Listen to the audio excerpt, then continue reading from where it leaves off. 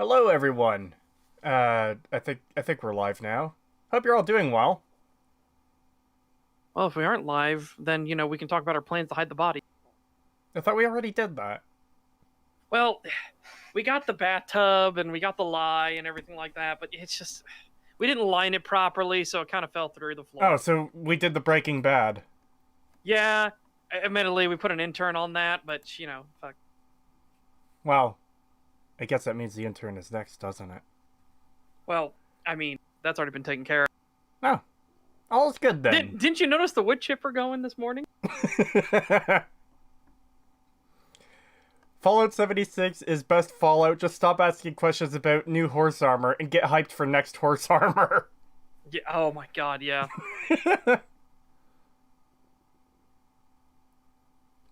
Yeah, I hope everyone in chat is doing well. Um, I Could had somebody tell me what stag means? Well, it's obvious. It means such tangents about guns. Some tangents are guaranteed. The strategic, tactical, anti-gang unit. yeah. I was a bit busy yesterday. I had stuff to do, so we couldn't stream yesterday. So we're doing it today. I guess we don't really have much to talk about before we just get into it, do we? Not really. Malma Fargali. Stag's right there on the screen. It tells you what it means right there on the screen. All right. So before we started the stream, I found out that one of the videos we're covering today actually has a part 2, which I don't know if we'll cover it yet or not. It depends how this first one turns out, but that's something we can maybe cover another time. But let's just get into it. The first video we're doing today is the 6 reasons why Fallout 4 is awesome and is the best Fallout game, which... Okay. Hang on, we got a couple comments. Okay. Oh, we can do the super chat first off. All right. $5 from Peace was never an option. Thank you. Such, you remember to bleach and sanitize the wood chipper. Well, yeah, of course. Only we don't use bleach. We use a special chemical thing that actually sets the entire thing on fire and cleans it within an inch of its life. There is a chemical for that, by the way. It is an industrial cleaner, and it can best be described by an incident that happened where a tanker truck that was carrying it accidentally split open, and somebody noted the concrete was on fire. Oh. It can actually burn things that are supposed to not be burnable. Alrighty then. But yeah, it is an industrial cleaner for like labs and shit like that, stuff where they literally need to clean their instrumentation within an inch of its life. When is the next part of the Skyrim analysis? Eventually. Maz RDF says, an advice from a big fan of you guys: do not cover Acer Thorne's Dark Souls video. It is hands down the worst content I have ever seen in existence. It is even worse than his New Vegas retro shit give. Should give. I'm not seeing that one on screen, actually. Oh, there it is. Yeah, man, my thing switched back to top chat. Come on. Oh. I hate it. Okay, so the display one that's on screen for everyone watching is live chat. The one on OBS. I forgot to set that to live chat, so I've done that now. Okay. So yeah, let's just get into it. We haven't done a list video before, have we? No, we haven't. We have another list video that's in line. Is that the one we were considering before the Skyrim one, or is this a different one you're referring to? It was a Skyrim one, yes. It was the reasons Elder Scrolls will always be better than Fallout. From, what was it, What Culture, I think? So, yeah, Ooh, Yeah, that...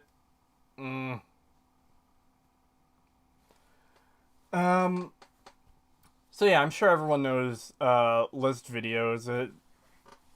Some of them are decent, most of them kind of aren't. Yeah, a I lot of problems I with list videos is they oftentimes don't have enough time to actually go into detail of why they are on the list and in this particular position on said list. yeah. Stag suffering through Ace Throne's garbage. Oh God, no. Yeah. Oh, Um, I liked the other one better. Oh, where was it? I just saw it. Oh, yes, my favorite Self Torture Anonymous group. that is a good one. But yeah, like you said, the list videos don't usually have the time to go into the details. It's just like it's like the fast food of videos kind of. It's like here's some neat details, video over. My video is 10 minutes and 1 second long. Yep. And I'm not sure if this guy does it, but especially from those kinds of channels like Watch Mojo, What Culture, Gamer Ranks, and all that, I just get the "hello, fellow kids" vibe from the entire thing. It's like people trying to be cool and hip and just sounding like weirdos. Like, oh, here's the top 10 dungeons in Skyrim, number 10. It's like, God, shut the fuck up. God, it wouldn't surprise me if somebody made that video and I'd be like, you can tell Probably. the differences? Only Black Reach is like the only one. Yeah. Stag, Skyrim, that awful game. Alright, let's get to this shit. Yep. Let us begin our journey. The journey of pain. This video was created by Vinylic Puma of Vinylic Puma Game. So in the last video, I really criticized for what I perceive to be some of its biggest flaws and failures when compared to previous entries within the Fallout franchise. I figured that today I would counterbalance that video somewhat with a video talking about some of the reasons that Fallout 4 is awesome and is really the best Fallout game ever. So without further... Alright, I'm gonna Well, stop there's it a right... hell of a claim. Oh, boy. Yeah, I'm gonna stop it right there. We are 25 seconds in to a video that is 10 minutes and 17 seconds long. If you're arguing that Fallout 4 is the best Fallout game, you have a lot of work to do. Oh, yeah. You have a fuck ton of work to do. This is a mountain to climb. Yeah. You could climb that mountain. Not this one. Yep. Yeah, not this one, though. This one, not in 10 minutes. Indigo Gaming, top 10 seasons of Firefly. God, it would surprise me if somebody did that and they were just naming episodes. Yeah. So like, God, the pain is fucking real with that one. Yeah. Are 6 reasons why Fallout 4 is awesome, best Fallout game. Number 6, the settlement system. While I think it wasn't as well... Okay, I will listen to his argumentation here in a second, but no, I think the settlement system was awful. I think it was a literal like smoke screen to try to get people to stop thinking about the rest of the story and everything. Oh, you have settlements to do. Oh, don't worry about the Radiant quests. We know the Radiant quests are garbage because Skyrim proved they were shit. But hey, you got settlements. I think Bethesda realized that settlement building systems are like fucking crack to people like me and Pagan, and I don't know if you count as that such, but you... Oh, I love building things. So all three of us, settlement building stuff, 7 Days to Die, Terraria, Minecraft, shit like that, is fucking crack for us. So Yep. I think Bethesda realized that. They're like, hey, here we can inflate game time by having a settlement system, and it really feels half-assed. Like, it really does. Part of me wants to like the settlement system in Fallout 4, but I know there's just like so much wrong with it that that just ruins it. As Indigo Gaming put it, settlement system was Bethesda's cash in to Minecraft making more money than God. Yeah, pretty much. Yeah. I said I love settlement building games. I can't fucking help myself. Yeah. I made a lot of cool settlements in Fallout 4, and I did enjoy it, but man, there were some things that just bugged the fucking hell out of me, where I was just like, why is this a thing? Why did you not polish this more if you're going to release, like, this was literally one of their selling points for the game, and it felt so tacked on. Yes. Yeah. And I was like, God, you couldn't have fleshed this out just a little bit more? Yeah. Obviously, I can't say this definitively, but to me, the settlement system felt like it was tacked on at the last minute. Like, oh, hey, this is all the crates. That's what it Throw it feels like. in. Yeah, it does. $2 super chat from Scoopmeister. Thank you very much. Settlements are nice, but your game is still shit. Your Yeah. game is still ass. Yeah, agreed. Yep. This is something I'm going to talk about in the Fallout 4 analysis part 4 when I eventually get to it. But a lot of the tile sets for different things you can build seem incomplete, or my big pet peeve, they don't line up with shit in the world, so you can't make things that look aesthetically pleasing. that Fucking too. That's annoys me all the time. That's what I was going to get to, and that gets worse with the DLC. So, just to give an example, one of the items you can build is a metal shack where it kind of forms a Quonset hut. You've got a floor, then you've got a wall that curves over to become a roof, and if you put them together, they become like a half circle. And again, it looks like a small Quonset hut type thing. So there's no, excuse me, 1 second. There's no like end cap for these items. There's nothing I've been able to do with them that makes them look good, because it seems like they just kind of threw those items in and they didn't complete the set. So it just looks awful anytime you try to do anything with it. And if you look at like the big Quonset huts in real life, you know they have these like big rectangular metal doors and they slide out, so it almost looks like a square, the one wall, if they're open. I tried doing something similar like that, and I could not for the life of me get the metal walls to snap to it. Another problem is, all the wooden walls and stuff you can build mostly looks like garbage, but for some reason, like, I understand the point is, like, you're scrapping wood, so of course it's going to look like scrap wood nailed together, but that kind of breaks when you realize that you can build wooden floors and bridges and other objects that look perfectly fine, like they're cut from actual planks of wood. So why can't I get any walls or roofs that look that way? And this is another issue for DLC. You can build the two tile sets, I believe, are barn or boathouse or something, but they have like glass windows. Now, obviously, you're melting down glass and you're making these windows because that's the entire point of you needing the resources. You're using those resources to build that thing. If I melt down a Nuka-Cola bottle for a window, that should be a full window. Well, these pieces still have broken windows in them, so it just looks like fucking shit. Like, it makes... I don't get why, if we are building a settlement here, why are we half-assing it like at the last part? If we need these requirements for these things, I'd understand if, like, hey, if you have half the requirements, you're going to get this shitty looking version that you just threw up. If you get the full requirements, now you have one that's fully put together. Well, a way around it could be that you could upgrade the pieces and they look better and better over time. This is something that Dragon Quest Builders 1 actually kind of did. So if you build like walls in a house out of dirt, you can build an item that would automatically upgrade them to wood or stone. So you don't have to mine them out or replace them. It just automatically upgrades them to make them look better. And obviously that's when you gather more resources later on. Go ahead. Well, I'm just saying. Yeah, I'll get to the super chat. And something like that could have been done here if they put a little more thought into it.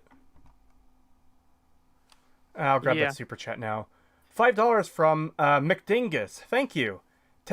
Oh god, Telltale's Expanse is going to be horrible. Also, Murtry and the RCE did nothing wrong. We don't negotiate with terrorists.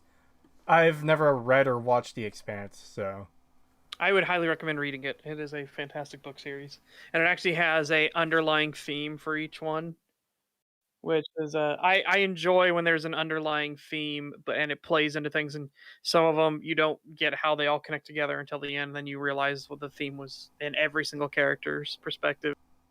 Oh, 100 rubles from Badunius. Thank you Thank very you. much. To me, the entire Fallout 4 looks like someone else's survival game with Nuka-Cola Super Mutants and the storyline slapped on the last minute. It kind of does feel like a generic survival world, and then they just kind of threw all this stuff in. yeah. Not really. His first point is the settlement system. We haven't let him get to the point yet. We just gave our general thoughts on the settlement system, how we feel about it. Now we're going to listen to what he says about the settlement system. But I still have that other point to make about the DLC tile sets you get for building settlements. So there's this Yeah, one I was just telling people that. No, I know, because I missed something. yeah, I saw the comment you're responding to, but I was just getting ahead before the video got unpaused. So one of the DLCs adds this concrete tile set. They're like cement walls, but they're thicker than the normal walls, so they don't snap in the same way. So you end up with this issue where, so you place a cement floor down, and then the wall, if you put one wall on it, it lines up perfectly end to end. Now if you put another wall on it, a 90-degree angle with the first wall, that wall is hanging off the edge by like a small amount. And just the entire tile set is a fucking nightmare to try and work with, because shit will constantly stop aligning with itself, because I guess they just didn't think about it. It's hard to describe exactly, but if you I know see what you it, mean. yeah, if you see it, I hated that shit. Oh, it bothered the hell out of me. There's ways to get around it, but it's so convoluted that it was just like, I shouldn't have to do this yeah, and to make this work. Well, that's the other thing. The amount that hangs off. Let's say it just there is no like, it's not Minecraft, so there isn't block shapes. It's but it hangs off by a little bit. We could just call that a block. They have a pillar of the cement that's exactly that size. So your option ends up becoming, oh, instead of placing one wall that I want to here, I'll just place a bunch of these fucking pillars to do the same job, because they didn't think about how any of this would work. You know, it looks like shit. And the pillars all beside each other look like fucking garbage too. Yeah. It is bad. Oh man, and the fucking some of the way that the generators and stuff work, they have to be in specific places and stuff. I ended up using the glitch where you could put down like a floor mat and then put the like a generator, build it on top of that floor mat, and then but just leave enough of it out where you could grab it, and you could pick up the floor mat and it will let you move everything else while the generator is still connected to all the wires. And you can move it around and like stick it into like walls and stuff to hide it and put it up somewhere. Just you can make it disappear basically, so it's not like in the middle and in the way. And yeah, there was a lot of things you could do like that, but it's like I shouldn't have to do that. Yeah. I don't remember generators needing to be placed in specific areas though. There's when you're trying to build like more advanced stuff, and it can get a little bit annoying with some of the stuff you should like. There are things that the game should just do. Yeah. That where you should just be able to do that, but you have to do a glitch to work around it instead. Yeah. Another another issue is the snapping. So sometimes it is absurdly hard to get pieces to snap together the way they should. Sometimes it just refuses to work absolutely. And the other issue is the whole... This is something Valheim and 7 Days to Die does, and it's really good.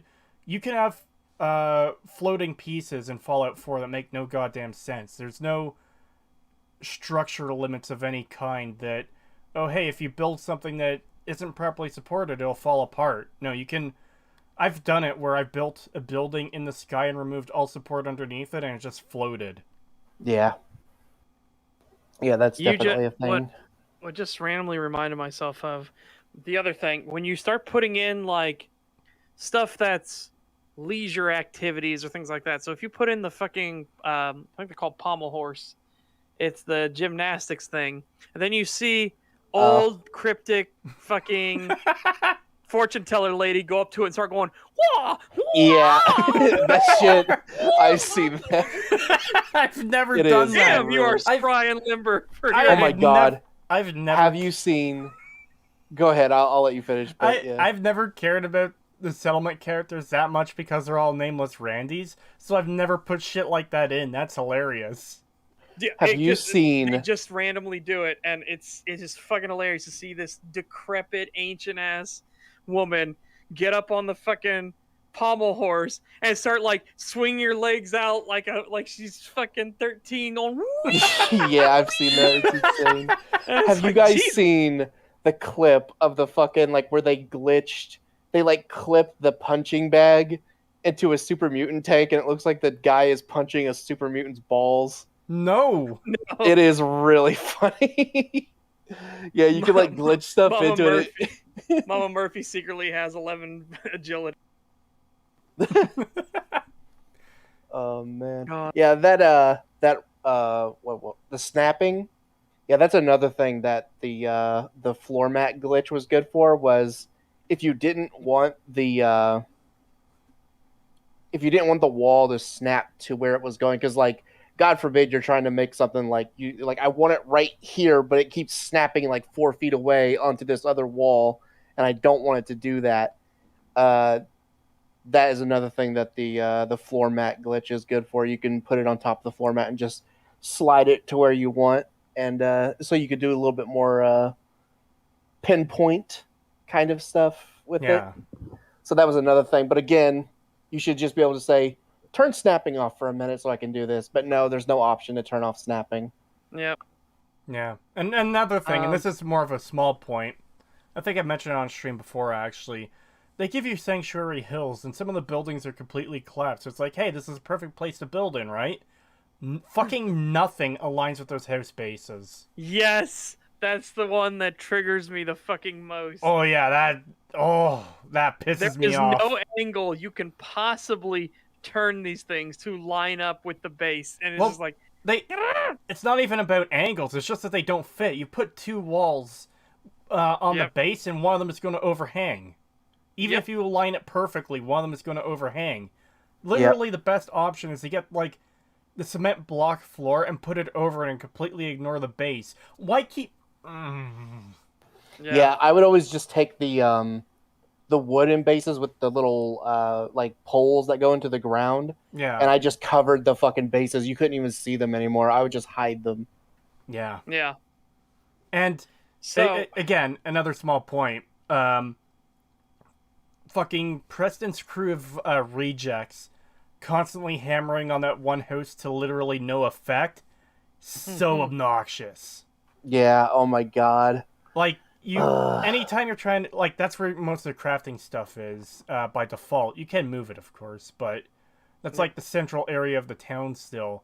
So if you're in that area, you're going to constantly hear tank, tank, tank, tank, tonk, tank, tank, tank, tank, tonk, and yeah, it does and nothing. It's so annoying. If you're gonna put it in, at least have them actually repairing the house and making it look better. Yeah, that's what I was gonna say. Impotently fucking hammering for eternity. Ugh. Yeah.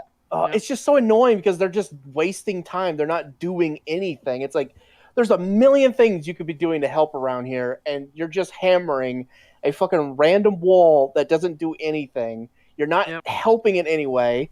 It annoys the fuck out of me when they do that shit. I'm just like, God damn it. You know what they're doing? They're doing scumbag private things. Okay. So, scumbag private is a term in the, or dirtbag private, it depends on what branch you're in, is a term in the military where you have somebody who's trying to look busy so that they don't get talked to and nobody like, calls them out or wants them to do anything. Oh yeah, we do that at work. One of the best examples is take a clipboard and just look around intently. You're actually looking for people looking at you, but look around intently while you have a clipboard. And if somebody starts to approach you, look at something other than them, nod your head, and act like you're writing something, and then walk away. And they will leave you alone. See, I do something similar at work when some of the lines are down. There's not much to do. I grab a broom and I look around for places to sweep, and it's like the only thing you can do on those days. It's like, okay, we know we have nothing for you to fucking do, but we can't let the bosses catch you doing nothing. So go sweep this corner nobody's seen, this dank corner no one has seen in 30 years. Yeah. All right. Um, $5 super chat from Kalbeck. Thank you very much. Thank you. Call 76 is Stanislaw Braun's first effort at tormenting vault dwellers in a ridiculous theme park before moving on to the Tranquility Lane sim. Yeah. Another $5 super chat from Topher96. Thank you. Take my money, you furry creatures. Ooh woo. I am not a furry. I am not. Ah. Piston Garvey, help. Yeah. Your I've boss. fallen and I can't get up. Oh my god! Oh, I just but thought you know of the what? Mama Murphy. If Mama Murphy was in the commercial, help! I've fallen and I can't get up. And then the next second, her AI bugs out. And she gets on the pommel horse. Oh my god. I kind of want to start up the game and put that down just so I could see her do it. Dude, Holy you shit, that have sounds to. fucking hilarious. You have to get it. Put down a bunch of pommel horses and weight benches and just watch Mama Murphy fucking bench press and pommel horse. It's like, what the fuck? See, this is what I normally do is I'll build just a staircase to the fucking ceiling limit for the settlement. I'll put Mama Murphy's chair up there. So once I fucking overdose kill her, her body just falls to the ground. $5 super chat from Scoopmeister. Thank you very much. I can't find it, but there's a picture of that spot with neon lights saying only a useless idiot would hammer this, and someone is there. Nice. Yeah, that reminds me of a picture completely unrelated to fucking anything. There's a picture online of a box that has written on it, only idiots would sit in this box, and there's a cat sitting in there with like a blank stare looking outwards. Cats cannot resist a box, okay? I don't get it, but yeah, it's... I don't get it either, but I find it adorable. Both of my cats will yeah. fight over a box to sit in it. It's a just universal sit there and just look rule. at you like this is my box. But anyways, yeah, back to the hammering on the building. Before we get back to the video, I wouldn't mind it if they were at least repairing it in some way. Like, over time, you see the walls start being less garbage. You can even prioritize them. Okay, I want this house over here fixed up because this was my house pre-war. Or, just repair the houses in general. But the fact that it does nothing is just dumb. Yeah, and there are literally mods where that is a thing where the settlers will build their own settlement. So if you don't want to worry about that stuff, you can just download that mod, give them the materials they need, and they will just build their own settlements themselves. So the fact that it's possible that modders could do that means they could have done that in the game. They just didn't do it. Yeah. Also, God, there's so many things to say about the settlement system. I hate how walls do fucking nothing to defend a town, because most times any enemies who attack the town will literally just spawn in the fucking center. Yes, that bothered the fuck out of me. Like, why are the spawn points inside the settlement? They should be outside. What is the point of building a fucking wall? Like, literally, the majority of the settlements that I ended up building, like, the second time I played the game, were, instead of being like, oh, I'm going to build walls and try and defend it now, because that shit don't fucking work. They were just kill boxes. Yeah. I literally just figured out where the spawn points were and built, like, little sections of walls with turrets lining the top of it, so when they would spawn in, they would just be stuck and they would all just get gunned down. Nice. Yeah, the first time I played, I built walls all around Sanctuary and a couple other settlements because I was like, man, I get to fortify a town. This is so cool. I have a gate, a main gate I can have with guard posts on either side. Yeah. No, none of that matters. There's nothing. It's all for show. Yeah, It is. I did the same incredibly thing. I disappointing. made I made watchtowers. I made fucking like checkpoint systems and stuff with walls going all the way around.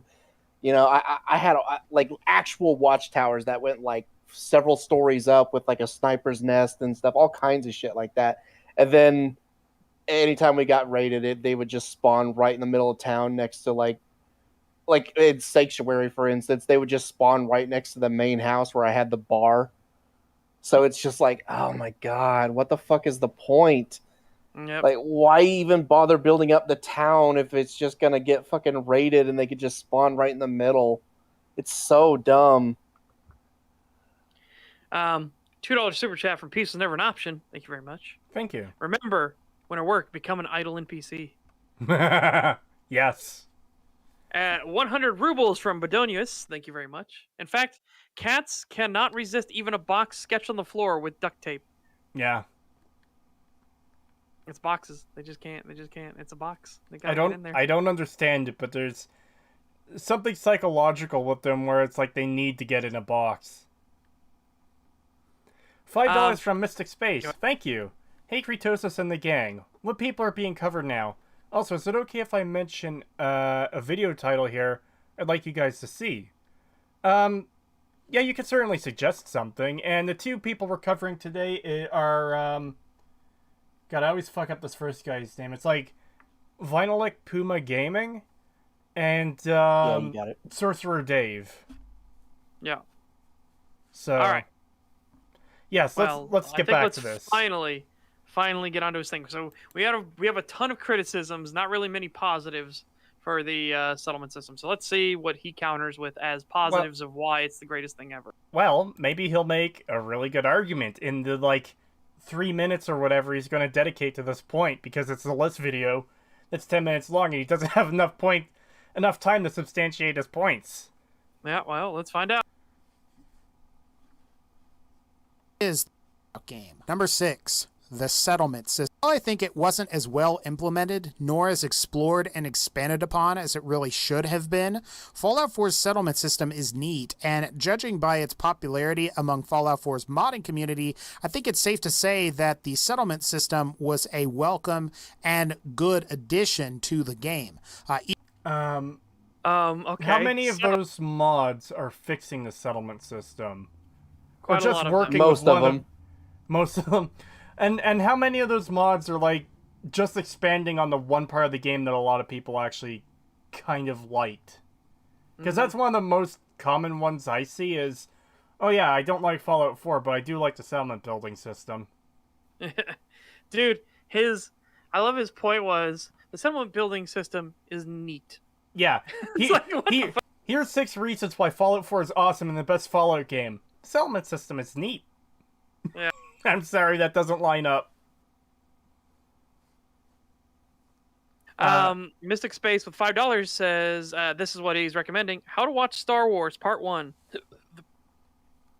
Oh, God. Sorry, excuse me. I reactively and by instinct threw up in my mouth.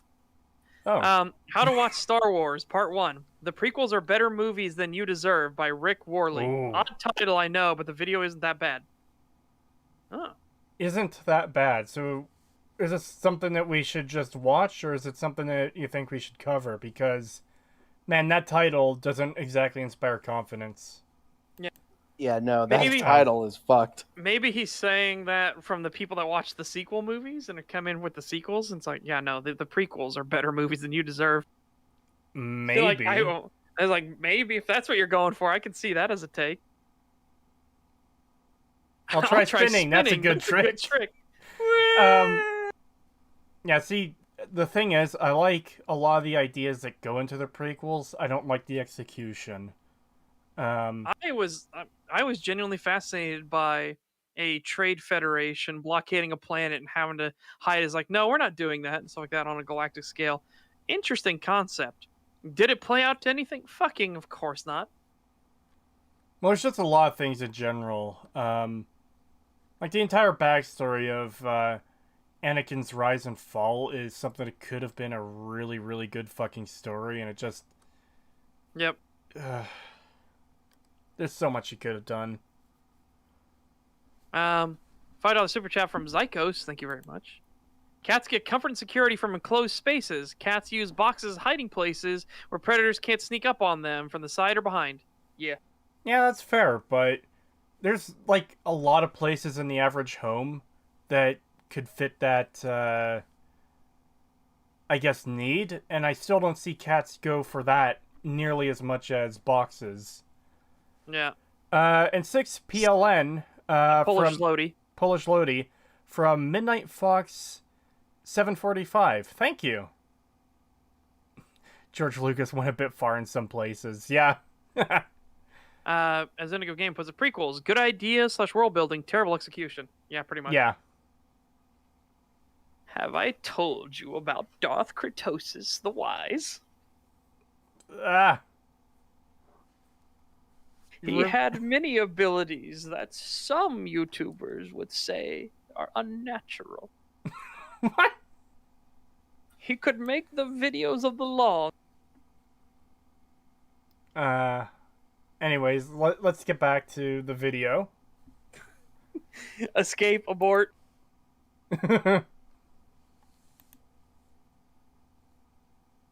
Even though I am not particularly a massive fan of it myself.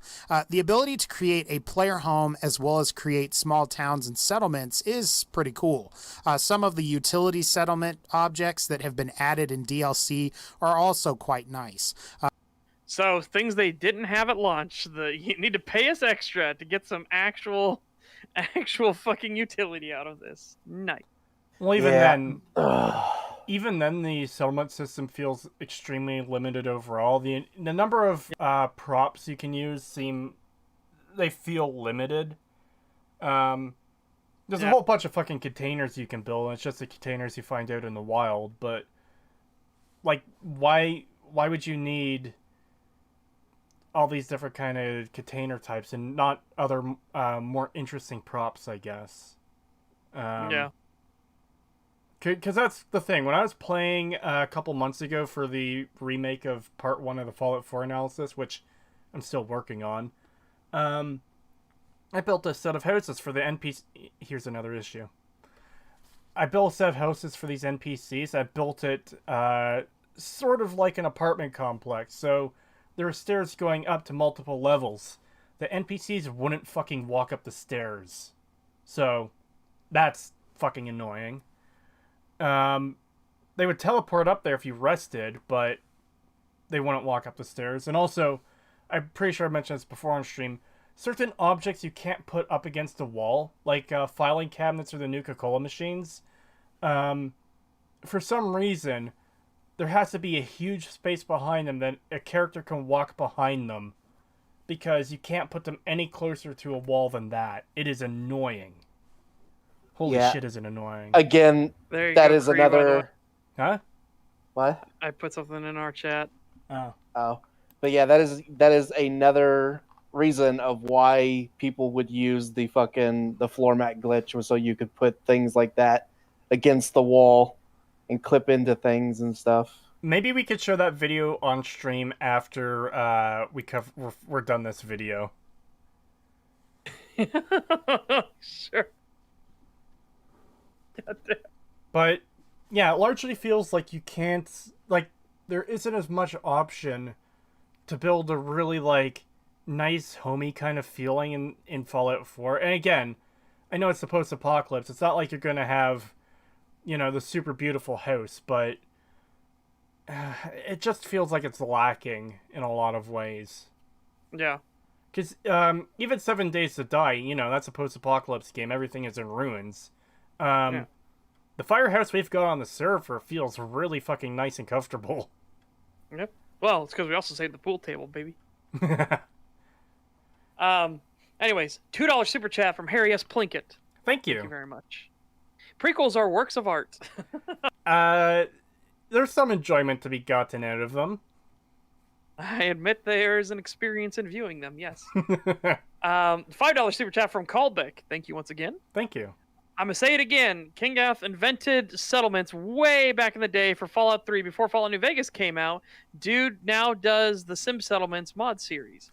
Yeah, I remember playing a settlement mod for Fallout 3 way back, and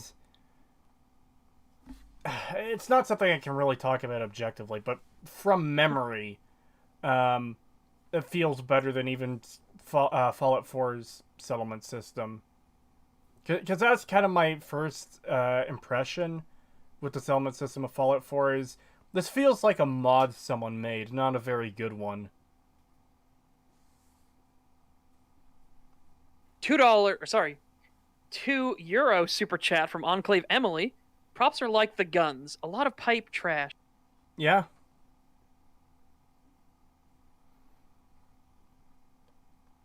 Man, there's so much they could have done with settlements. Like, you have the boathouse, for example. You have one that's a radio tower.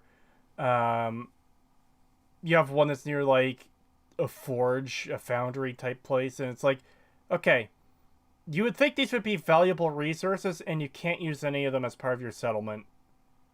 Each settlement should have a unique trait that makes them worth having, rather than just, hey, this is a place that is populated by generic nameless NPCs.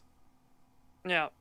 Even worse are the ones where it's literally just a generic place, and you're like, why do you live here? Yeah.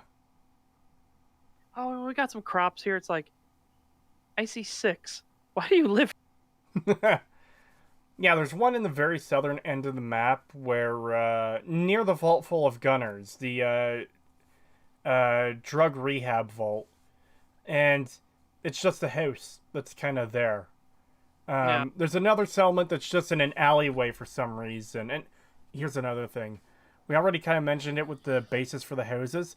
There are a lot of objects in these settlements that you cannot fucking remove. The one in the alley has sort of like this small structure there that you can't really do much with, and you cannot remove it. 10 Pines, what the fuck? 10 Pines Bluff has a blown apart house. There's just the floor left and a couple of walls. It's the same issue as the foundation of the other houses. You can't really do much with it. You can't repair it. It doesn't fit with the size of the items you can build. It's fucking really annoying to try and work around. And it looks like shit. $30 from Dominic the Donkey. Thank you. Hello, Stag. I hope you guys in chat are doing good. I'm doing well. Yeah. You should have been able to scrap things for extra resources. I agree, Indigo. Yeah. You should have been able to scrap all that shit for extra resources. That would have made fucking sense. Also, Enclave Emily, welcome to the Owls. Hoot hoot, motherfucker. Yes, thank you. Ah, boy. Alright. Let us continue. Create small towns and settlements is pretty cool. Some of the utility settlement objects that have been added in DLC are also quite nice. The ability to change the weather, cure radiation, craft food, weapons and armor, and the ability to purify water, among other things, are nice convenience features. I will say that I'm not a huge fan of this system, mostly because it isn't really as polished or as fully featured as I would like. It would have been really cool to create towns that rival Diamond City or Good Neighbor. The ability to use... It would also be cool if you could become a part of those towns and improve them further. Yeah. Rather than them just remaining the shitholes they are for eternity. Yep. Man, there's a lot of things. I like how he said that this is one of the top 6 reasons that this Fallout is the best Fallout ever. And it's like a system that I don't like because it's not very polished and unfinished, and you need DLCs to get utility stuff out of it, and you can't really make cities. It's like, okay, so why is this one your top 6 reason? Yeah, you're making a good argument against it. And the other thing, too, is a lot of this... I know it's a console thing, mostly, but the settlements have limits for how much you can build in it, so it's not like you could ever really build a Diamond City, you know? Yeah. I'll get this before we do the super chats. Indigo Gaming says, I just want to know what screw tyrant took all the screws in the world away so I couldn't mod my 10mm. Oh, that was me. Sorry about that. Yeah. Did you know the junk economy? It just works. We gotta take all the screws. He still can't fucking get over that. The junk economy. Fuck off. Yeah. $2 super chat from Mystic Space. Thank you very much. Thank you. It would also be cool if Fallout 4 had a good story. I mean, yeah, that'd be great. That would be really nice. $5 super chat from Guy Under a Bridge. Thank you very much. Thank you. Yes, the weather changing, rad storm erasing, mortars that don't factor into anything useful at, say, Far Harbor or something. Yeah, I still don't get the point of the mortars. Mortars. Because, okay, I don't know what the range limits are. I've been told 5 grid spaces. I have no idea what that means. Are you talking about 5 cells in the engine or 5 like grid spaces on the map? And even then, it would be a map, and so it would depend on what kind of map. But yeah, they're not. Well, the mortars Pip-Boy aren't map. very, very long range. That's for sure. The other thing I'm trying to get at though is, okay, so you throw down your grenade for the bombardment, and you're fighting an enemy, and you're moving away because you don't want to get hit by the bombardment, and the enemy you're fighting follows you. It's like, okay. I suppose you could like start off an attack with it, but outside of that, it's just more useful to have grenades or Molotovs in that slot rather than the smoke grenades.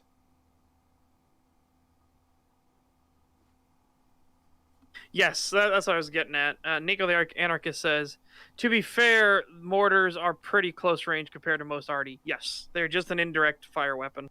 Yeah, because the game kind of puts like a big deal on them. You do an entire quest just to get the blueprint, and you have to build them to continue the Minutemen quest line, and they're just kind of like lame. Yeah, well. All right. Really cool. The ability to use the Minutemen to retake Quincy and reestablish a settlement there would have been a really awesome addition, and that would have actually made good DLC.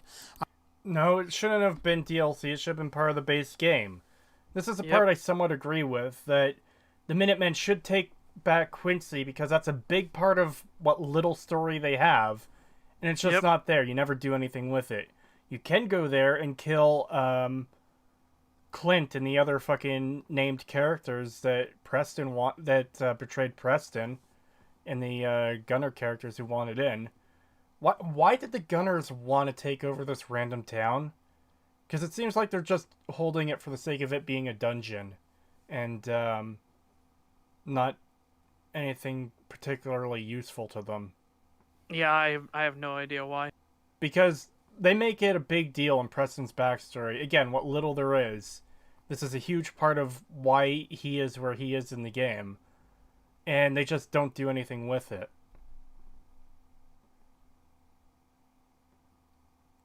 Some of me may die, but that's a sacrifice I am willing to make.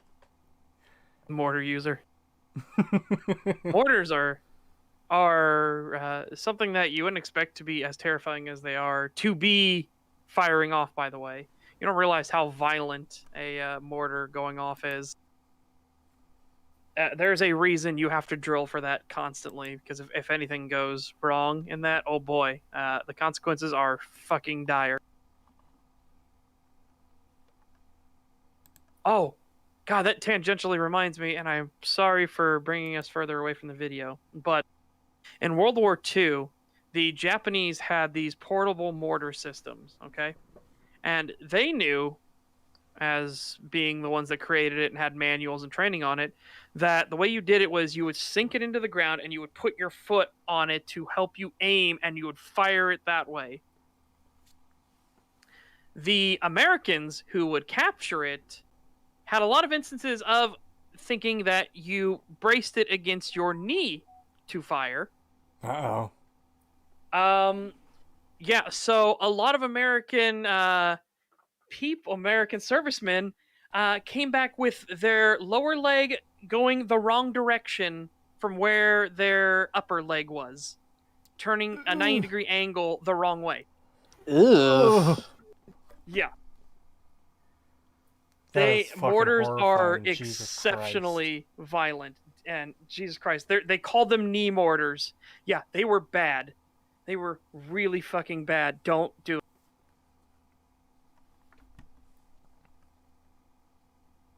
Also Yeah, that was a tale of tragedy of, again, people just assuming they knew how the way a weapon worked because they weren't trained on it. As Indigo Gaming puts it, they didn't have to get bent out of shape about it. I like this comment in chat from Callback.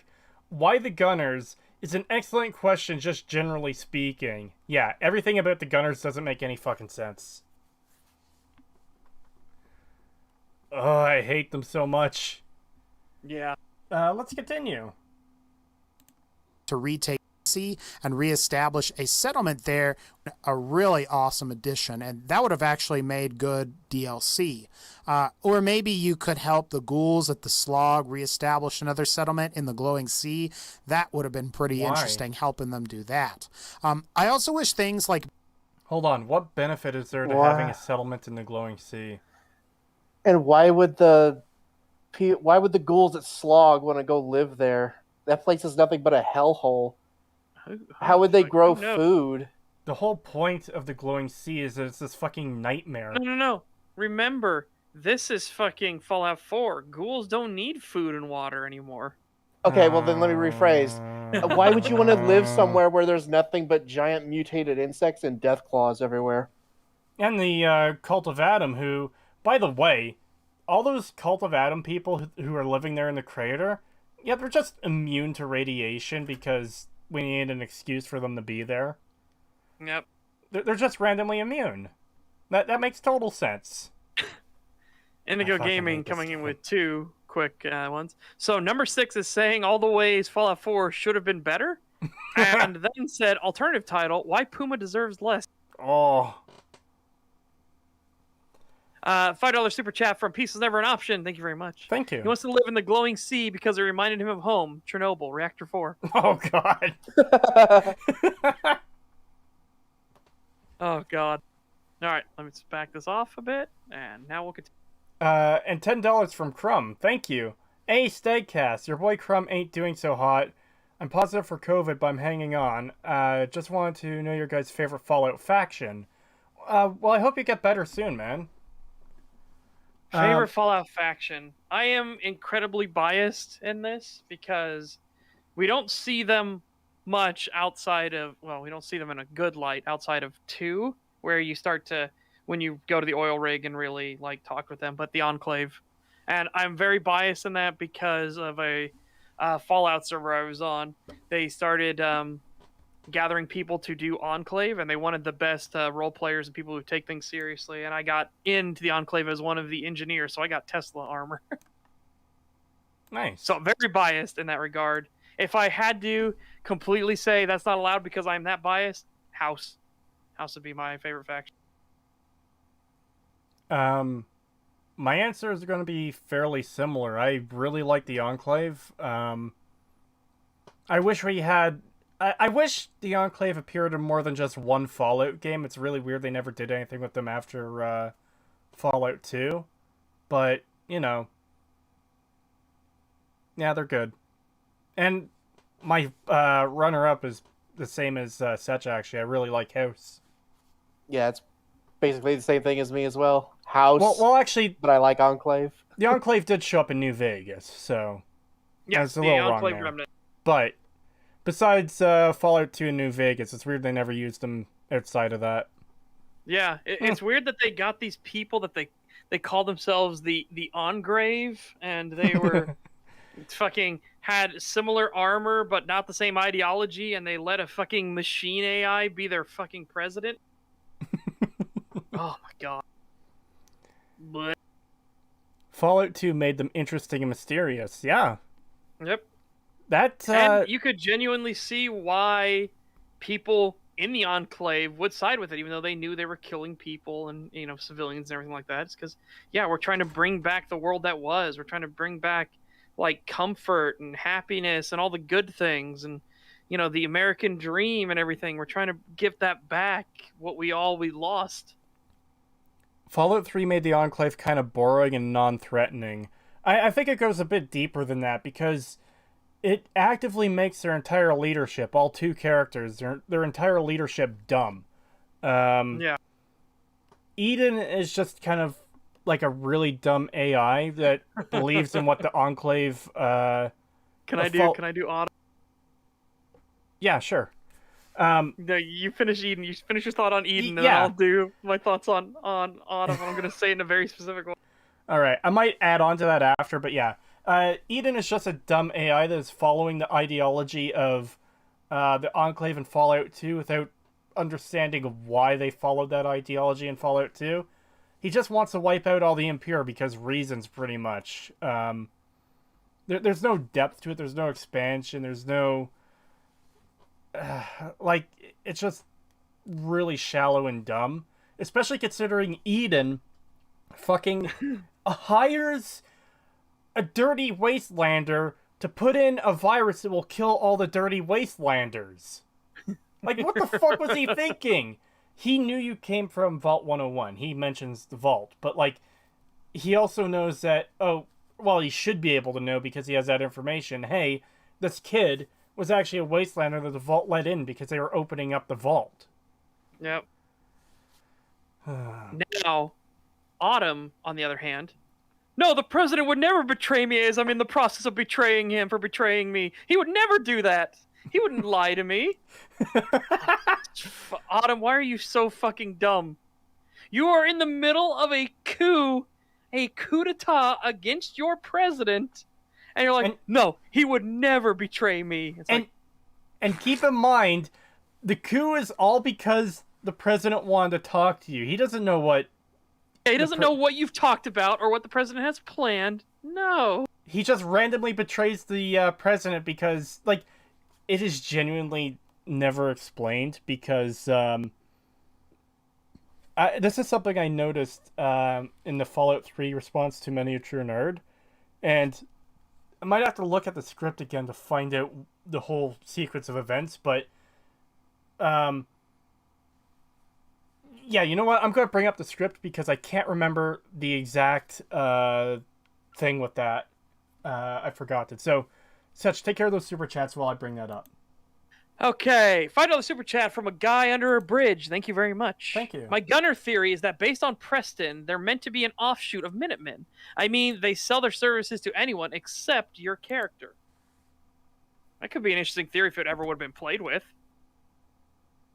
279 Canadian Mounties from LT. Hail, President Sneeden. Indigo Gaming says the Tunnel Snakes had more collective intelligence and leadership than the Enclave. Isn't that a fucking sad truth? And as everybody in chat put it, you again. You again.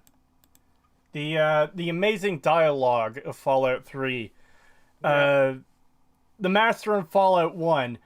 Oh, all my work has been for nothing. Everyone, like... I love that line. I don't think I can continue having done the things I have done in the name of progress and healing. Yeah, it is so really good. Fucking because he realizes to hear him slowly breaking down in that line alone of him, like, just as each word comes out, it's more painful than the last, and you realize that he is like losing it, like, all my work, a failure.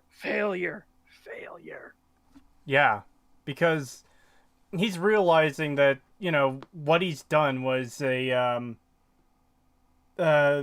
ends justify the means type plan. And it, like, all the horrible things he's done, it's all for nothing, literally. His massive race will die out, and him coming to terms with that, oh my gosh, is some of the best writing in the series. I fucking love it. Yeah, it is fan-fucking-tastic. $10 super chat from Terror24. Thank you very much. I just assume that the gunners are just mercs used as raiders. I mean, that's what they are in gameplay terms. Yeah, they are. Isn't there like a vault where that they occupy, and there's like fucking lore like on the terminals and shit that literally says like they're basically, they were meant to be super soldiers or some shit, but they like wiped out their fucking own vault or some shit. I swear I remember that being a thing. It's the same vault where you do where you can do the shooting range thing. Like it's a timed shooting range thing. Indigo Gaming says, and you need hard evidence to argue him enough to self-doubt. One of the best villains. Yeah, the Master is truly one of the best villains in the series. Yeah. I do like the President of the Enclave and Frank Horrigan as villains in 2, though. Yeah. I love the way you can beat Frank Horrigan as well when they realize the oil rig is going down and Frank Horrigan is going to go down with it and not let anyone leave, and you convince the other Enclave guys like, dude, this guy is a fucking mutant. Why are we listening to him? Why are we going down with this shitty ship with him? And they're all like, yeah, fuck him. Dude, that Frank Horrigan fight is still a fucking bastard, even if you do convince the Enclave to shoot his ass with you. Yeah. I'm having trouble finding this. Okay, this is a massive script I'm looking for this argument in, but the point is, Autumn betrays Eden, and Eden uses it as justification for something I can't remember. Oh, God. I know my memory is garbage, but I wish I remembered this point better than I did, because it's pretty significant for the whole, How do we even get onto this point? I will diverge back, but hold on a second. Sun Eater Grom says, you've gotten a lot farther than you should have, but then you haven't met Frank Horrigan either. Your ride's over. It's time to die. Versus, you again. Yes. Yeah. But essentially, we started talking about villains and everything like that, and then we were talking about, talking about Fallout 3 and everything like that. What was our favorite?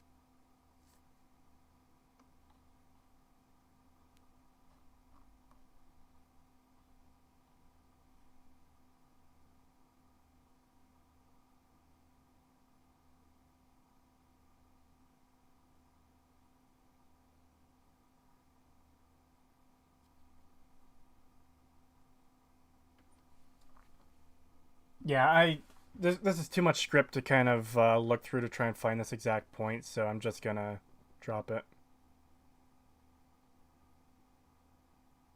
Uh-oh. Did the sound die? Setch, say something. Oh no, the sound died for some reason. What? Let me, oh god, where's Discord? There's all that silence. I thought, like, oh, they were just not talking. And I look over and I see you lighting up and... Hello? Oh, no. Can you hear me now, Cree? Yes, now I can hear you. Okay, I explained in detail how we got to where we were, because somebody asked what was our favorite faction, and then we... Okay. Yeah, I heard part of that. Okay. Well, then I went on to Super Chats, so I'll grab that real quick. $10 Super Chat from Crumb, thank you very much. Here's a question for you. Which project has the worst writing, Fallout 4 or Fallout the Frontier? The Frontier. Ooh, yeah, I'd probably say Frontier.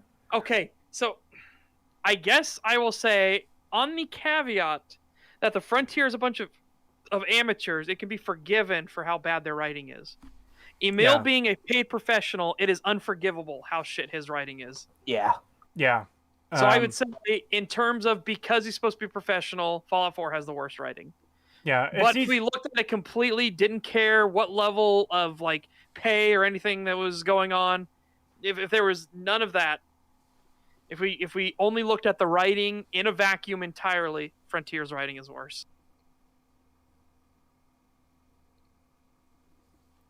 And €5 from Ayumi Kuro. Thank you.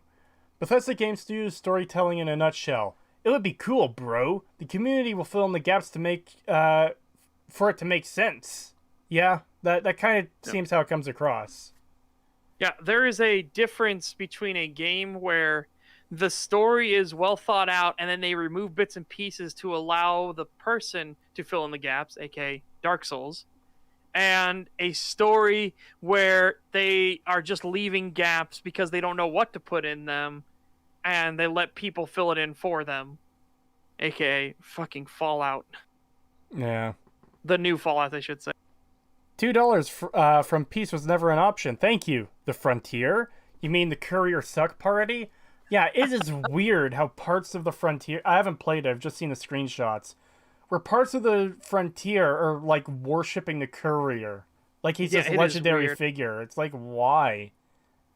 That if that's your takeaway of Fallout New Vegas, you did not understand fucking Fallout New Vegas. Yep. And Indigo Gaming says, I heard Emil being a gay professional instead of paid professional. Well, maybe. We don't know what his Nice. personal life is like. Yeah. Is Fallout 4 the most biblical Fallout of all? You know what? I'm gonna have to say it is. Oh God. All right, let's get back to the video before my sanity like slips further. Oh, my sanity's already gonna be shattered, but you know. Another sea, that would have been pretty interesting, helping them do that. I also wish things like maintaining a stable local political structure and declaring war on other factions and the ability to capture their settlements. I think this would have been also a really interesting addition as well, especially if it was similar to Skyrim's war between the Imperials and the Stormcloaks. Oh, You do not want to non-existent. reference that as a positive. Yeah, so you want something that doesn't exist, basically, is what you're saying. Yeah, no, that because the war system in Skyrim is fucking awful. It is trash. Like, You would not know it's a war at all, except people kept telling you, "Oh, there's a terrible war going on." yeah. That's an awful war. And then a unicorn. The fact it's a rare fucking spawn of 3 Stormcloaks and 3 Imperials fighting. That's it. Yeah. There should be you should go on a quest, okay, for a town and come back and all the guards are slaughtered and the town is burning and you see the Imperials or the Stormcloaks standing outside of it having raided it and they're taking everything from the town. Yeah. That would have given you an impression that this war is very violent, vulgar, and there are no holds barred. Yeah. Like, literally, they could have just had... They don't even have to do a fight. You literally could have just had a random encounter where it's literally just a field full of, like, 100 dead bodies of Stormcloaks and Imperials. And you just see random people, like, scavenging, and you see, like, carrion birds and stuff like that, picking up the corpses and everything, and you realize this was a violent, violent battle. Well, that's the other thing, too, is you don't even see the remains of battlegrounds where, like, the earth is torn up, there's, like, broken equipment on the ground. There's no siege equipment in the game, but, like, let's pretend there is. You don't see No, there is. There is? There's the trebuchets. Oh, yeah, but those only appear during And Well, the that's the thing. trebuchets and the catapults, and I think there's some ballista. Yeah, but Yeah, we only really see those during the attacks on the cities. Yeah, but what they should have done was have them in other things as well. Like, yeah, that's like kind I of what I'm mentioned. getting at. You see, like, the Yeah, they should remains be of a burning. battleground where the two sides fought. And like you guys were saying, you see some of the corpses of both sides and, like, horses for cavalry and stuff. You see those wooden spikes, they're broken up, destroyed siege equipment and all that. There's so much you can place in the world to show, hey, there's a battlefield here. There's a big war going on, and they just didn't do it. You literally wouldn't know a war is going on if it wasn't for NPCs saying it all the time. Yep. That's a big issue. Like I said, it's so simple. Like, you could have come, and it didn't even need to be a big city, but a small fucking village. And they tell you a quest of, hey, you know, this guy has taken our cattle and everything like that, and, you know, go over there. And it sends you around the mountain, and you go around and everything like that. Then you come back, and the city is burning and stuff like that. And you see wagons carrying off whoever's left and everything, and under the banner of the Stormcloaks and the Imperials. That is a small thing. You already know the player's going to be away from the town doing the quest, and you can set this up. And then it feels organic. And we know, but that's something they can do. They could just add in a town to be made to be destroyed like that, because they did it in fucking Oblivion for the Fighters Guild. You infiltrate the Blackwood Company, you take the Hist, and you, oh my god, there's a bunch of goblins in this town, let's kill them all, and you return later to find all the villagers dead. You take the Hist. Oh, sounds like you're taking the oath, you're taking the black. You take the Hist. No, you drink the tainted Hist sap, yeah. Yeah.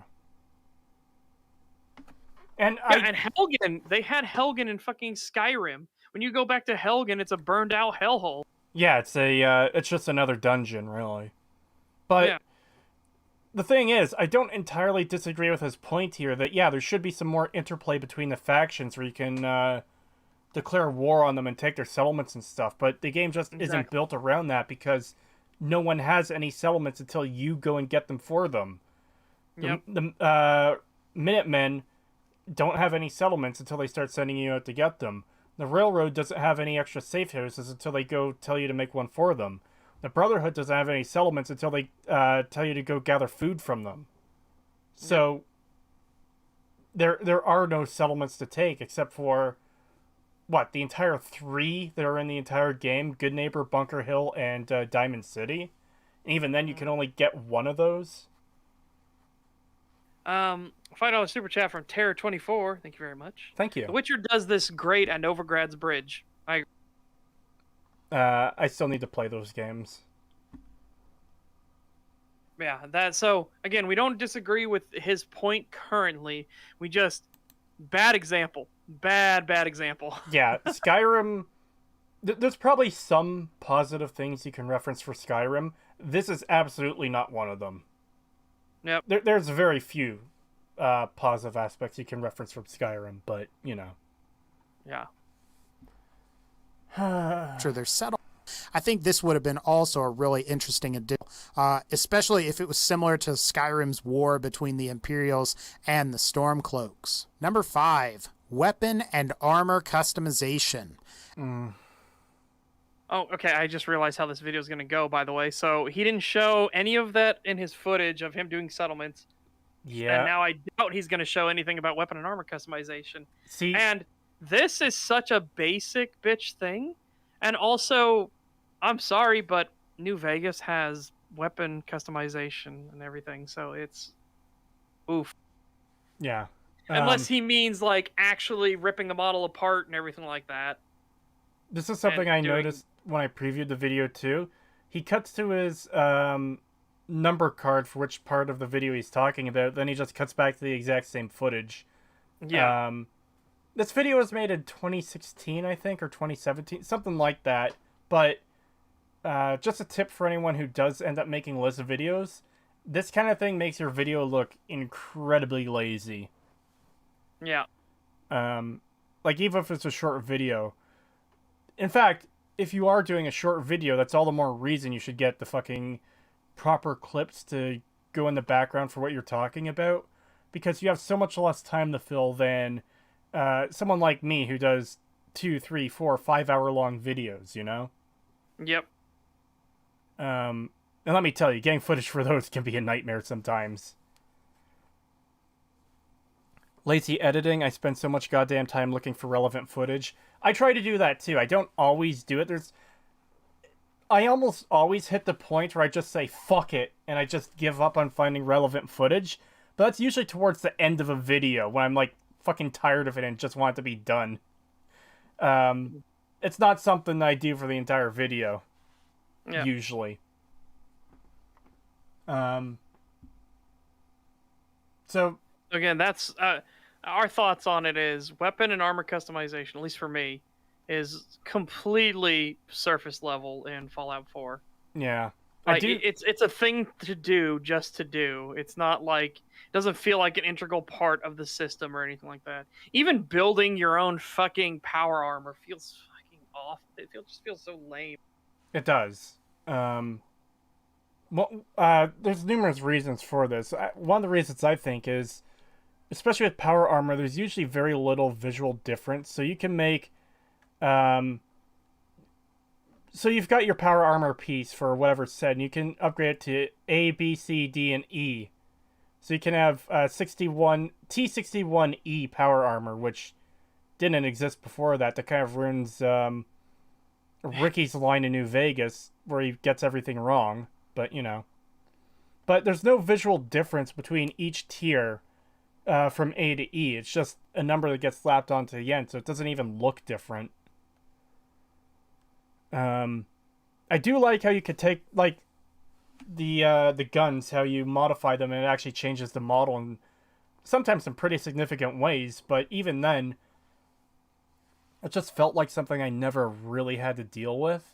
The only reason I ever really did it was, one, to check out the system when the game first came out, and two, for the sake of testing for the analysis videos, because, well, this is part of the game I have to talk about. I still don't really know what I can really say about it. You can upgrade some stuff that will help you slightly. Okay. It's just not that compelling to me. I'm a fucking storm of death, Deadeye Ricky. Oh.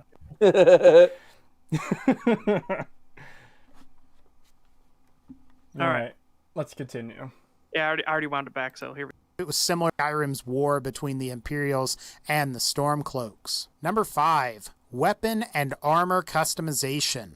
As I stated in my previous video on the 5 reasons I think Fallout 4 failed, one thing that Fallout 4 definitely got right about in-game weapons was the ability to customize and modify existing weapons in the game. The fact that you can modify your pistol to be automatic or not, you can add silencers or scopes to it, and have that be completely interchangeable is a really cool feature. So Which that annoys me. My problem. Go ahead. Okay, I was gonna say that annoys me. Weapon stuff like that is not interchangeable between weapon unless it's the exact same platform, your platform base. Like an M16 trigger can be swapped to an M16 trigger, can be swapped to an M16 trigger, can be swapped. But an M16 automatic trigger.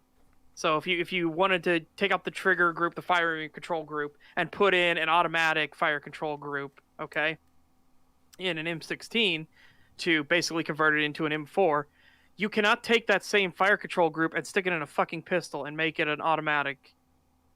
That shit annoys me when things do that. It's like, you had a thought process here, and then you fucked it up because you were too lazy to put in the subcategories of it.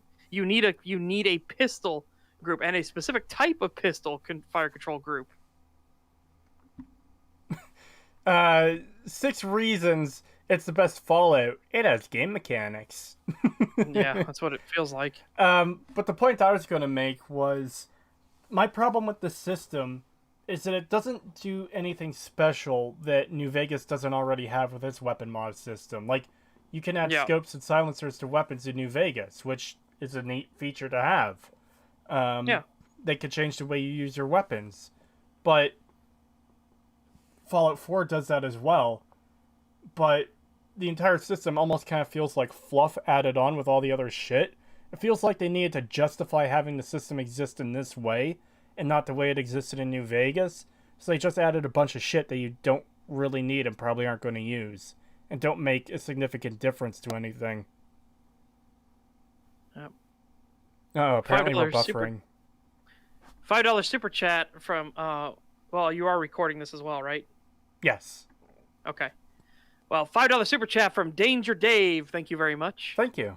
Bethesda seems to think adding in basic crafting and settlements makes a game an RPG, even if the story is shallow with little choice or consequence. Yeah. Again, they saw how popular crafting was and they slapped it in because, hey, that shit's gonna sell like 6 zillion copies. So this will tie in. There's a comment that somebody pinged me in specifically. This super chat will tie into that. $2 super chat from Peace was never an option. Thank you very much. Thank you. At least it's not Vanguard weapon customization. Yeah, Call of Duty Vanguard is a fucking dumpster fire. Yeah, oh god. M9 specifically asked me, what games that you know have good gun customization? I'm interested. Escape from Tarkov is kind of the current gold standard. Stalker Anomaly is another one that has very, very good gun customization. There's a few SWAT tactical shooters that are coming out that have very, very good gun customization. Yeah, there are games out there. If you don't like Tarkov for how hardcore it is and you want to play something on your own, I would highly recommend playing Stalker Anomaly. It is a fantastic mod. It is a standalone mod, by the way. It's a fantastic one for that. You definitely recommend getting God, you've got Ground Branch, which is pretty good. You've got There's a couple of them that are coming out more recently that are pretty good with weapon customization. They can let you go pretty fucking ham on it. Oh, and Insurgency Sandstorm, thank you. Joel Alexis put it in. Insurgency Sandstorm has really good gun customization as well. It absolutely does. Creetosis, have you guys played Fallout Brotherhood of Steel before? I have not. I've been meaning to get around to playing Tactics and Brotherhood of Steel. They're on the list. Anyways, we good to continue?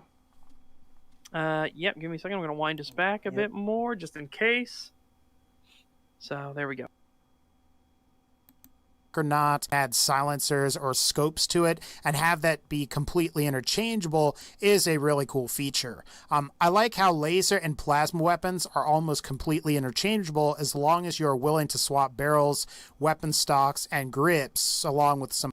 Which doesn't make any fucking sense because of how the lasers and plasma work differently. Same thing with why his whole thing about swapping silencers doesn't fucking work. The caliber matters on those things, and how you attach the silencer, the can. They're nicknamed as cans. The way you attach the can to your weapon is different depending on what kind of weapon it is. Also, laser and plasma seem like I this is just kind of building off the point you're making. They seem like they would function entirely differently. It's not as simple as different caliber bullets. One is super hot light, and the other is like a ball of gas, liquid, and a semi-solid. Yeah. So to say that those two could be interchanged just seems to, I guess, imply it's a fundamental down. misunderstanding of what those weapon types are supposed to be. Yeah, it's a dumbing down of the systems. And again, this is the kind of things that annoy me too. Is like, this has gun customization, but very surface level, very like, this is a very surface level thing. There's nothing really intricate about it. It is very much baby's first weapon customization.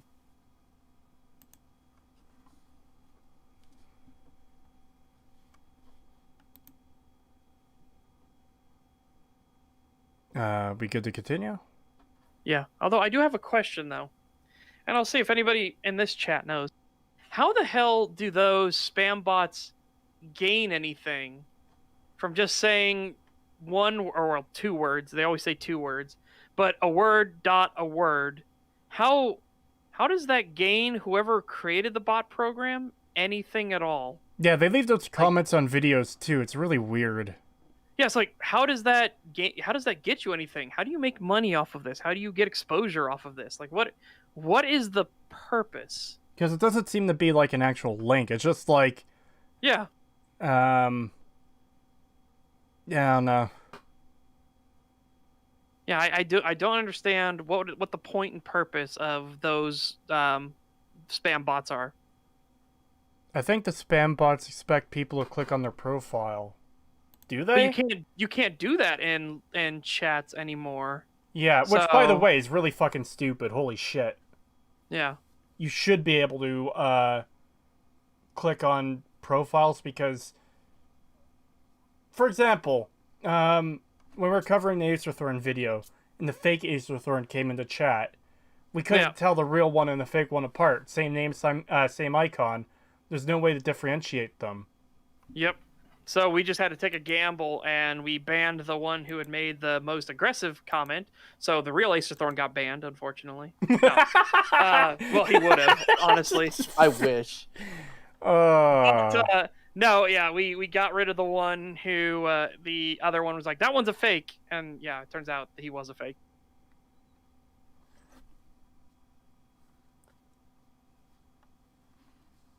Maybe they're training them for a more important purpose or something. I mean, maybe they're currently having them learn how to select different videos and place a comment and everything like that, so that they can then activate it to give out links or something. Who knows? Yeah, it's just weird.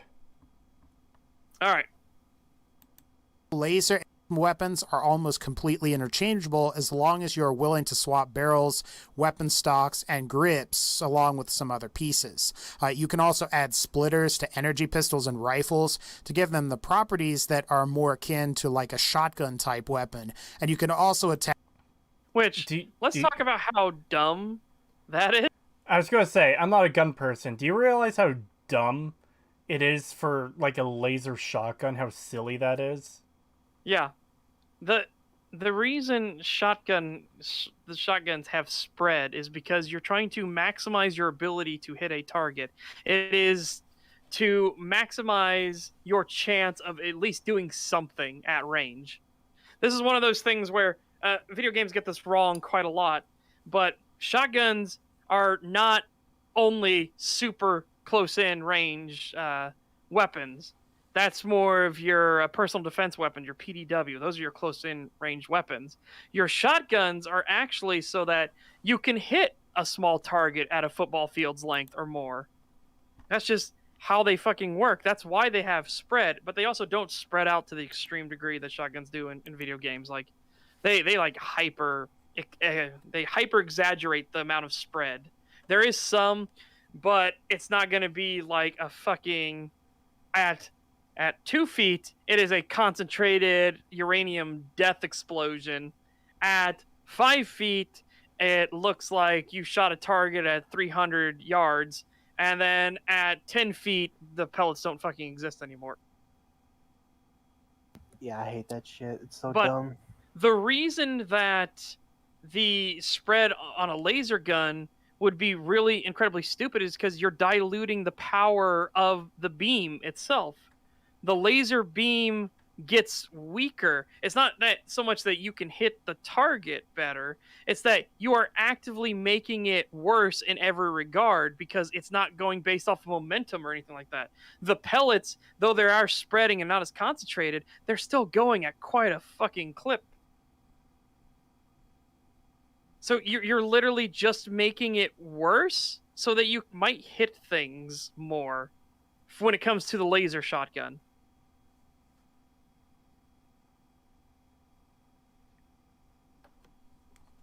Star Wars blaster duckbill, LOL. What? The stuff that makes the blaster things change shape. Oh. So, a long time ago, Super Nintendo, the Super Star Wars games had upgrades, and one of the upgrades was the wave gun. If you actually survived long enough to get the wave gun, you were doing pretty fucking good. And it was because you it's like you got one of them duckbill spreaders on your your plasma pistol. So you see Han Solo's blaster pistol suddenly shooting out like crescent moon shapes, like wow wow wow. Wow. I'm gonna hit everything. Why? It was Super Nintendo, just to indicate you had an upgraded system. Oh, all right. Trust me, the first level was a faster shooting like ball blaster. The second level, you fired out literally homing missiles.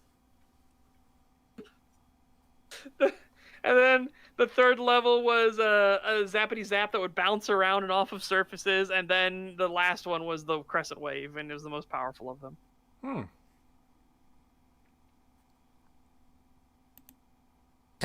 Which make energy weapons deal more damage, as well as overall improve their.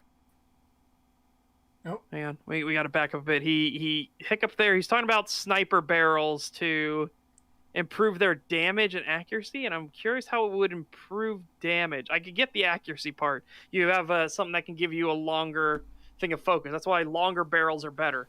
That's why bullpups are designed the way they are, so you can have the longest barrel possible in the same package. Yeah. I assume the idea behind it is it's concentrating the beam more, but I would assume that's what he means. We'll have to see if he goes into that, or if that's just the assumption we got to make with the sniper barrel is that it focuses the beam more and more and more, so it's more concentrated. So the it's not dissolution. It's something like that. It won't break up as much in the atmosphere. Because a beam will break up over time just from random particulate matter in the air. to energy pistol rifles to give them the properties that are more akin to like a shotgun type weapon. And you can also attach sniper barrels, which make energy weapons deal more damage, as well as overall improve their accuracy, but you get reduced magazine size. Why would that result... Why would changing the barrel reduce the magazine size? Yeah, that makes no sense. Those two things are completely fucking irrelevant to one another. Yeah. Okay. Like, there's a reason you can put, like, fucking drum mags on pistols. Yeah. It's a terrible idea, but you can do it. It reminds me of that image. Don't talk shit about me or I'll get out the Glockenballs. Yeah, exactly. Yeah. $2 super chat for Mystic Space. Thank you very much. Star Wars blasters actually use blaster bolts. Yeah. Lord Odin with €2. Thank you very much. Reject gun. Go back to bonk. Bonk. My favorite. There's actually a Dark Souls 3 PvPer who they're very good PvPer. They replaced their reinforced club sound effect with the bonk sound. So every time they hit somebody in PvP, it just goes bonk, bonk, bonk. See, and it for whatever reason, hearing that in Dark Souls is the funniest fucking thing ever. See, when I hear that, I just think of Scout from Team Fortress 2. Bonk. Yeah, it's not actually somebody saying the word bonk. No, I know. It is the actual like donk sound effect. Yeah. For whatever reason, that cracks me the fuck. I get that, but what I was saying is that's what it makes me think of as Scout. Yeah. Yeah, I guess diffusion would work because, again, a laser beam, as it's going through the air, all that particulate matter in the air that our eyes can't really see, all that our particulate matter is shaving off like, oh, that little light beam's going to go this way. Oh, that little light beam's going to go this way, this way, this way. It's only the pure concentrated center that will allow it to push through and actually have enough mass as light, enough mass to knock those particulates out of the way. But it's still going to slowly shave off these little things here and there, and so eventually it'll get to where it doesn't matter how strong the laser was. The atmosphere has dispersed it. I also want to point out this comment in chat by Ayumi Kuro. It made sense when one energy cell had a certain number of shots. Now you only get one shot per energy cell. Yeah, that's something that bugs the fuck out of me. It would make sense that a laser weapon would have a battery or something similar as its, I guess, ammo. It doesn't make sense that one battery equals one shot. That's just kind of silly. Yeah. Now, I assume the reason it was done that way was just the lazy, oh, it's just ammo. One ammo is one shot. Yeah, probably. But, yeah, the problem is it doesn't really make sense from a more... Well, what it might be is... This might be one of those symptoms where, oh, hey, you found an energy cell. It contains 30 shots. Oh, hey, you found 30 energy cells. Which one feels better? And I would argue that most people, it's you found 30 of something. You found 27 of something. You found, 50 of something. Yeah, Instead of you I found guess. one and it contains the thing. Like I said, that is my assumption on this. And there is evidence that a lot of people do think this way of, like, oh, you got 30 $1 bills instead of 3 $10 bills. It just feels, it looks better, it feels better to have a stack of money. Yeah, that's fair. Shout out to the Solar Scorcher, unlimited ammo during daylight. I don't even remember that weapon. Okay, let's go back. I think I've already gone back, but I'm just making sure. All right. Overall their accuracy, but you get reduced magazine size. I did not. For ballistic type weapons, you can equip receivers that specialize in armor penetration, and on certain weapons, you... Whoa. Okay, he hung up there, but did he say receivers that specialize in penetration? Because, Yep. boy, I got another thing to talk Oh, about. no. a shotgun type Hold weapon. on. And you can also attach sniper barrels, which make energy weapons deal more damage, as well as overall improve their accuracy, but you get reduced magazine size. For ballistic type weapons, you can equip receivers that specialize in armor penetration. What? Okay. That's So, not how that works, friend. This is going to be one of those moments where he is vaguely in a correct area, but not for the reasons he thinks he is. So, there are certain ones, if you want to be able to load ammunition that's considered a hot load, you need special receivers and barrels and everything to actually hold up to the pressure of this. Irregardless of that, it isn't actually the receiver being heavier or the barrel being heavier that gives you better penetration. It's the fucking ammunition you use, you brainlet. You just might also happen to require a heavier barrel and a different receiver to handle the new pressures of the new ammunition you need. It might be a case of someone who's just like completely ignorant to what guns are, going based off what the game says. Yeah. Like I said, it's Yeah. so he is wrong about it, but there is a kernel in there that is close to a truth. Like, if you want to use really hot load ammunition, like you want to double the powder load and everything, that is some fucking spicy ammo, by the way. Then yes, your gun will need much more reinforced parts than it normally would, because that is stuff it is not handled to, that it is not equipped to handle normally. It's like, imagine a cannon barrel, okay?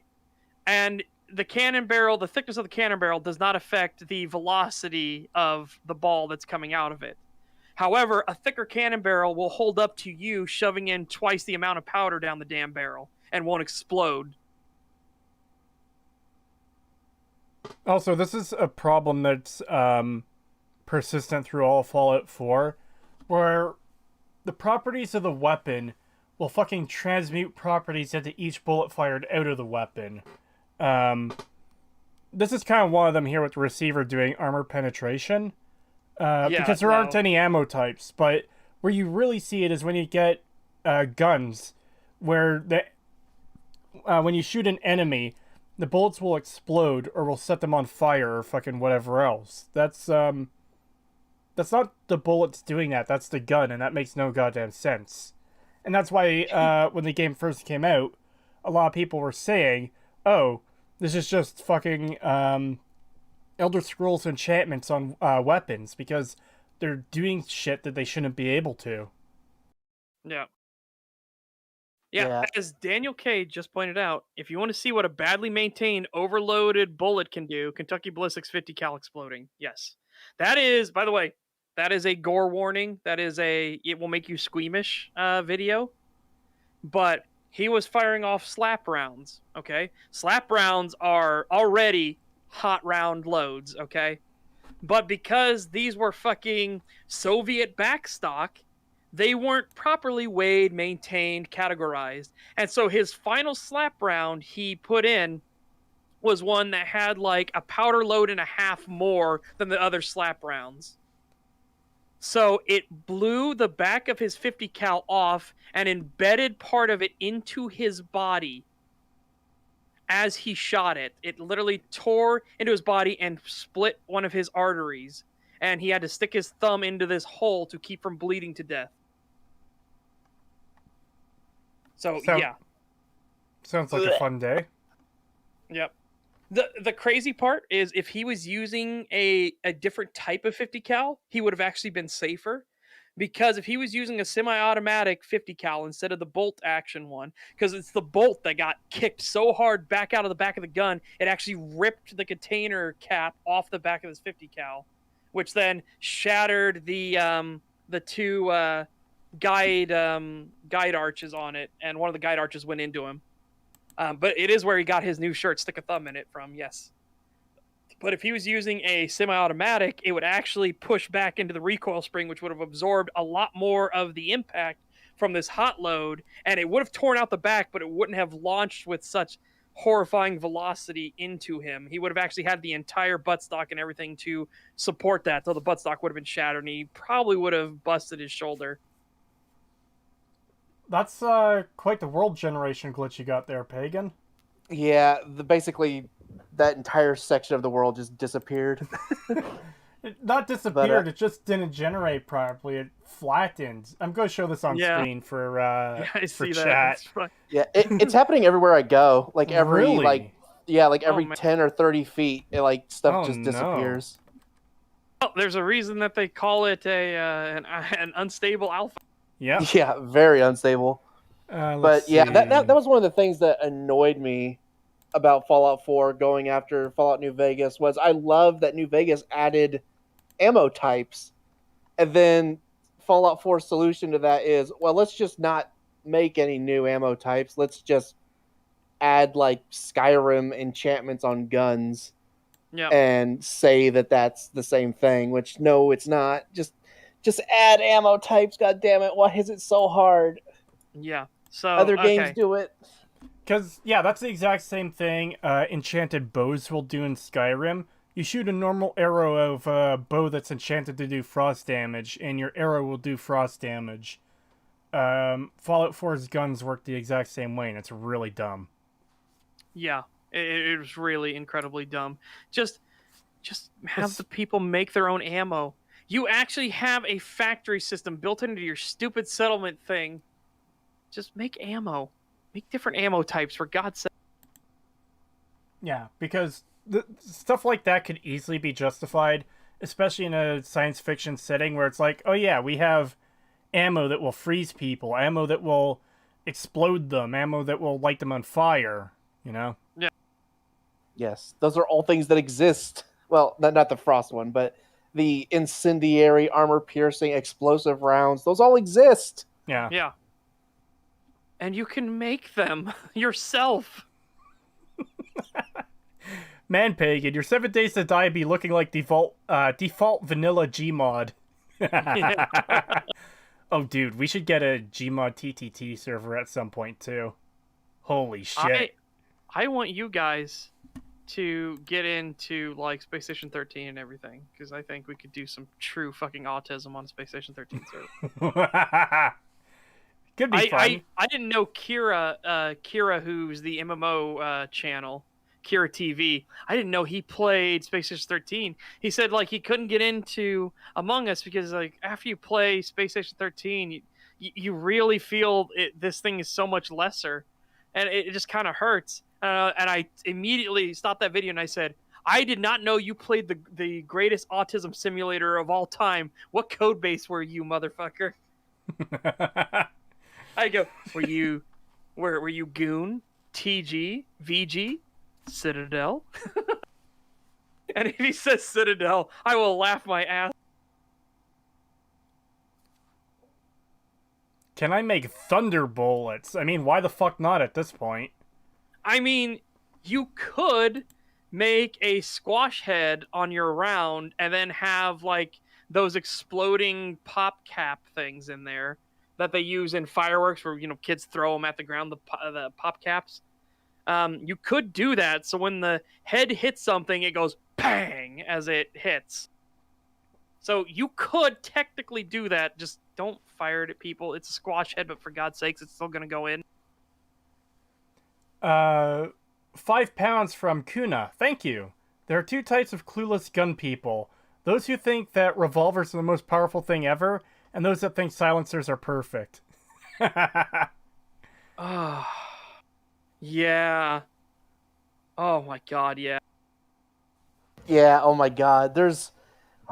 Every time I hear like legislation or any type of like political like politician talk about silencers, it is the most cringy fucking thing. Like, oh yeah, No. you could walk into a crowd of people and gun down 5 people and no one would even know. Like, no, you would hear that No, 100%. you would hear it on the very first shot. I'm sorry. It reduces the decibels, okay? It doesn't make them silent. Unless you use subsonic ammunition. And even then, you're in a fucking crowd of people. The people near you are going to hear it. I think Yes. the most fucked up thing about knowing that is the fact that apparently all of our politicians operate on TV logic where, oh, They they do. did this thing at a TV show. That is so scary. Have you ever seen a a Senate investigative committee and they start talking in terms of what they can do on CSI when it comes to like recreating crime scenes and everything. It's like, no. Oh my god, the shit. So, well, before I get onto that, there's something. I don't know. I've never watched the John Wick films. I've never seen any of them. I just didn't have I've any seen interest 1 in and it. 2, and 2 is pretty fucking rough. But I unfortunately. saw there was one scene where they're basically having a It's 2. silencer It's 2. I know what fight. you're talking about. Yes, And I'm it just is like, 2. what the fuck? How is nobody hearing this? Yes. Like, you can clearly hear the pew pew. There is a guy who edited it to be the actual sounds of these silencers, what they would really sound like in real life, and it is the funniest fucking thing you have ever seen. Because I've seen that, yeah. And then like the cans, it's like, the cans start overheating, and they stick it in their fucking coat pockets and Yeah. catches their coats on fire. But oh my god. But yeah, so there was who was it now? There was Arnold Schwarzenegger who went on stage and was talking like I don't think it was live, but it was like a public interview sort of thing, and he was talking about banning the 50 cal because he believed that it could be used to shoot down aircraft like commercial airliners. I mean, technically, yes, but my god, if you are a person who can lead a shot that fucking well from that fucking distance... Exactly. It's almost impossible. So for him to be like, oh yeah, we're going to ban them because they're going to shoot down planes with them. It's like, no, you're a fucking idiot. How? Arnold, this is the same thing I had a problem with Mahler talking about the other day with the whole shield tech thing in Dune. And being like, well, if I just quickly shoot metal in the chest, in the head, and in the leg, he's done for. Like, I want you to actually try that in the real world. Like, get a paper target. I want you to try to, as quickly as possible, go from the chest to the head and the leg and not miss. Yeah. Good fucking luck. Yeah. Then there was, I think it was Whitmer, where she was talking about an AR-15 and like, I'm trying to remember exactly what it was. There was some crazy fucking thing where, well, one, she said it was like fully automatic, like AR-15s are full auto, which no, they're not. No, my favorite. I'm sorry. I need to cut in on this. I need to cut in on this because that sentence you said right there. There was, I think it was CNN, and they brought on a general, a military general. Oh God, I know what you're talking about. To talk about the AR-15 platform and this fully semi-automatic rifle. Yeah, fully semi-auto. Yeah, I know exactly what you're talking about. That's fucking so dumb. When angry cops heard that, he immediately was like taking a drink from a canteen. Was like, "The fuck did you just say?" Yeah. A general doesn't know that a fucking weapon can't be fully semi-automatic? What the fuck is just... It's so fucking dumb. But yeah, she was saying like, oh man, I'm trying to remember exactly what it was. There was some crazy fucking shit where she was saying it was like full auto.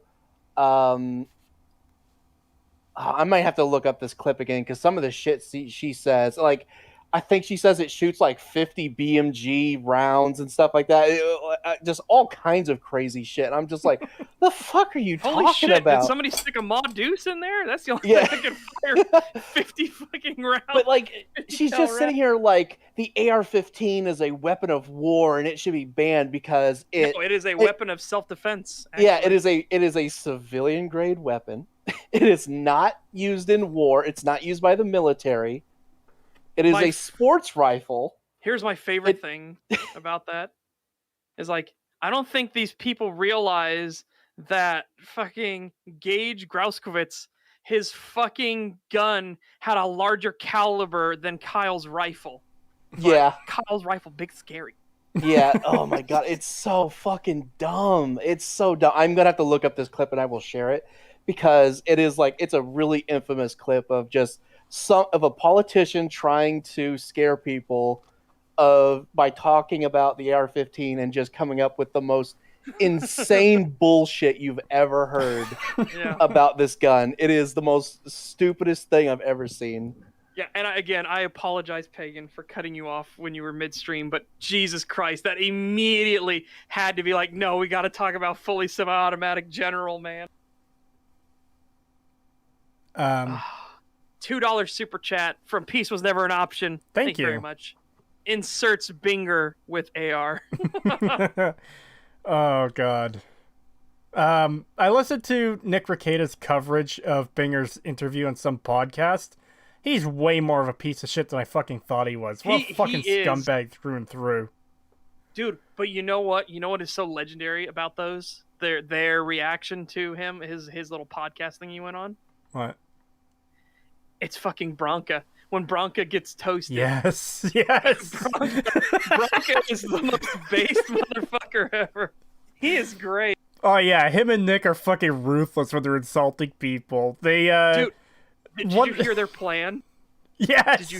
Yes. They are going to okay, so Bronca's gonna fly over to Nick's house. They are gonna get in a car, they are gonna drive to fucking Binger's office, the district attorney's office, and they're going to personally hand deliver the law of self-defense and tell him he needs to read it because he doesn't know what he's talking about. And it's like, oh my God, and they're going to try and get it recorded too. Oh God, please let this happen. Jesus Christ. Yes.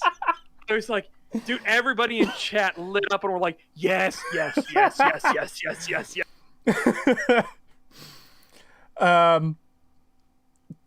Just gonna read a couple comments here quickly before we get back to the video, or get back to what Pagan was saying since he cut him off. From Kuna in chat, also, as someone who is trained to use medieval weapons, it also bothers me when longbows and crossbows are silent. Yes. So that's something I didn't know personally before, because again, games and movies, I've never fired a fucking bow before, but I have heard that sentiment recently, the past like year or two. And yeah, I can understand why people would fucking find that annoying. That's dumb that they're silent when they're not. Yes. Now, to be fair, a lot of this came from things that were bows that were silent. These are current like compound bows that use pulleys and shit like that. Those are much quieter to shoot. Well, to shoot, I mean loose an arrow. They're much quieter. But no. The actual like creak and thung of a longbow or the ting from a crossbow, really fucking loud. From Lord Odin in chat, Mahler is British. He's only allowed to shoot tea bags if he has a license.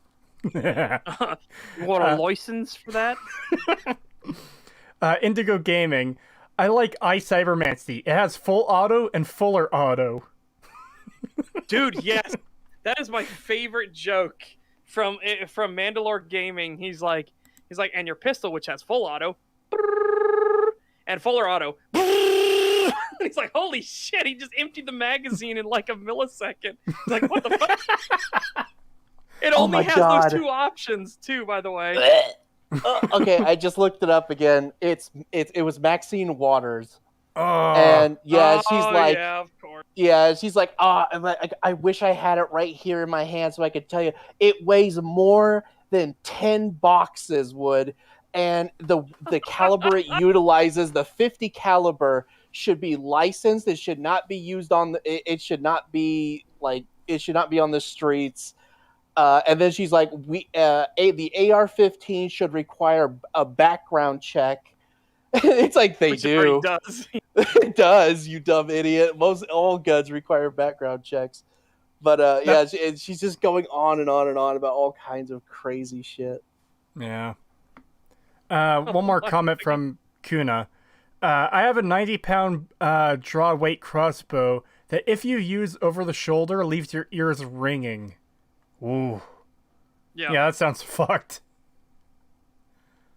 The left prefer to be bludgeoned to death with rocks than shot. Got it. No problem. Or skateboards. Yeah, or skateboards. Skateboards aren't... When fucking Binger said that people just smashed him in the head with a skateboard, is no big deal. It was the least harm they could do to disable him. I'm like, the least fucking harm? Trying to split his fucking skull open and let his brains roll out on the floor? Yeah, the least fucking harm. Then they kicked him with their boots. Yeah, in the fucking head, you idiot. Oh my god, I can't Yeah. believe you fucking said that about the skateboard. It's like, dude, you know those fucking metal trunnion on the on the bottom of the board? Yeah, if you grab one of those and then swing the other one into someone's head, yeah, you're gonna shatter their fucking fucking lethal. skull. Yeah, you're gonna kill someone when you do that. I think the perfect summary of that whole discussion is the defense expert witness, John Black, I think his name was. Yeah. Could a skateboard be used to kill someone? I could think of several ways to use a skateboard to kill someone. Yeah. Dude, and you know the jury aren't fucking morons. They look at the skateboard and they can be like, well, what if you grab that end and you swung the other end?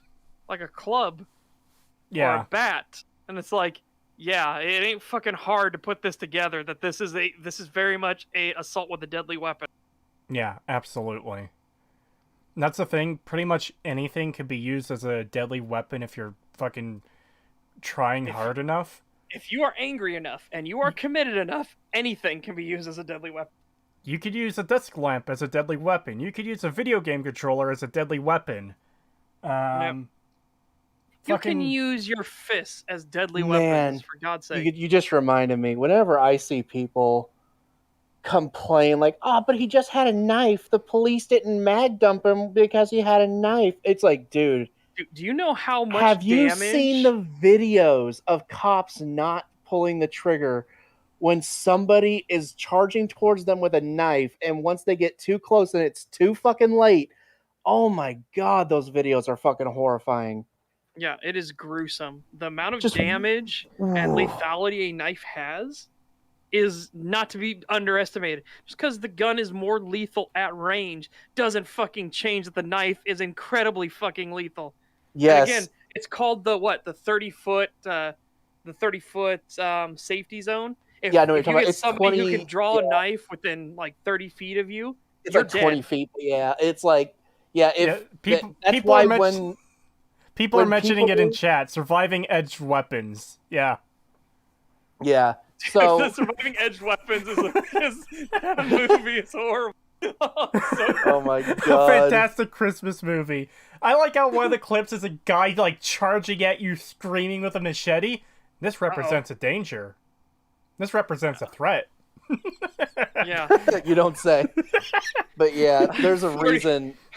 The police are trained to shoot at people who are charging them with a knife once they get within 20 feet, because that is the amount of time that it takes for them to, once they've reached the 20-foot gap. Like, That's how long it is, takes you to draw your weapon, aim it, and pull the trigger. Yes. If they're so, within that 20 feet and you haven't started drawing, you are getting stabbed. yeah, so but- there's a but- reason. I'm just going to read this comment out. LOL, Yeah, I quick. saw. Someone just say that you don't endorse this and should not be considered educational. We are not an educational podcast. Yeah, we do No. not have licensing or anything like that. We are not a law firm. We are commenting on the things that we have currently witnessed in a court that has just happened in a court case. With And we're a talking extremely corrupt prosecutor, by the way. Extremely. Oh my god, yes. One of the most corrupt prosecutors I have ever fucking seen. Also, we have to do it. 40 rubles. Arrival from the poop man. The poop man has arrived. Yeah. Creetosis says, "Is poop man a weapon?" Yes, he is. He is the most deadly of weapons. So I guess that should be pretty fucking obvious, but Oh. you are not gonna get your CCL from listening to us, okay? I want to read out this comment from Senator Abby Strutt. We've been on a huge tangent here. We need to get back to the video, but Well, For- it yeah. didn't help that he completely fucking ruined how guns work. But from Senator Abby Strong, just wondering, how about shooting suspect in the foot or hand? I'm hearing people say that commonly. So that is a super yeah. common thing to hear from people who From people don't who know what have the no fuck idea they're what they're talking talking about. Yeah. The thing is, So number one, here's what I want you to imagine, okay? I want you to imagine this guy running at you, and you're trying to hit his hand that is flailing around everywhere, or his legs that are stepping left, right, and center, and you have to try to hit this target, these tiny targets, or You shoot the fucker in the chest 15 times and make sure he ain't gonna stab you so you can go home and see your kid. Yeah. The people who say, oh yeah, just shoot them in the foot or hand, shoot the gun out of their hand, those people don't know what the fuck they're talking about. They're people who have never held a gun before, don't know what shooting it is like, don't know what fucking being shot at is like. Yeah, and if a person... If a person is aiming a gun at you, or if they're coming at you with a knife, I could guarantee you they're not coming to stab your foot or your hand. They are going for the kill. Yeah. Police are not obligated to try and take you, like, injured but alive. If you come at them with a gun or a knife, they are 100% obligated to shoot you 5 times in the chest. Deal with it. Yes. Yeah. Because again, you are now an active threat, and they want to go home, and they want their partners to go home. You have just signed your death warrant. Yes. The shooting them in the hands and feet thing has never made any sense. One, you're very unlikely to do that. 2, that does not mean it's going to disable them.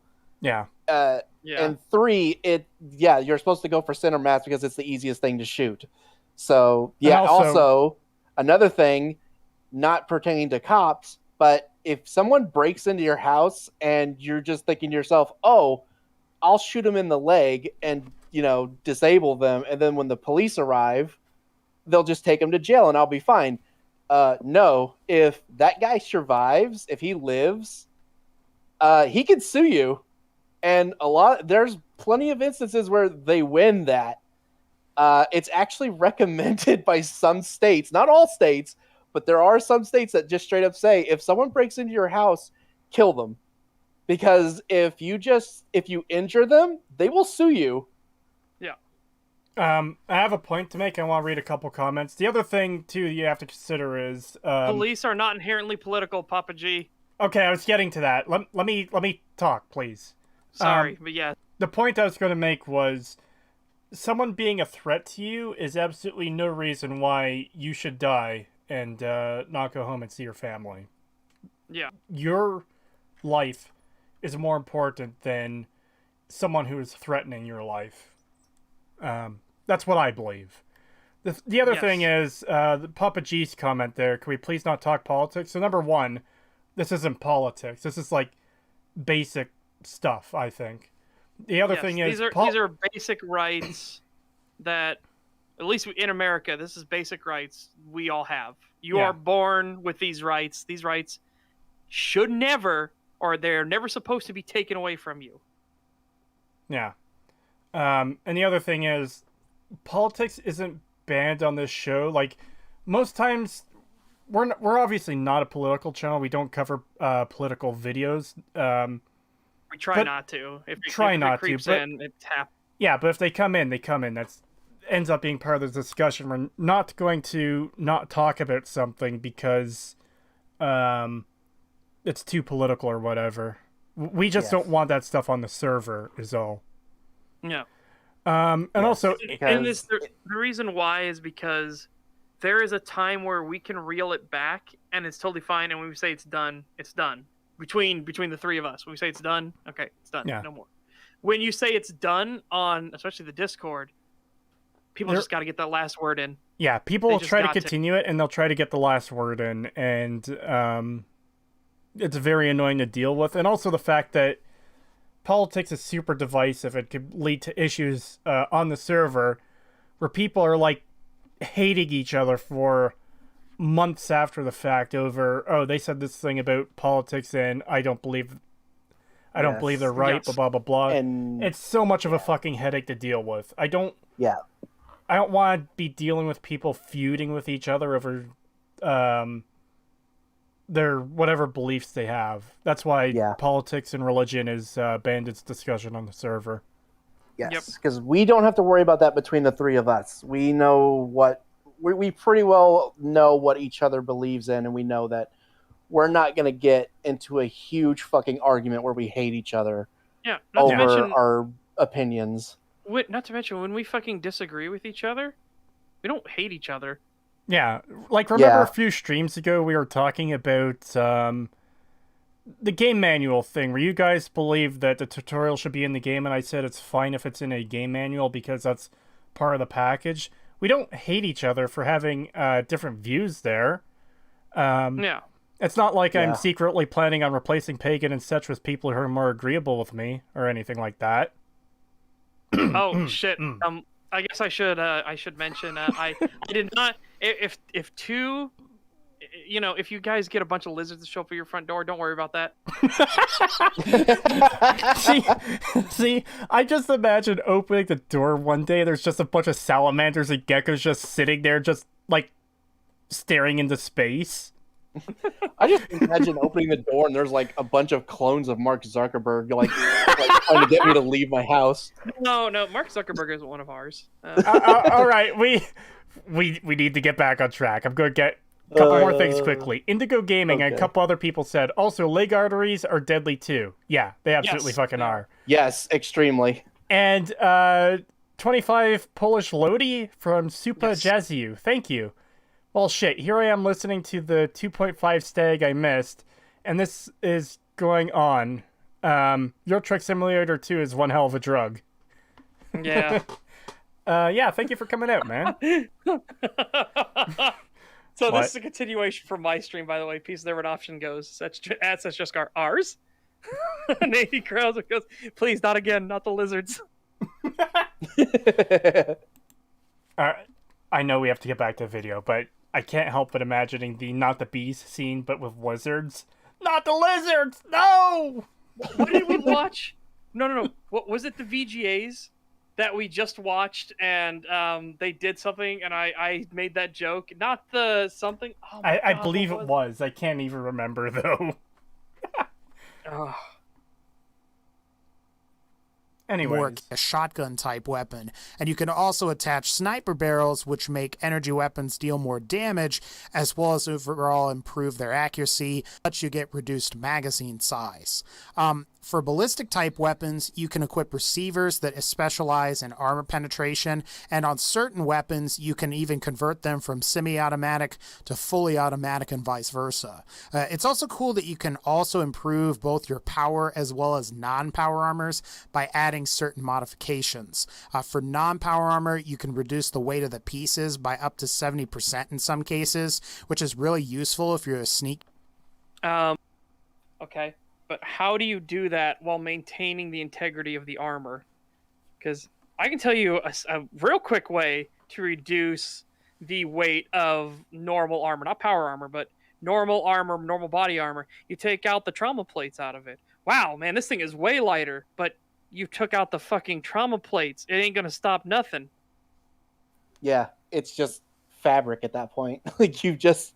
It might stop like 22 maybe, but because it'll get stuck in the Kevlar weaving and stuff. But other than that, it ain't stopping. Like 9mm is gonna go through it, 44 is gonna go through it, 357, 308. Well, 308 especially, but 556. Like everything is gonna just cut through it like butter.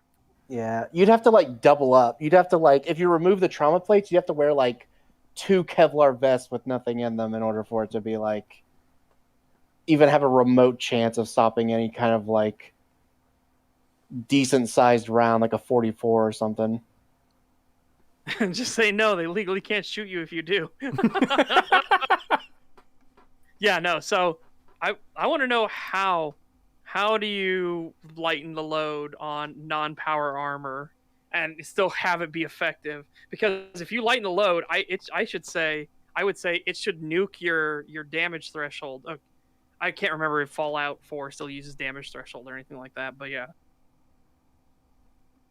I can't fucking remember at this time. What does Fallout 4's armor system use? Does he use damage threshold as well, or is it just generic, like, takes off points? Kingaroo says it doesn't use damage threshold. Okay. Yeah. Well, see it now. If we were talking Fallout New Vegas, I would just say it would reduce your damage threshold. If we were talking Fallout 4, it's damage resistance, then yeah, I would say your damage resistance should go through the fucking floor.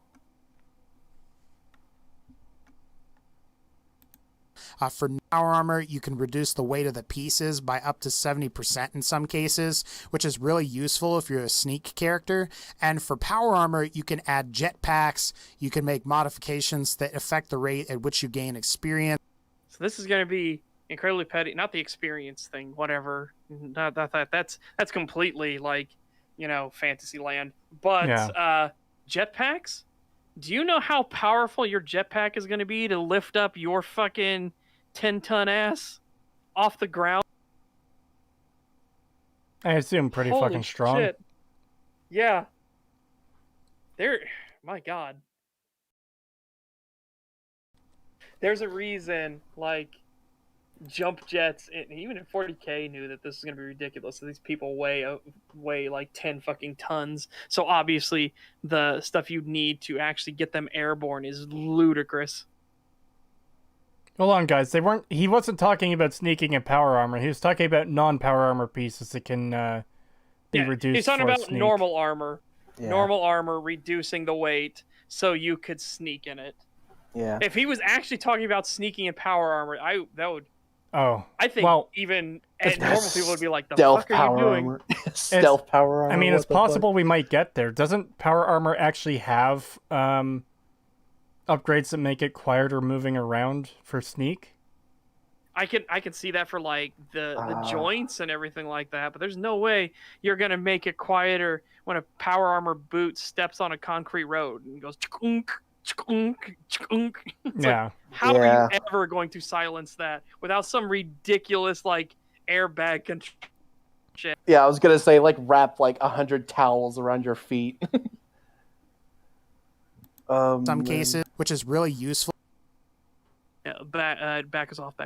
Here, Well, I did already. Oh. But yeah, I don't know if you guys have seen real jetpacks. I actually saw one in a video the other day. Yeah, so when they pick somebody off the ground, notice that it's just a guy, usually in like his shirt. And like maybe some type of suit, but it's not heavy. And look how big that thing has to be just to pick him up. Like, do you realize how big of a jetpack you would have to wear to lift fucking power armor with somebody in it off the ground? Jetpacks just in general seem very impractical.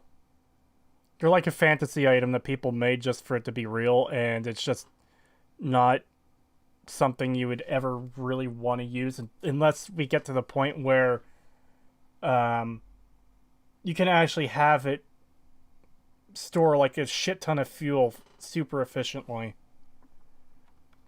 Johnny also says, to play devil's advocate here, you do need to max out both the science and armor perk to get a jetpack. That's a hefty requirement. Yeah, but you'd need to make basically 2 plane engines and strap them to your fucking back. Yeah, it's less about 2 jet plane engines. Yeah, I'm less concerned about the requirements to build it and more the actual practical functionality. And as Indigo Gaming points out, yeah, you can install Stealth Boy to power armor. It's dumb. Yeah, I knew there was something there. I forgot that it was a Stealth Boy. From Kuna in chat, sneak is possible to the point there's a mod that stops that mechanic because of how dumb it is. Ugh. So yeah, you can sneak in power armor. Oof. Also, this is something I just saw. We don't need to talk about it on the thing, but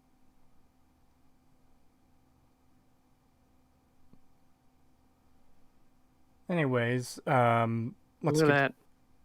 All right, I'll check that quickly. You don't need to watch it or anything like that, but look at that. I'm really fucking happy. Yes, I've heard about. Is that a permanent ban? I hope it's permanent. Hopefully. Yeah. I really do. Yeah, I hope that's real. Yeah, I heard of that last night before I went to bed, actually. That is beautiful. Oh, God, please be permanent. Anyways. All right. Yeah, back to the video. For non-power armor, you can reduce the weight of the pieces by up to 70% in some cases, which is really useful if you're a sneak character. And for power armor, you can add jetpacks, you can make modifications that affect the rate at which you gain experience, you can improve your perception, and there's also some stuff that allows you to improve your carry weight as well. This is a system that I would definitely like to see return in the future games. Number 4. Fallout 4 has a really good story. Okay, remember, guys, these are 6 reasons why Fallout 4 is awesome. Not potentially. Up in the fucking top right corner. Potentially amazing story premise. So it's Yeah, not it even was the also- it story, was it's dog just shit. so it's Yeah. not even the story itself, it's the premise of a story. Oh, these people are making machines and replacing people. Yes. Gee, This, sweet mother of God. wow, this is insane, dude. Potatoes. That's what this guy is operating off of. Potatoes. Boil them, mash them, stick them in a stew. Potatoes. Actually, wait. Boil them, mash them, stick them in a stew. Potential. The potential of the potato. Yep. Oh, God. All right, let's see what he has to say about this, because oh boy. Yeah, back it off. I cannot believe that it was potentially. And again, 6 reasons why Fallout 4 is awesome and the best Fallout game. The one was, hey, the system is neat. It's got a lot Neat. of issues, but you know, it's neat. The other one was this ludicrous fairy tale fantasy thing about armor and weapon customization that doesn't work in any semblance of reality. and now we're at then- potentially amazing story premise.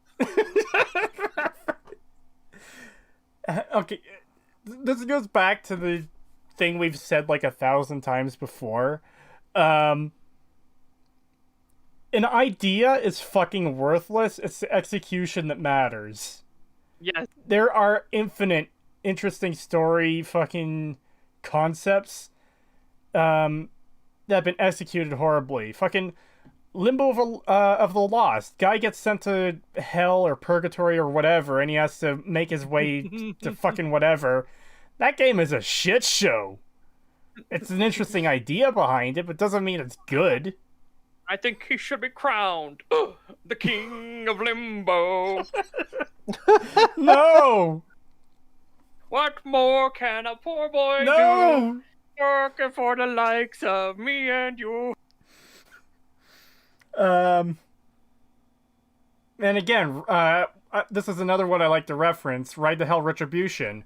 Guy getting revenge on a biker gang where, you know, his father was killed and the gang wants the entire family dead. I will fight Again. you on this point. Hey? Again. I think the execution for Ride to Hell Retribution was fantastic because they knew the main character was a paste-eating moron. You're missing what I'm getting at. They could have still had the whole, the main character is a paste-eating moron without all the fucking other issues the game has. Well, yeah, no, the other things I cannot cover, but it was just the story I was going to cover because Well, I love the fact that the writers are fully aware that he is an absolute fucking moron.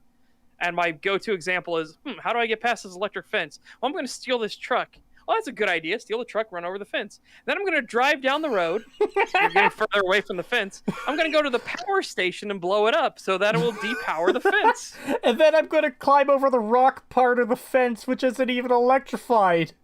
Yes. Like I said, he is a paste-eating moron, and I love that they actually know he's a paste-eating moron. $5 from Scoopmeister, thank you. These potatoes, these are potatoes, Comrade Commissar. Why are we using potatoes instead of real grenades? Because real grenades are valuable. All right. Honestly, potatoes would be more valuable to a society like that because, my God, good luck. You're not going to have any production qualities whatsoever.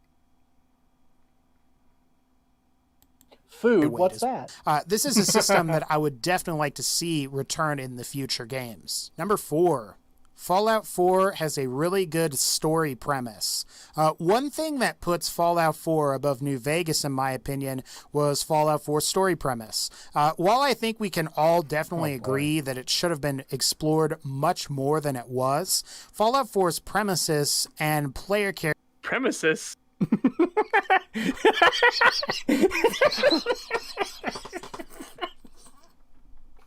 Fallout 4's premises. Get him off the premises! These premises are off limit. These premises are not allowed! Dude, I like that he said that it's better than Fallout New Vegas. It's like, okay, you're very much gonna have to do work on this one, son. Well, this is a take I've kind of seen before. Oh, New Vegas is just a revenge story, blah, blah, blah, blah, blah. People get super reductive when talking about this shit for some reason. Yeah.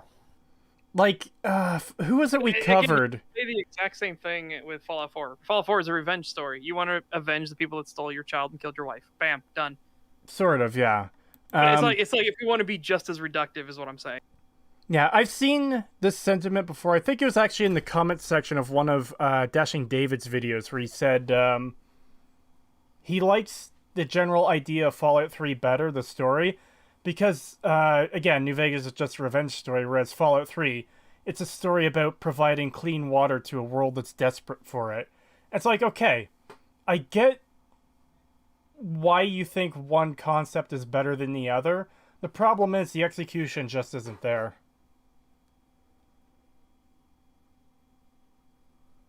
Yeah. The revenge thing is so dumb that people try to reduce it down to that. Because, like Seth said, yeah, you could just say the same thing about Fallout 4. In fact, there's a stronger case for it because, at least in New Vegas, you have the option to not kill Benny. You can try to side with him, and even once he betrays you again, you can still let him go again. But in Fallout 4, you don't get that option. You have to kill Kellogg to progress the main story. You don't get an option. You have to. So it literally is a revenge story. 2 euro. Dang it. You fucked it £2 up! super chat from Kunna. Thank you very much. Fallout 4. Man has custody battle with his own son. Thank you.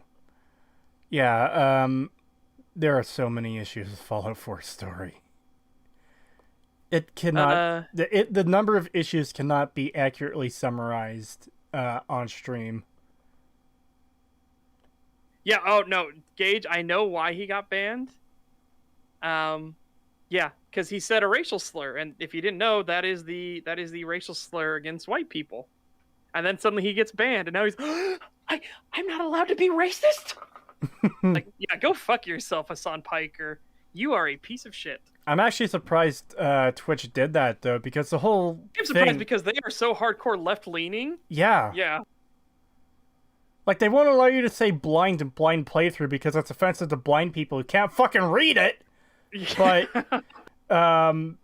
yeah, the fact that they banned Hassan and his mods for using that word is interesting, to say the least. Yeah, because that's the kind of thing I expect them to give a pass to, because... Yeah, I was genuinely like, oh my god, you're holding everybody to the actual same standard? I'm impressed.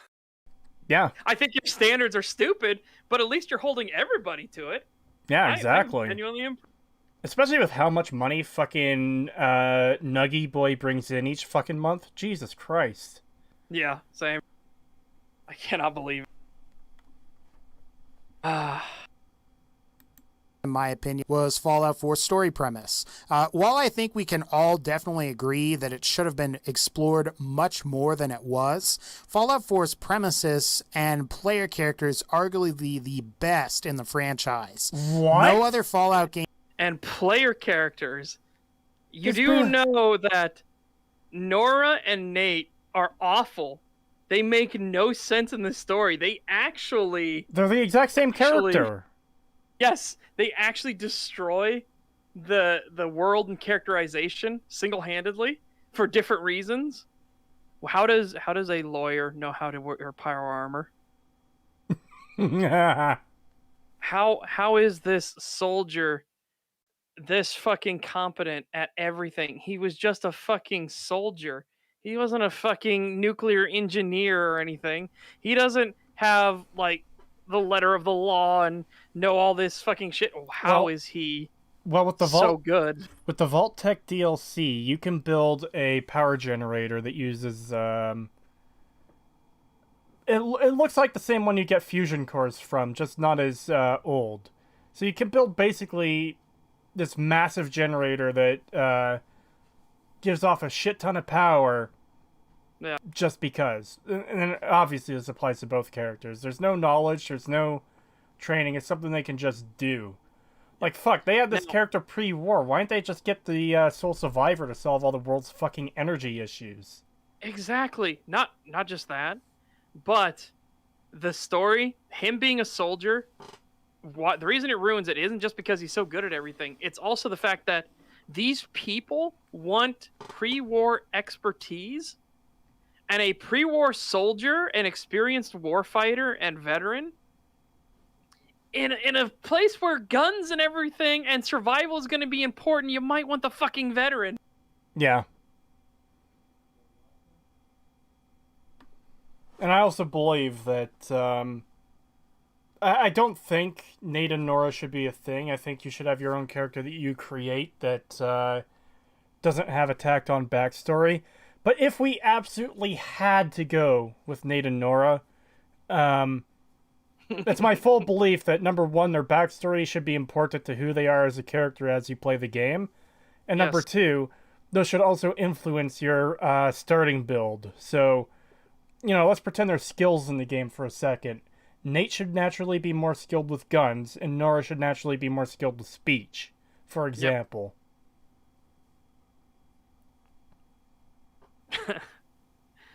Peace was never an option, says at such.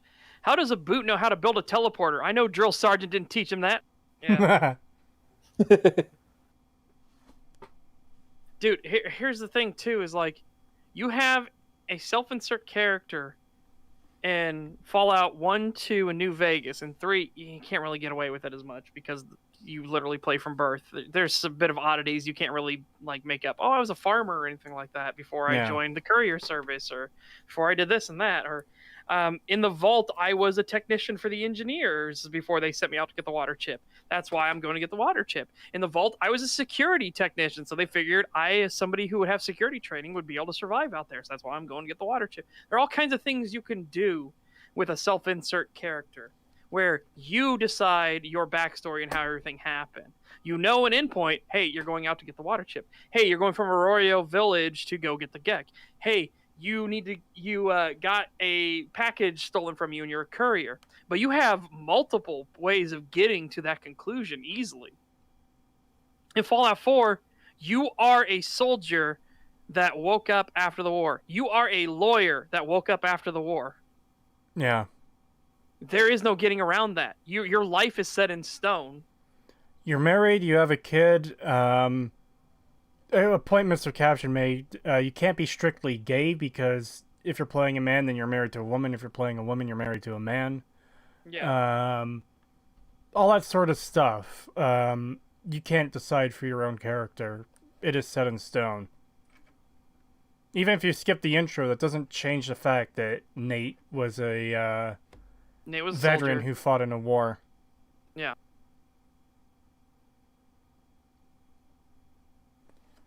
Oh god.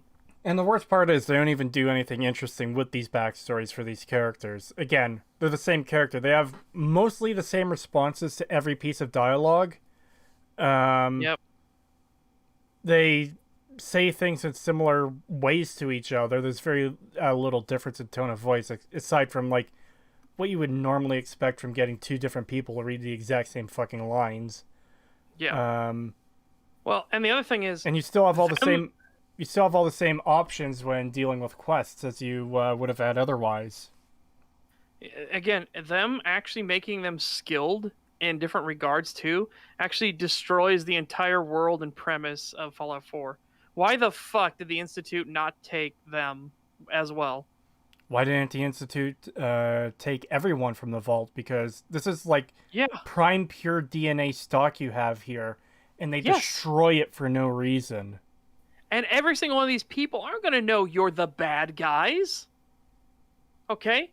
They aren't going to know you're the boogeyman or anything like that. You'd be like, hey, we're here to get you out. The vaults are, the system's powering down and everything like that. It can't keep you here forever. We're going to take you to our community where it's safe and sheltered. We've got scientists there who are going to look you over and everything like that. We've got technology and everything like that. All we ask is that you come here and you help us and everything like that. That's all we ask. The thing is, they don't even These need... people don't know any other choice. Of course they're going to say, sure. Yeah. And the thing is, too... And then they're going to become hardcore fanatics when the moment you step out of the vault, you see the world is gone, and then you have these people who are taking them to an actual established society with scientists and everything like that. Well, not just that. Here's the thing. You don't need to empty the entire vault. They needed the baby, so let's take the entire family. It's 3 people. It's not going to be too much of a burden on the Institute. And yeah. Similar thing to what you're saying there, but, like, take the father of the family, and it's one of the quests you meet Sean on the roof of the Institute of Technology, or wherever the Institute is built under. And yeah. This is the first time he stepped out into the wasteland, and he says what a nightmare it is.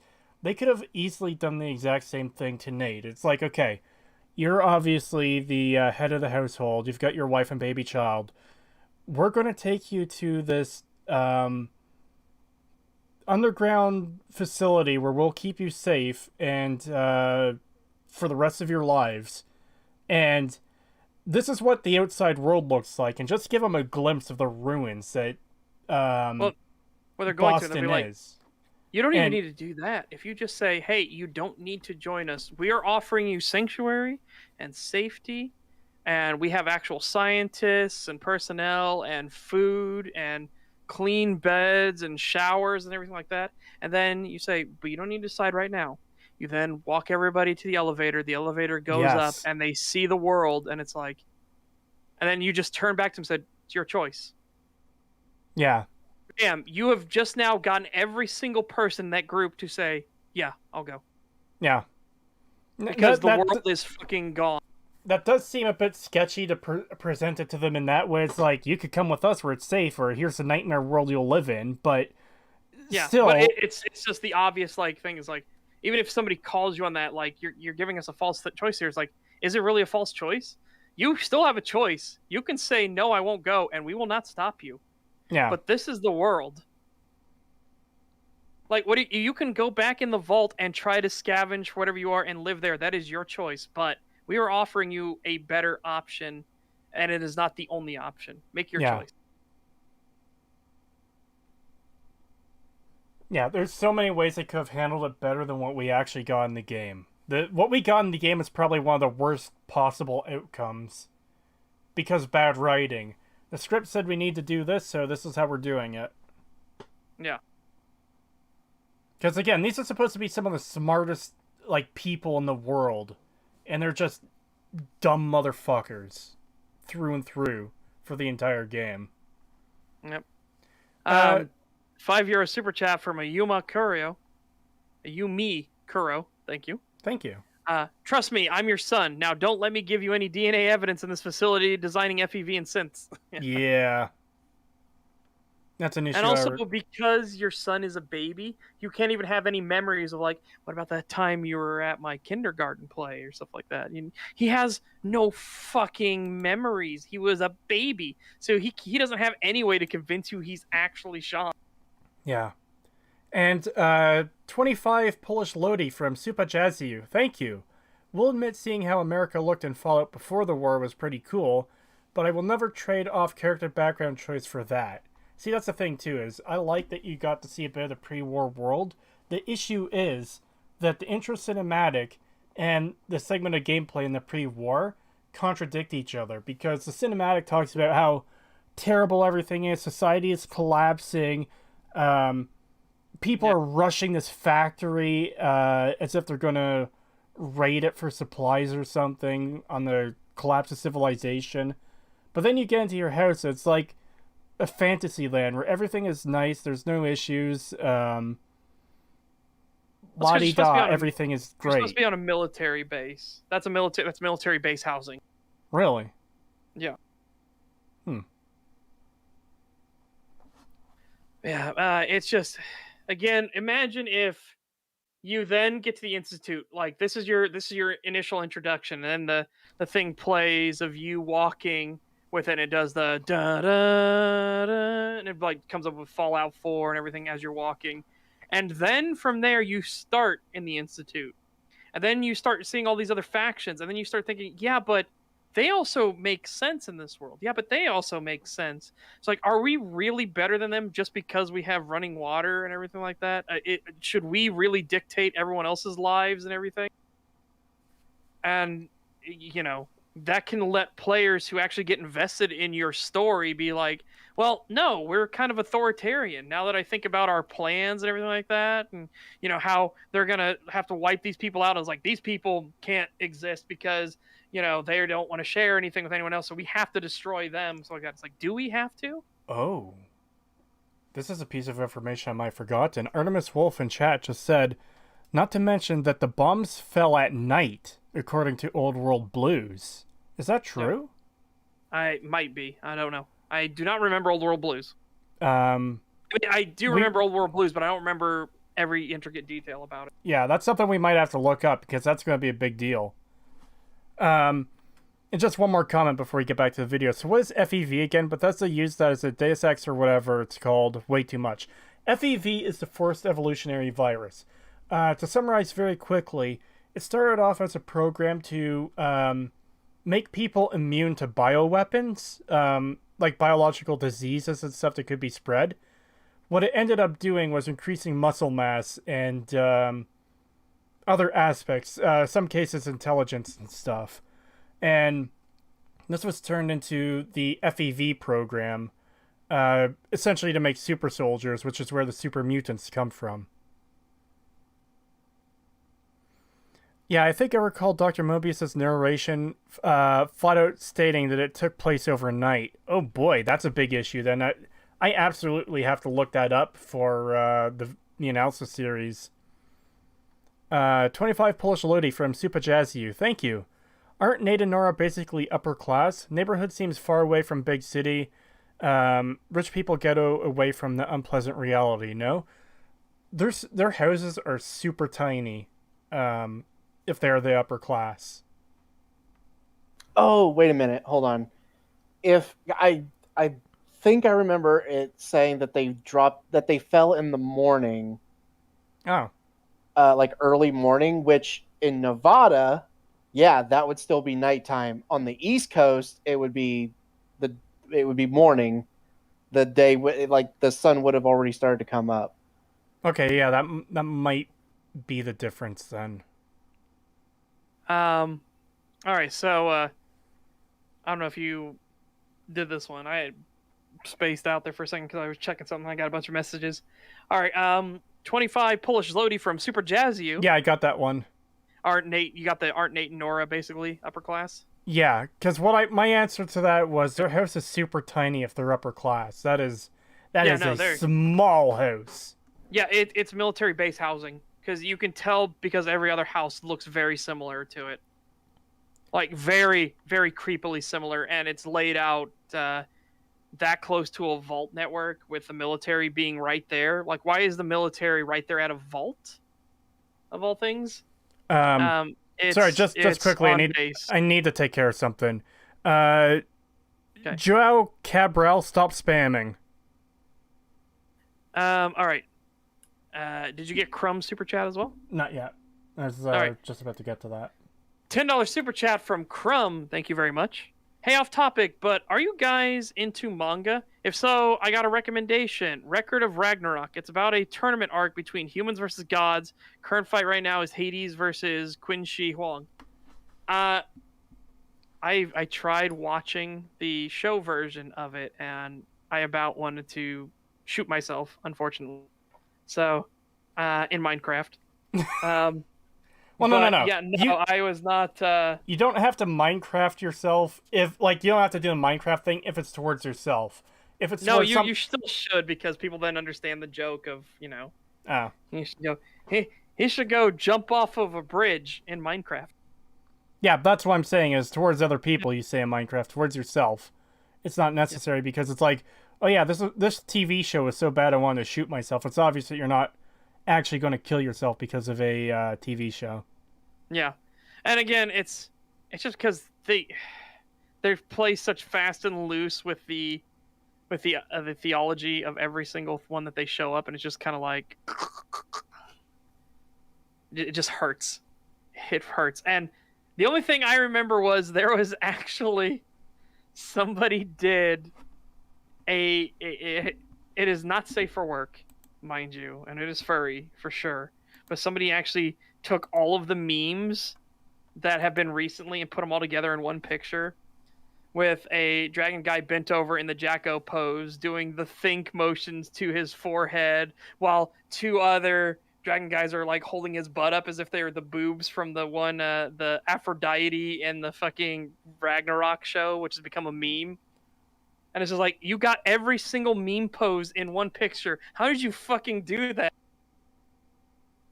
The fuck are you talking about? You have never seen... Okay, there are so many memes going around. What meme pose one is the think mark. Think. We need to get back to the video. Ugh.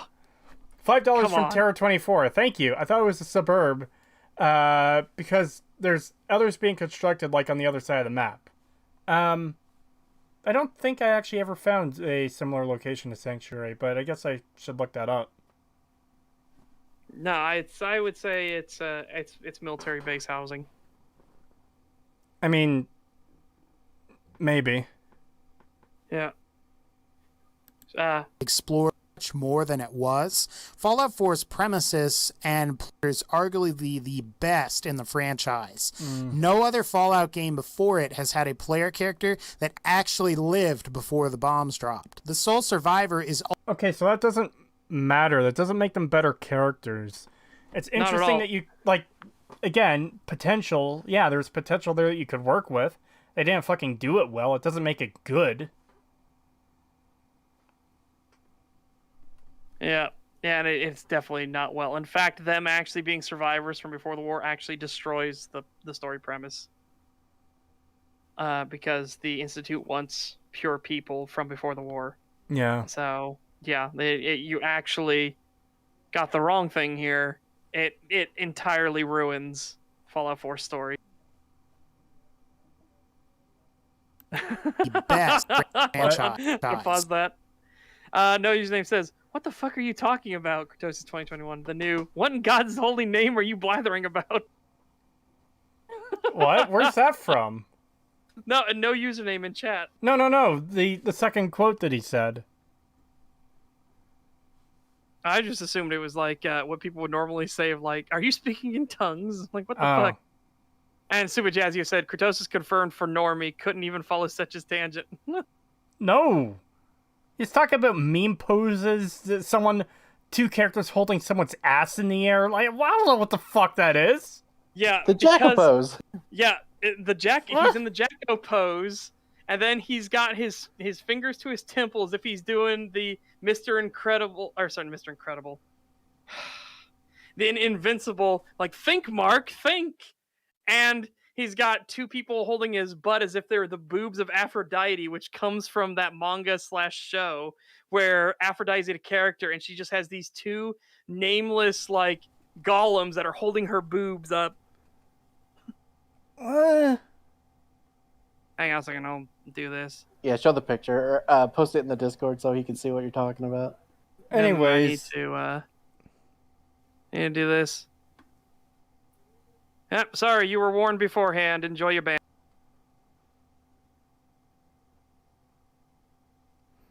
Rip. Yeah, I will definitely. I will have to find that picture because it is definitely one of those. Like, how did you get every single pose under the sun? What the? We're taking way longer on this video than I thought we would. I thought we'd be done by now. We have been tangenting like fucking motherfuckers today. We have another video to cover, and it's like 30 minutes long. We need to get moving. We're 4 minutes and 15 seconds into this video, and we've been going for 2 hours and 43 minutes. How long is the video? 10 minutes and 47 seconds. $2 from Scootmeister. Thank you. Don't. I don't want to fall down a hole in Minecraft. Well, falling down a hole in Minecraft is especially bad now because of the massive fucking caverns that you could fall into. Fallout game before it has had a player character who lived before the bombs dropped. The sole survivor is ultimately the missing link between the old and new worlds, and it would have been amazing if we could have explored their past and how it ultimately affected the future that we're currently in. It's really a shame this wasn't explored more by Bethesda via DLC, but it is what it is. Fallout 4's focus on these Institute... Yeah, it's a shame that they gave these characters backstories and did fucking nothing with them. Yeah. That doesn't make it good. It doesn't make this the best Fallout game. God, this video is so much worse than I thought it would be. Also really interesting. It makes you question what really makes us human, and at what point is a synth totally human, especially once they've... Never. Sorry. Literally but... never. That's kind of the point. They're not human. They emulate it. They might have human level intelligence and feelings and thought. It doesn't make them human, though. And it's not like... It's not talking down the idea that you could eventually make synthetic people. Let's say, for instance, synths were real. I'd argue that they should have the same rights as actual people, because at that point, in terms of their mind, they would be actual people. They're just not human, because that's a distinction to make. If you, just to take this to fantasy for a second, elves in Elder Scrolls, they're not human, but they're still, like, people. You know?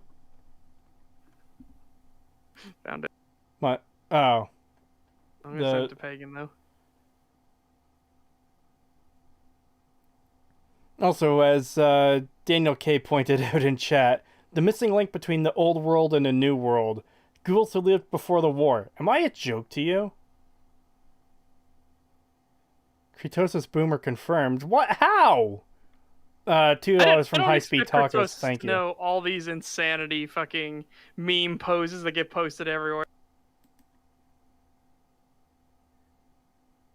Unless you really spread out the term human to mean anyone humanoid.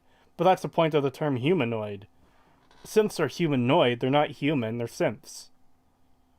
Again, it's like saying an elf in Elder Scrolls is a human. They're factually not human.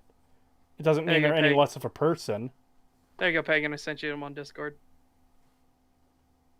I can't believe the first one.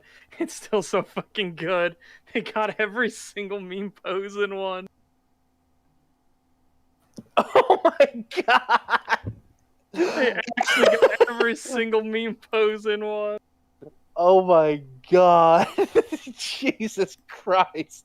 I didn't expect it to look like that. Oh the my god! second one is also great. Are we good to Oh continue? yeah. Merp. Merp. $5 from Dylan G. Thank you. Nice VOD, Crete. Did you see Vosh and Hassan got banned from Twitch for slurs? Yes. Get fucked, Hassan and Vosh. Yeah. Now, admittedly, Vosh was calling out and saying that's still a racist term under any circumstance, really? but he also said it. But so I was like, "Oops." Yeah. See, He said it multiple times, and it's like, "Oops." Credit where it's due. If he's calling out that it's actually a racial term, then hey, like, good on him for, like Twitch, surprisingly fucking holding a standard. But nah, Hassan is a fucking idiot. Yeah, deserved.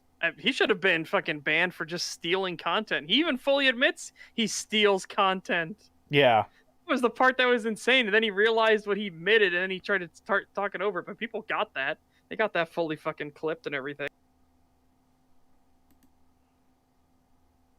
Flesh, a need to eat, age like the rest of us. I'm surprised Bethesda didn't explore the idea of transhumanism at all, as that could have been really interesting as well. What? Not with fucking Emil at the helm. Holy shit.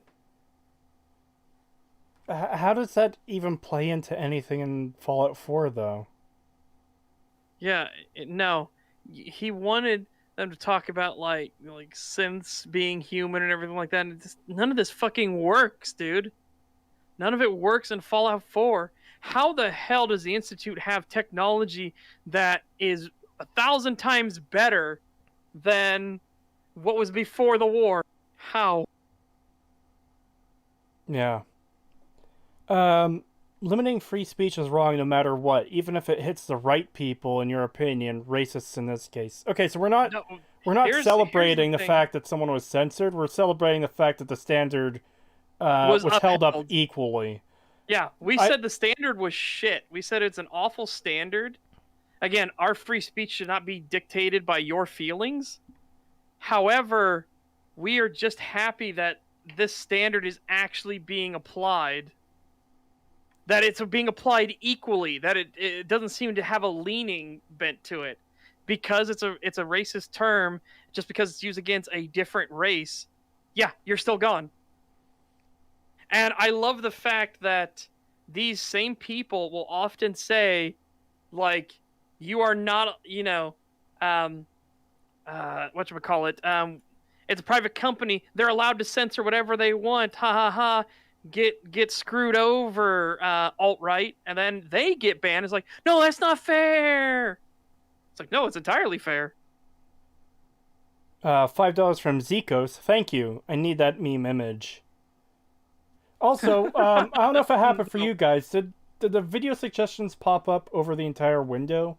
Yes, and it went clack, and we're like not moving anywhere. I'm gonna try and poke it. Oh, The bone. Oh, it worked. All right. I have no idea why the video stopped. Yeah, that was weird. Yeah. Play more than 30 seconds of the video. We're trying. There's a lot to comment on. We're going to stop it. We're going to stop it when he says something stupid. Or something that just needs responding to in general. It won't always be stupidity, but he has said some pretty silly things in this video. Yeah. Alright. On these and synths is also really interesting. It makes you question what really makes us human, and at what point is a synth totally human, especially once they've acquired the bone, flesh, a need to eat, sleep, and then they also age like the rest of us. I'm surprised Bethesda didn't explore the idea of transhumanism at all, as that could have been really interesting as well. It might also give us a clue as to the fate of somebody like Star Paladin Cross, who was a cyborg from Fallout 3. I'd also say Did you get that too? What? No, it's still playing for me. An error occurred. Please try again. Playback ID. Blah blah blah blah. All right, let's. It's still, yeah, it was still working for me. Weird. You might just have to refresh. I did refresh. Now we're at 0, 0. Now we're 514. Okay. All right. Oh, I got it. The error occurred on your YouTube stream as well. Okay, interesting. Weird. Yeah, a bunch of people are like, bunch of people are like F, so just stopped. Oh, it might have been a site-wide issue then if the video died for us and the stream died for everyone in chat. Not for everyone, for a bunch of people, but there's a bunch of people that are like, it's working, it's totally fine. All right. I'm gonna refresh real quick, so you're gonna have to get that. Yeah, I'll get it. $10 from Terror24. Thank you. Sorry to reel back to something so far back, but I remembered that, yes, there was a sister suburb to Sanctuary under construction before the bombs. It was then taken over by super mutants. Now that I think about it, I think I might have actually seen that place. I'd forgotten about it. I don't remember where on the map it is, but I do remember seeing those buildings somewhere else. Yeah.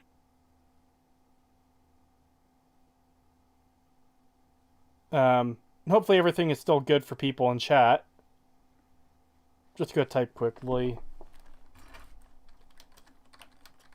They can't write a simple story or follow the established world, LMAO. You asking them about transhumanism? Yeah, exactly. Like, yeah. Fucking a mill at the helm. Jesus, there's no way I would want them to tackle transhumanism. Yeah, not in a billion years. Holy shit. Like, maybe at some point Bethesda will get a writer who can handle it. Not fucking ML. Never. Yeah. Fate of Star Paladin Cross, who was a cyborg from Fallout 3.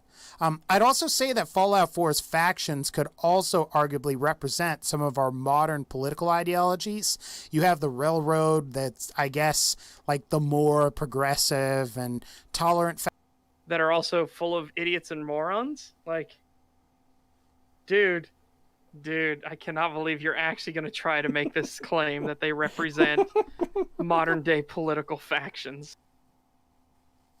Jesus. And trust me, I guess I'd agree with you. They are pretty fucking regressive and stupid. Yeah. Oh, God. $2 from Septier Caleb. Thank you. Sister suburb is near Taffington Boathouse. Alright. I'll have to check that out at some point. Oh boy, oh boy, oh boy. You know, and he says I guess because he can't even imagine. He's just trying to assume, and it's like, dude, you need to really think about the railroad and how fucking dumb they are.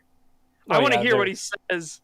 I want to hear what he has to say about the fucking Minutemen. Yeah. Oh god. modern ideologies.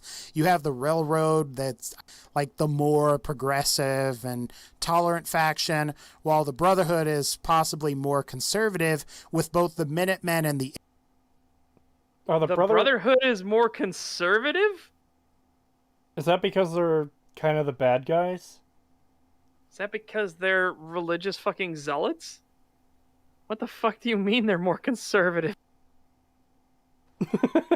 25 Polish Lodi from Super Jazzy. Thank you. Did this mother hubber, I'm gonna replace that word in your super chat. Did this motherfucker just say he wanted more modern day political references? Good thing I'm already drinking a beer. Oof. Yeah. Yeah. $2 from Peace Was Never an Option. Thank you. That's it. I'm eating the hotkeyed salt box. What? Yeah, so on Zach, Zach is currently playing through the Frontier, and Oh god. you can get an item that's an entire box of salt. Okay. And it said, you can eat an entire box of salt. You will suffer from lethal dehydration the moment you eat it. And he goes, can I hotkey that? Oh my god, I can hotkey that. And then he pushes it and kills himself. That is So now good. he literally has a hotkey button to kill himself whenever he wants. You know what? I take everything back. The Frontier is officially a 10 out of 10 because holy shit. Inventing a suicide button because your mod is so garbage. Fucking amazing. As Proteus puts it, I mean, the Brotherhood is still conserved technology? They aren't conservatives, though. Yeah. This Yeah. seems to be like a super surface level, like, basic take. Yeah, it is. Well, again, he thought that 'Cause Nate also- and Nora were fantastic characters and the only ones that are that link to the old world that survived past the war. And it's like, all the ghouls are looking at him like, am I a fucking joke to you? Yeah. Daniel K in chat, 7 days, eat glass says hi. Yeah. Eat glass is pretty funny. I even said that on my stream. I was like, I said it to you off stream. I was like, well, I guess I'm gonna eat some glass. Yeah. There's so Yep. many deaths on the 7 Days to Die server. I have done so much of the manual bullshit, and then Creetosis comes in with we got all the gear and stuff ready, and he's fine. He hasn't died. I think you've only died like twice more, and I have died like 10 times, and Creetosis is at like 3. I'm like, I gotta stop doing the heavy lifting. Yeah. Hey, I've been doing a lot. I got my bike yes. before you did. Because you were focusing on quests, I was focusing on constantly clearing the areas and getting our stuff set up. Well, you know why I was focusing on quests? Because number one, it sends me to places to loot, which I get to loot Yeah. twice, by the way. And number two, Yeah. by doing quests, I'm getting money. And by getting money, that allows me to afford some of the really good shit in the shop. Yeah, which I didn't realize that they increased the quest thing to give you that many fucking tokens. Like, holy shit, that is really good. Yeah. It's good. Um, Yeah, I get fucked up so much sometimes that I'm just I'm just better off eating glass than trying to Dude. survive, than On trying my to fix all this stream- shit. on I've- my stream, they saw me.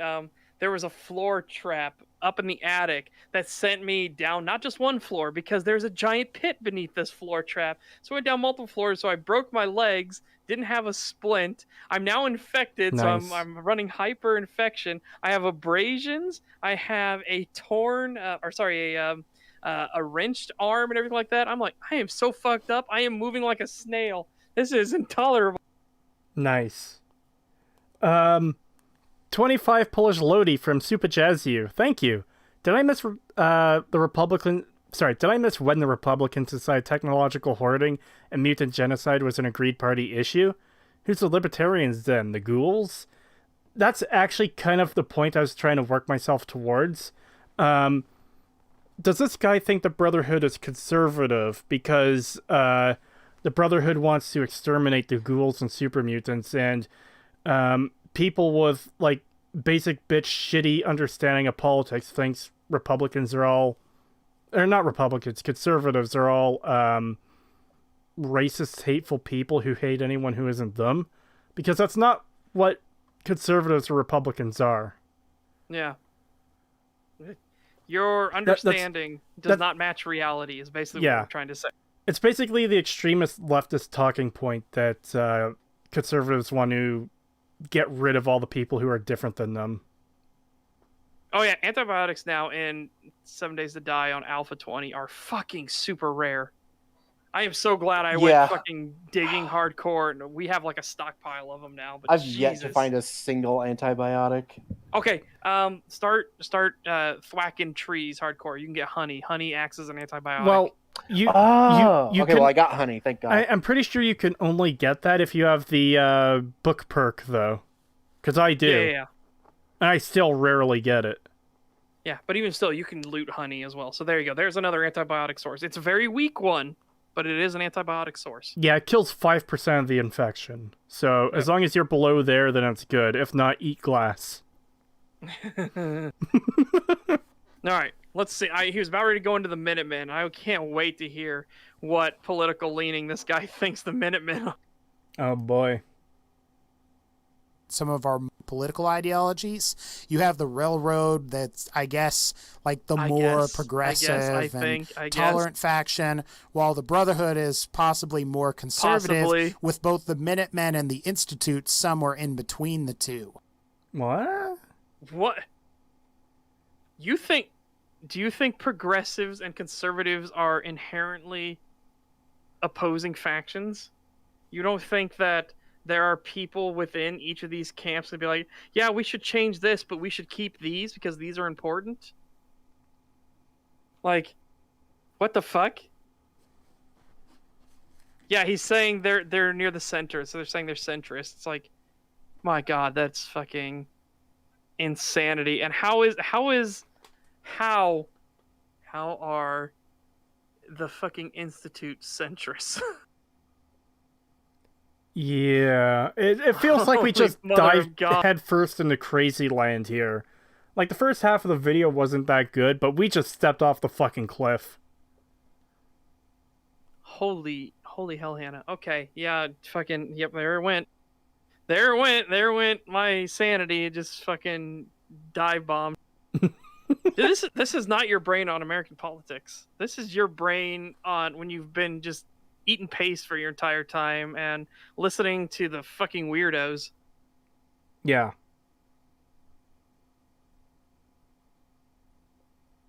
Yeah, Scout Trooper, that's what I'm saying. Not all progressives are bad people, but if we want to talk about the progressive left, as they so like to label themselves, there's a reason we call them the regressive left. But yeah. Another error occurred on the stream. Holy hell, the stream is not having a good day. Yeah, that's really weird. It's unfortunate, too, because we lost quite a bit of viewers from that. Yeah. But that's not something that seems to be on my end. It seems to be YouTube's end, because everything over here is running fine. Yeah. So. Well, that's what I was talking about, Scout, was there are people like There are conservatives that also hold that there are certain things that should change. There are progressives that hold that certain things should remain the same. That's not a party issue. It's not a this party always stands with this side, and this these type of people always stand with this side. This is not how it works in reality. We are in the buffer zone. Yeah, pretty much. All right. Let's continue on with this fucking insanity. Possibly more conservative, with both the Minutemen and the Institute somewhere in between the two. Fallout 4 also lightly alludes to themes like prejudice of the ghouls, similar to prejudice that some people face in our modern society, as well as like slavery of sense, which slavery, I guess, is not really a huge problem in America, but... Not really a huge problem. I guess is not really. Bruh. I guess is not really. Puma, are you a fucking idiot? Are Holy you shit. actually brain dead? Wow. In America, you think, oh, well, it's kind of not a problem anymore. Are you fucking kidding? You know anything about our history, you fucking idiots? Yeah, and it isn't a problem today.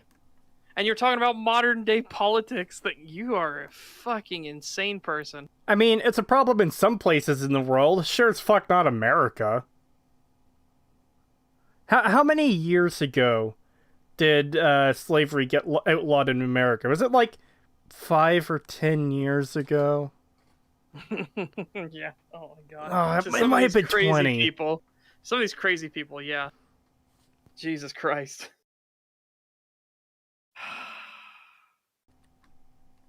Fucking hell. The insane part is the fact it's happening now because they're abusing loopholes.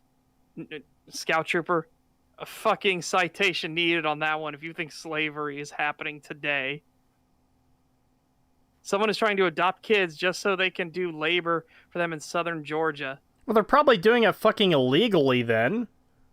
That's not fucking... Oh my god. I'm sorry, Scout, but you need to stop and you need to go outside and think about what you just said. Oh, dude.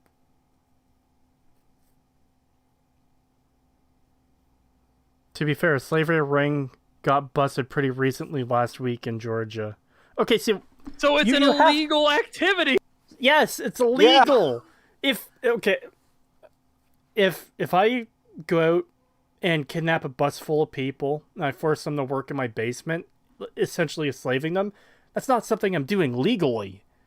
Yes. Like, if you're talking about slavery being an issue in a country, that's because it's something that's fucking actively supported by the government. It's legal. Yeah, if these things are places that are getting shut down, then it's not supported. It's like saying, you know, there's an issue with people killing other people in these countries. It's like, sure, they're doing fucking illegally. That's why it's called murder. Okay. Yeah, let's get back to it. Yeah, that's fucking insanity. All right. As well as morality and more. Number 3, your art design, graph. That's the end of it. That's the end of it. Oh yeah, these factions are a little bit aligned to political, maybe kind of, sort of, I guess, possibly, potentially. Moving on. Yeah. What? Potentially, maybe, kinda, I guess. Man, that was a lot of fucking things. Such no fuck off. Piss off, Scout. Grow the fuck up. Anyways, yeah, superior art, design, graphics, and aesthetics. Okay. So this is... he hasn't even made a point on this yet, but just judging from that title, this is going to be the superficial shit we see all the time. Where Probably, it's like, it has a higher resolution count. It has a higher pixel count and stuff like that. It'll be weird things like that. Skyrim has a higher poly count than Morrowind and higher definition textures. That doesn't make it good. Yeah, that doesn't make it the best in the series. Yeah. Yeah. aesthetics. So this is pretty obvious, but much better looking game than Fallout 3 or New Vegas, not in just the graphics department, but Fallout 4 overall is... I argue it isn't. I argue that Fallout 4 looks plasticky and kind of flat. It looks super generic.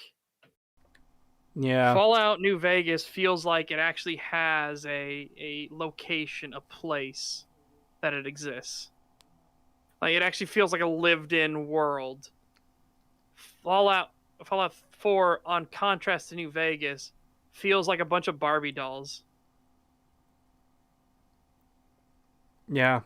There are some things I like. I like that the characters have body types now.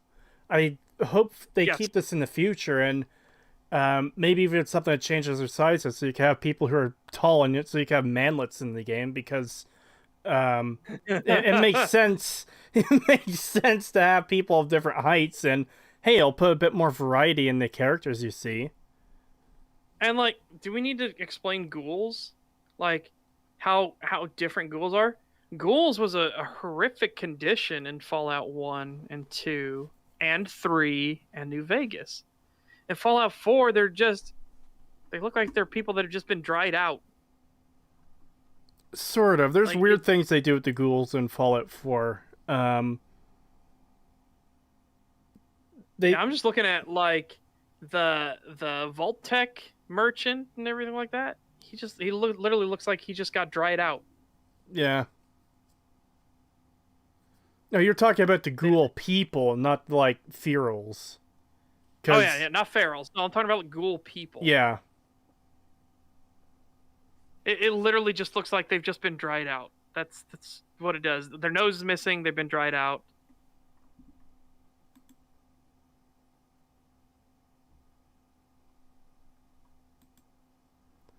Apparently, Yeah, I did it people in stream are still having issues with buffering and stream stuff. Yeah, it's going again for me as well. An error occurred. Please try again.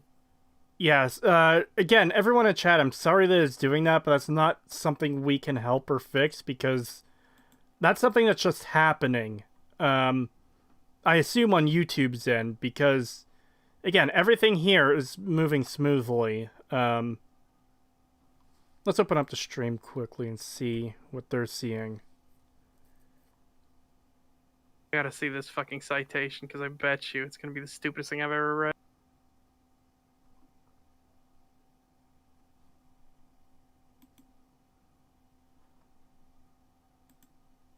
Oh, so an illegal thing was discovered, and they're gonna try to take it down because it's illegal.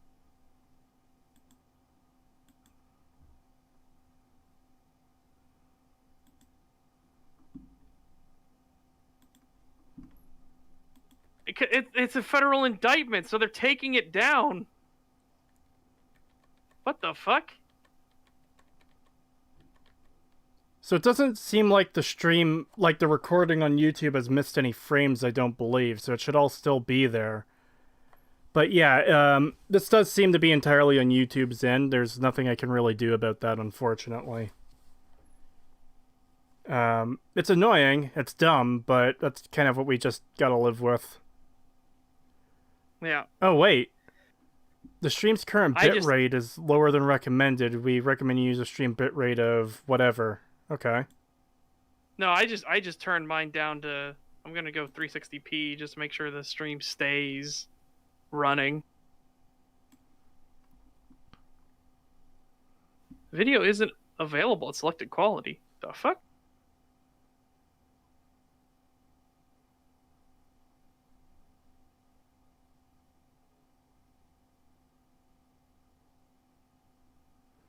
And stream health is... Yeah, so I do think this is a YouTube problem. We should just get back to the video at this point, though. Yeah, it is a YouTube thing, because it's going all over the place. Yeah. Yeah, that's unfortunate that it's starting to really fuck up like this. Actually, hold on. There might be something I can do that might help it. Just give me a minute here. Are you gonna close at least 300 of your tabs? No! I'm, totally not, finding a way to acquire the entire classic Doctor Who series. That's running in the background. That might be causing something. Oh, you fucking goober. Even though it didn't in other streams. Calling me a fucking goober and you don't even hear the full story. You're still a fucking goober, because they can spike like that, you know? No! Yes! No! Yes. No. Okay, I need to find this fucking tab. 300 Chrome tab gang rise up. No, bad. Yes! Do not encourage. Yes! Go open 300 more! Yeah. We have been going for 3 hours, 15 minutes, basically. I actually can't... This disagreement at the end of STAG. Huh? This disagreement at the end of STAG. That's what people are saying. Oh, what, the tabs? This is what's going to tear us apart? Tab 1 is as important as tab 10,001, okay? Yes. Yes, thank you. No. Someone who agrees with me. We will not be defeated. Okay, check sure back. you will. I'll just hide in one of your tabs. You'll never know the attack's coming. Alright, let's get back to this shit. And this is fucking shit. Holy god. Is a looking game in terms of the aesthetics as well. Fallout 4's biggest improvements in this department is Bethesda's attention to lighting and how light can either cast shadows or reflect off of different surfaces, which makes this game feel that much more real in my personal opinion. So, superficial shit. Yeah, okay. It's incredibly superficial stuff. Okay. There we go. If he has 300 normal tabs, I can't imagine how much incognito ones he has. Thousands. Yeah, he probably every single bit of his RAM is used in fucking tab memory. Is it normal for my RAM cards to be on fire? $2 for peace was never an option. Thank you. 7 tabs maximum. No. Absolutely, peace. You understand. No. I'll get to 10 tabs and I get anxiety, and it's like, okay, yeah, I need to fucking close that shit. At Creetosis, he will not divide us. Yes, I am right. You will never take my tabs away from me. No, I will. No, I will just hire the 4chan army to figure out where you're posting your things. No. And we'll fly a drone in front of it. It'll have a black hat on it that says 10 tabs maximum. You will not take my goddamn tabs away from me. They are important, goddammit. So yeah, instead of MAGA, it'll say TTM on it, 10 tabs maximum. And how it can either cast shadows or reflect off of different surfaces, which makes this game feel that much more real in my personal opinion. For the most part, the textures in Fallout 4 aren't leaps and bounds above the previous games. It's more how light interacts with them that makes them look more real. There's also a lot of more variety within Fallout 4's game world. You can experience different areas. But it doesn't look more real. Like I said, it looks more plasticky and cartoony. Your armor there, for example, doesn't look like fucking metal. Look at what the chat see when we get to the pause, but look at that shit. That looks like, that doesn't look like fucking plating. It looks like it's got a sheen, like it's some kind of plastic. Yeah. And keep in mind, I was about to say, it looks like look at the leg one of those cosplay plastic That's things. the leg plate I'm talking about. Look, those are supposed to have definition and everything to them. Yeah, It's completely flat. What I'm trying to point out, too, is that pattern that's on the leg plate, that's what you find on metal floors in, like, factories and stuff. Yes. And that's so you don't slip on the metal. There's no reason for that to be on a fucking leg plate. Yeah, I don't fucking know why that would be there. Who's climbing up your leg? You need to make sure they don't slip off. Oh god, it's probably like a tiny mutant, like, gecko or something. And they're playing Shadow the Colossus, and you're the Colossus. But yeah, no, I think Fallout New Vegas looks more realistic than Fallout 4 does. Fallout 4 literally looks like a toy set. Yeah. Zoids are in chat. Ah, yes, shadows. Definitely my favorite part of Fallout. Yeah, I know, right? This is what makes Fallout the best Fallout game. I mean, the other 3 or 4 points were fucking garbage and don't stand up, but this is the one that proves that Yeah. Fallout 4 is the best Fallout game. What the fuck are you talking about? It's fucking insanity. All right. There's a lot of more variety within Fallout 4's game world. Yeah, as somebody pointed out, shadows. How far do you gotta reach for something to compliment? Yeah, Yeah. these are supposed to be your 6 reasons why Fallout 4 is awesome and the best Fallout game. Like, let's pretend... Maybe, neat, kinda, possibly, I guess. Well, Like- hold on. Let's just pretend for a second that all of his other points were, like, super great. This point is still fucking garbage. Oh yeah, the graphics are better, there's shadows. It's really Yeah. lame. Yeah, look how good that shadow work is looking right here in this quarry. Man, do you see those shadows being cast by the barrel fires anywhere? No? Oh. Oops. Wow, why are those barrel fires not casting a single shadow anywhere? Yeah, you don't see the Oops. shadows of any of those stairs or walkways fucking anywhere. Yeah. It's just a very basic... Everything is a little dark, and these fires light things up a bit. Yeah, in these areas. Because, especially, these stairs here, there's no light source above it that we can see. And you can see the light projecting upwards because the faces behind those stairs are lit up. There's no shadows of those stairs on those walls. Yep. So, yeah, I don't get... This is some fucking insanity right here, baby. Like, genuine, we can see it before our eyes that it is not working. Yeah.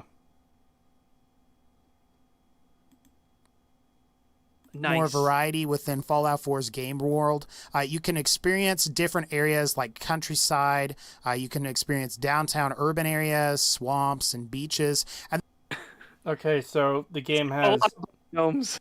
The game has biomes. Congratulations. Minecraft did it a decade before. Actually, no, it wasn't a decade before. It was like 5 or 6 years before. New Vegas has biomes. New Vegas has biomes as well. Morrowind has biomes. Like, this is such a thing, a variety of different things, okay? You have the deserts, the desert towns, you have the mountains, the forests in said mountains, you have Jacobstown, which is its own little zone. You have canyons and valleys, the great river, and the vegetation that lives up off of the river. We have New Vegas, so the downtown areas. Like, Jesus Christ, dude, this is fucking insanity. Yeah, this is so dumb because you have Remember... Honest Hearts, which is Hold on. alive, and you got snowy regions. You got Remember how on a previous STAG someone was making points about, again, similarly, the graphics and stuff, and someone just posted that clip of Mahler's Gedelb? The video game is good because it has graphics that allows us to see. Yeah. That's exactly what this is. This is Yep. that unironically. Fuck. experience areas that are almost out of this world, like the irradiated glowing sea. This is a big departure from previous games in the franchise. Fallout 3 in particular is mostly this like extremely gray, desolate, and ugly looking area to explore. And while I definitely think Fallout New Vegas fares better with like, some wooded areas as well as some desert areas, Fallout 4 still has Some wooded areas and some desert areas, and now he's gonna say Fallout 4 still has more variety. Okay. yeah, what? Fucking New Vegas has both of those plus snowy environments, and also he wants to say like the Dead Sea is so different. Like, okay, well, what was the Sierra Madre? Was that not completely fucking different? What about Big Mountain? Yeah. Is Yeah, that not Big different? Mountain. What about the Divide? What about Honest Hearts? Yeah, I just mentioned Honest Hearts as well. That Oh, I'm it's sorry. a whole area that's alive and has clean water and is just, oh my god, dude. There's a bunch of biomes in New Vegas. What are you talking about? And also, as Sir Gando says in chat, I mean, comparing graphics is not even fair considering the time those games were released at. And even then, neither the older or newer Fallout games have great graphics because it doesn't need it. Yeah, so it goes without saying, if I'm a AAA game company and I release a game in 2002 or 2008, and then I make another game in 2015, the graphics are going to be better than the 2008 or 2002 game. Yeah, that's not a point to like say like, oh, it's better. It's better. It's got better quality. It's like, And also, it's worth noting, too, that higher poly and higher resolution textures don't necessarily result in better looking graphics. yeah, Absolutely. Because You know what? You know what we especially did? when you're limited, you have to go more stylized to make it pop, and those end up We showed lasting and looking this, better. We showed this on a previous stag. That fucking article where he modded Thief, and the modded Thief doesn't look right because all they did was they increased the resolution of all the fucking textures. So things look too sharp. Things Yeah. look not right. It doesn't flow naturally. It actually accents and highlights all the edges in the world even more. man, I'm sitting here trying to think. I've been thinking this whole time. Does Fallout 4 even have any areas that have living vegetation? Fallout 4? Fallout 4 does, yeah. Yeah. It does. Like it has like Yeah, you- and there are green people actually trees. even there are actually people even like planting crops and everything like that. No, I don't mean crops. I don't Well, mean crops. here's the I thing, mean like, You can are find... there areas with like living trees with leaves and stuff? I can't remember if I've seen any trees, but you can find actual plants growing about the place. Like, Yeah. there's a flower you can harvest that grows in the wild. I think you can find some of the crop items out in the wild, like not in a settlement. As for actual trees with leaves on it, Yeah, I 'cause don't here's the- think here's- so. Yeah, because the thing I'm trying to say is, he's talking about how it has different biomes, but you look at New Vegas and it has, yeah, there's dead, desolate deserts and stuff, but you also have living green trees with green grass in areas like Jacobstown, where there's snow, and when you go down a bit, you got the mountain area that's full of green trees and grass. You got Honest Hearts, also green trees and grass, living environments. Well, there's also Like- the area outside of Good Springs that has small, like, shrubs and cactus and stuff growing. Yeah. But when I think of Um, Fallout 4, like, yeah, there's some crops that people grow, but that's not really a biome. That's just crops. I can't think of any biomes in Fallout 4 that are any different than, hey, here's a somewhat deserty area, and hey, here's a bunch of dead trees area. And here's a bit of a swampy area. Yeah, with, and here's a with bit bunch of area. dead trees. Yeah, with a bunch of dead trees. It just has water in it now. Like, I don't really consider that variety. He's sitting here saying like it has more variety, but I see the exact opposite. It looks like it has basically the same shit with less variety, because I don't see any snowy areas. I don't see any living green areas. The swamp areas are literally just the dead tree areas, but with water. Yeah.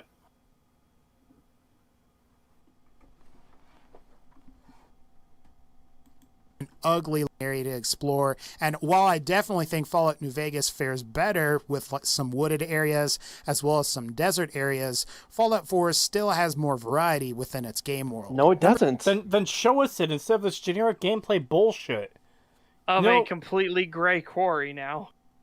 Yes. During your talk about aesthetics and graphics, where you actually highlight the fact that the shadows and lighting are completely fucked. Good job. You actually countered your own fucking point. All right, number 2. Oh boy. Better combat and VAT system.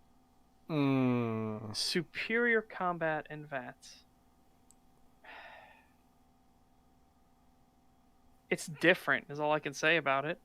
I would not prefer- consider. I I wouldn't prefer consider. New Vegas's. Yeah, I system. wouldn't consider VATS to be better in Fallout 4. In fact, I remember a lot of people complaining about the fact that it just slowed down time rather than freezing it, meaning people could no longer do the like turn-based stuff that they liked the VATS system for. Like the only people I know who like VATS are the people who say like, but it's the closest you can get to a turn-based system in these games, which I like, and everyone else just doesn't like it. So I wouldn't consider the VAT system to be improved in Fallout 4. I don't think many people would.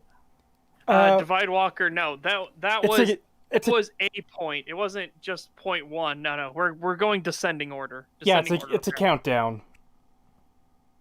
Most of these list of videos start with 10 or whatever the highest number is, and they go down to 1.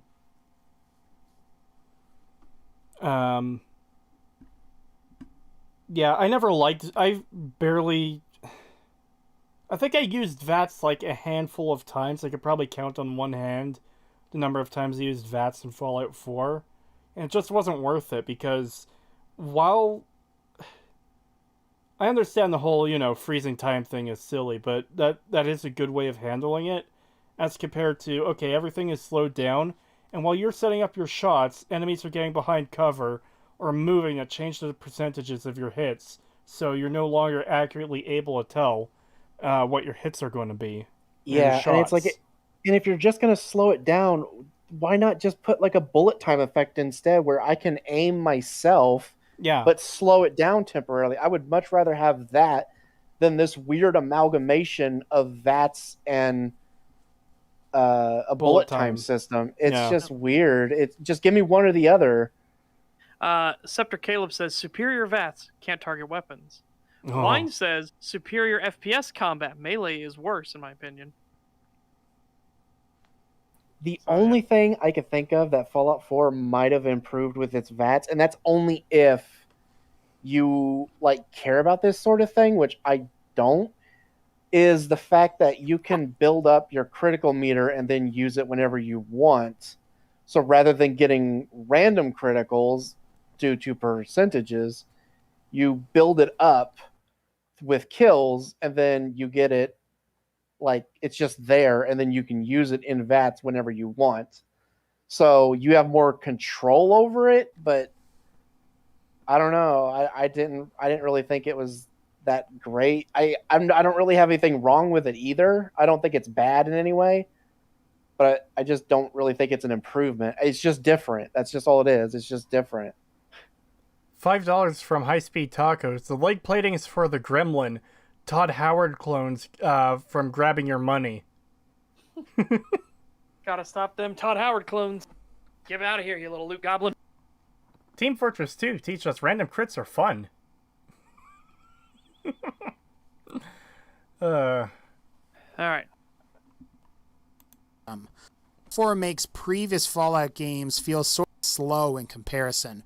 The pacing and overall flow of combat is much more natural now. In previous generation Fallout games like Fallout 3 and New Vegas, the first-person shooter elements feel really slow, especially when you start to It's funny that you keep saying this. We have watched you use this grenade launcher in combat, and the combat is dragging on and on and on and on and on with a fucking grenade launcher, my dude. Yeah. And you keep missing. It's so annoying. I hate watching that. It's like every time he has shot this thing, it has flown past the target.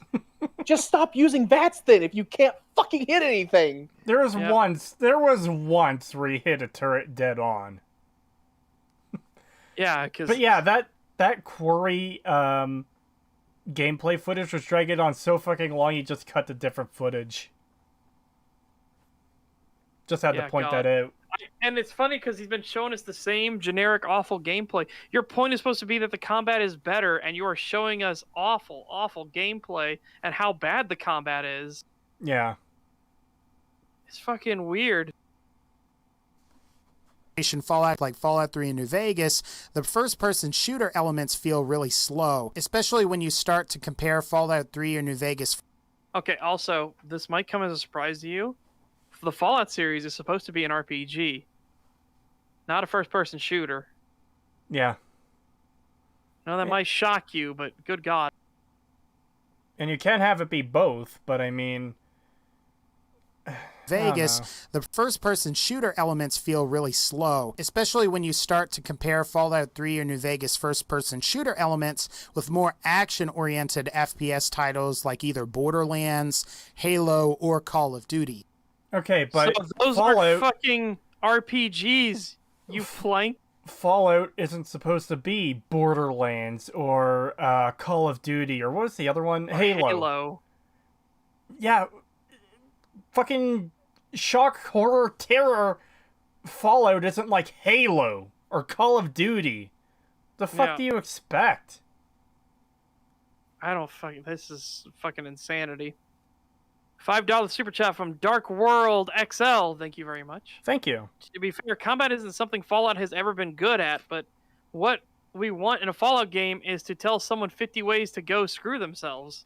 That's fair. And in all honesty, I don't think the combat in Fallout 1 and 2 were that bad. They're just a turn-based RPG system. That's not bad on its own. Yeah. I also wish it wasn't a fucking shooter. I miss it not being a shooter as well.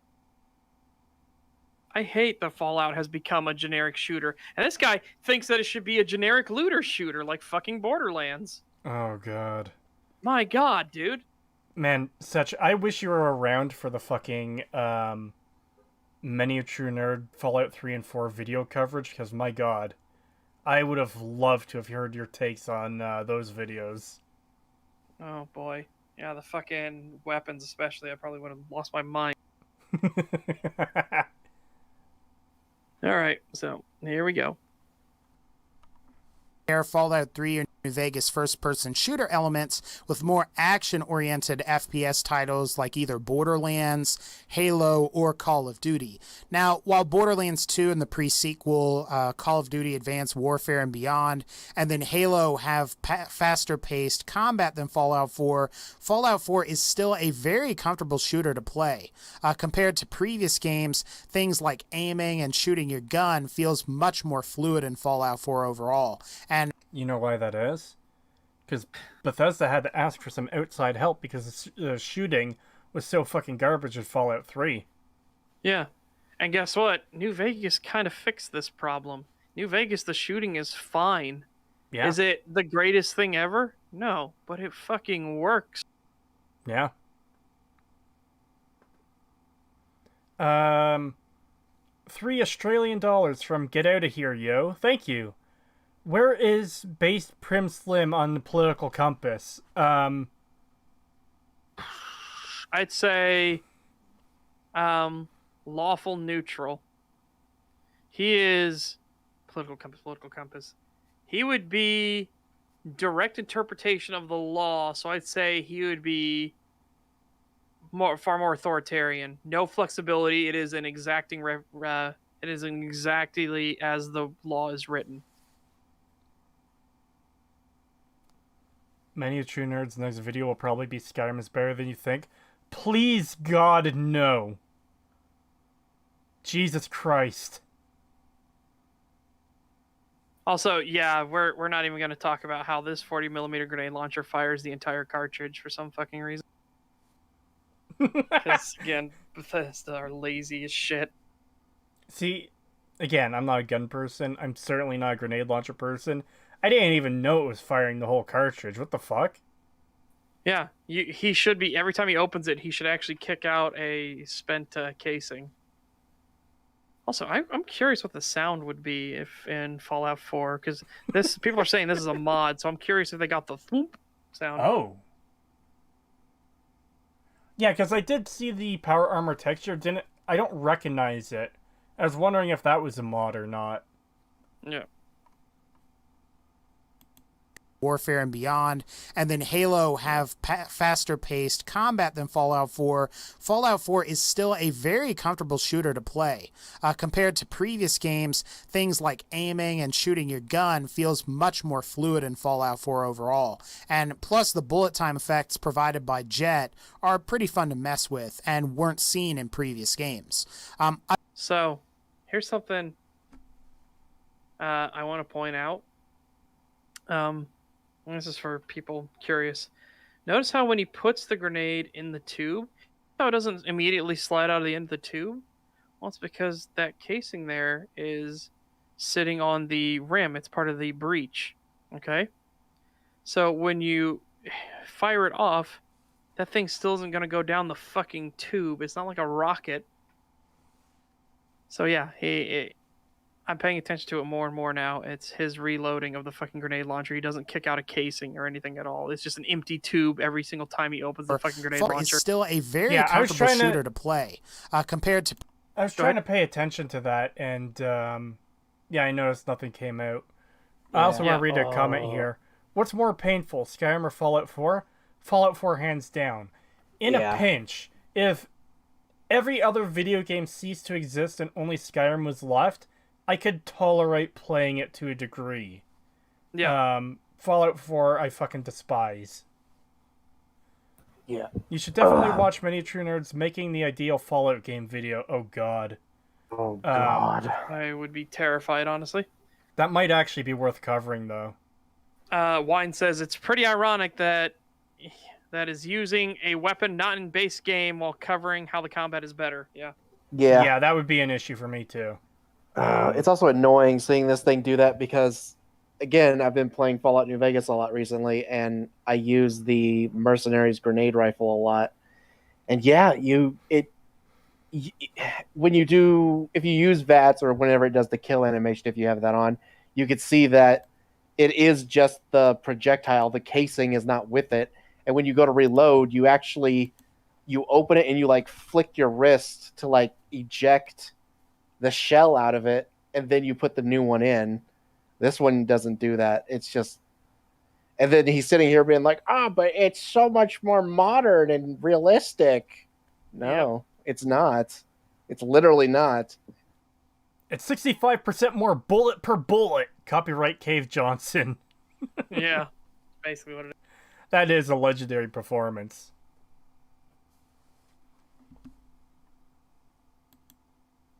Things like aiming and shooting your gun feels much more fluid in Fallout 4 overall.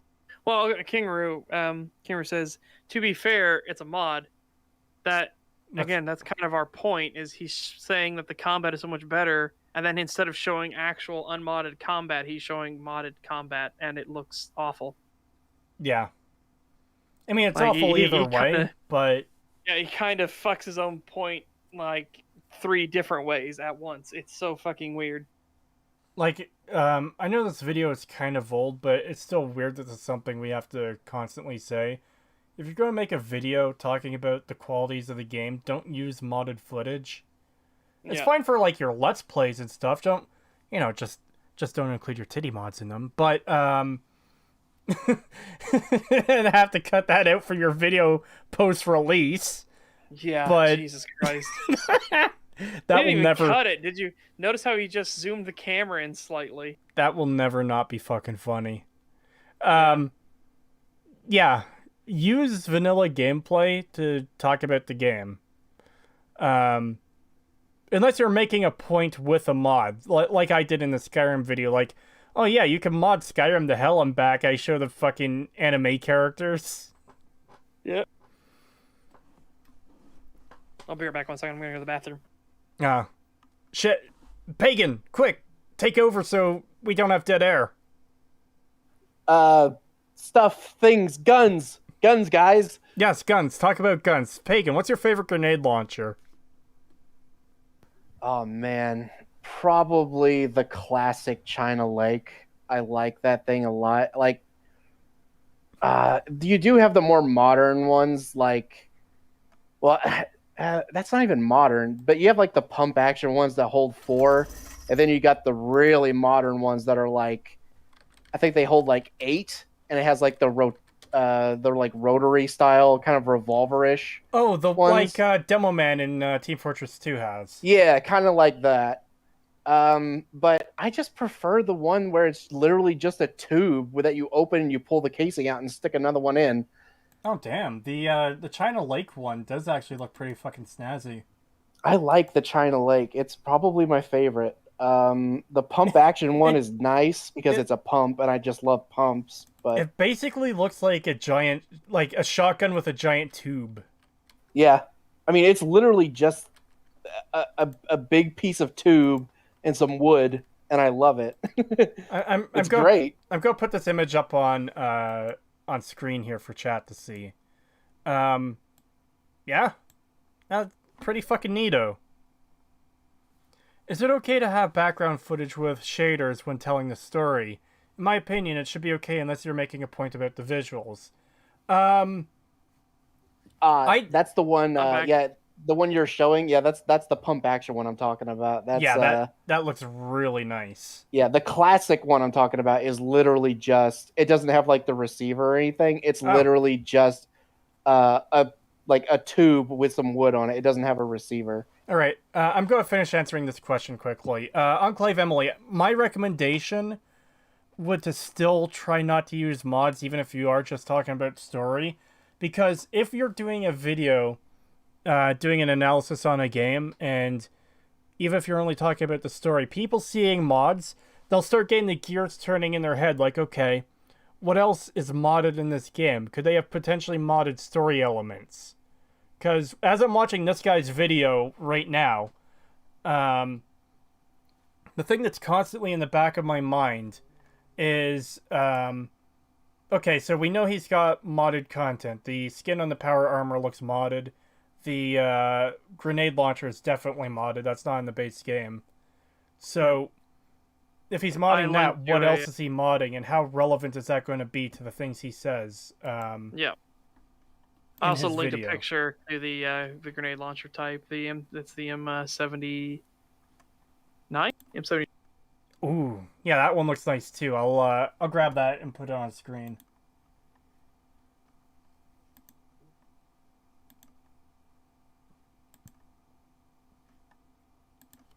Disconnected, attempting to reconnect.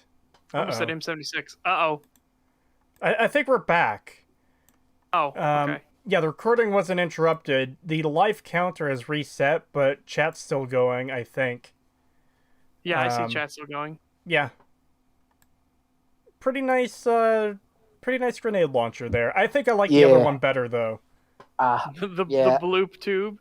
Yeah, I love. Well, like I said, it looks Call like a shotgun with a giant tube. Yeah, I love that one though. The one that you currently have up. That one's probably my favorite. I just like the simplicity of it. I don't know. There's just something about that. I do like the pump one though. The pump one is really nice. There's a more interesting one. It's the M203. It's the underslung that attaches to the M16 / M4 platforms. Yeah, those are neat too. And what they have is they have a sliding cage door basically. So you fire it, you get the thoop. You fire it, and then you slide the door forward, and then the shell drops out. You put another one in. Yeah, I've seen that. It's so that fucking like that shink noise that it makes when you open the thing and the casing falls out. Ooh, No, not just that. When you actually fire an M203, it just goes. Yeah, I know it makes the thump noise. I know, but I'm also saying it has that, but it also has that really satisfying sound of the case because when you pull the thing back. It makes that really nice sliding sound. It's so good. Yeah. And then I was also telling Cree about the more modern ones where it's more of like basically a giant revolver. Yeah. Style system. Yeah, it's the one that's yeah, hang on, I'll just get it. I'm also going to respond to this comment very quickly from Enclave Emily. Even if I specify what mods are active, I've got 6 hours of New Vegas footage where I only use shaders. I specify on screen and say what mods are active. That should be fine then. Yeah, I would say that's all right. Yeah, just as long as you have a note at the start of your video saying, "Hey, these are the mods I have active. I'm not pulling any shenanigans here." And that's there you go, Cree. That's also not to imply that every time someone does a video, that has mods that they're trying to be disingenuous. It could just be that they forgot, or they're so used to modding their games that they don't even consider it anymore and kind of like legitimately forget, oh hey, this actually does impact how the game plays, and it might not be completely fair or accurate with what I'm saying to what's actually in the base game. Oh, Yeah, I was showing. Yeah, I was Ooh. showing Cree the M32 rotary grenade launcher. Ooh, that is The- nice. yeah, that's the one I was Yeah. talking about. But that I is. think so. Dem just sent me something, and you guys are gonna be very interested in it. Uh-oh. Okay. I get suspicious when you say stuff like that. Wah, wah. He's fucking crying.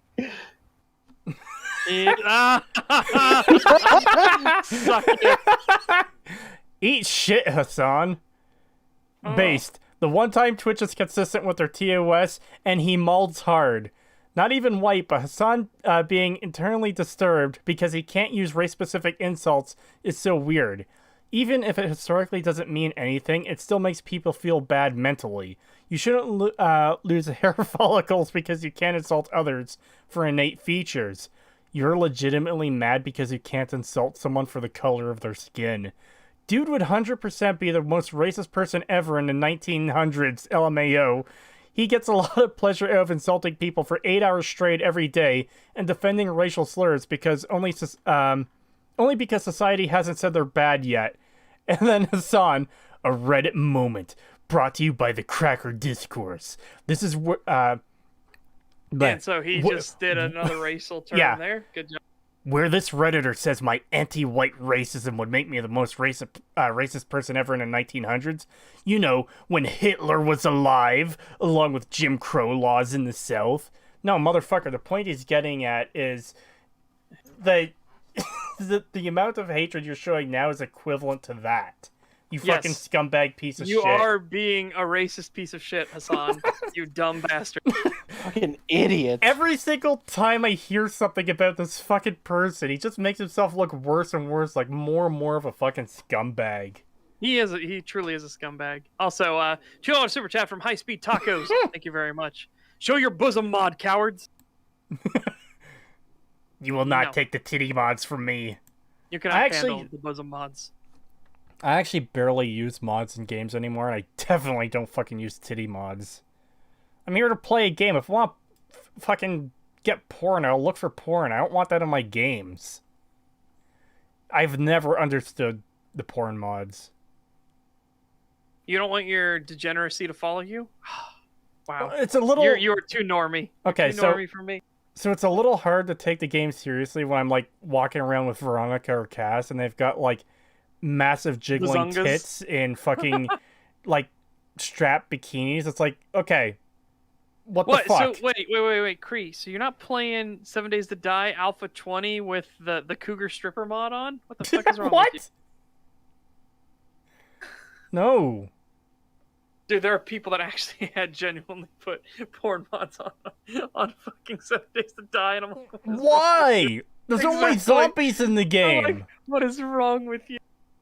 Are people making porn mods of the zombies? Is that something that happened? Yes. Are you...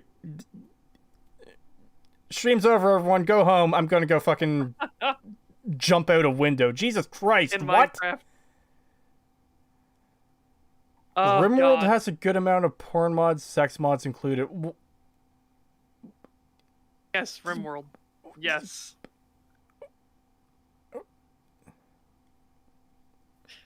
It is literally Rule 34. Yeah, it's Rule 34 is a truthism. It fucking is.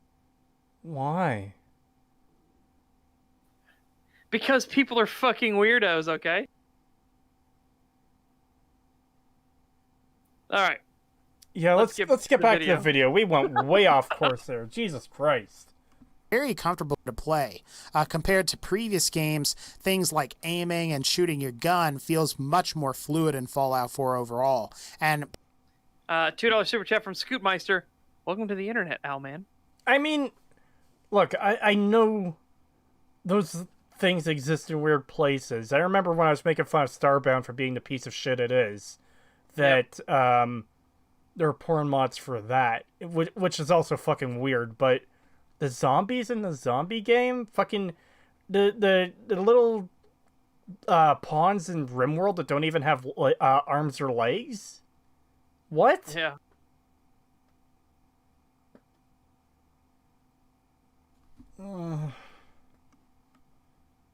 Aiming and shooting gun feels much more sorry, that was fluid me. in Fallout 4 overall. And plus the bullet time effects provided by Jet are pretty fun to mess with and weren't seen in previous games.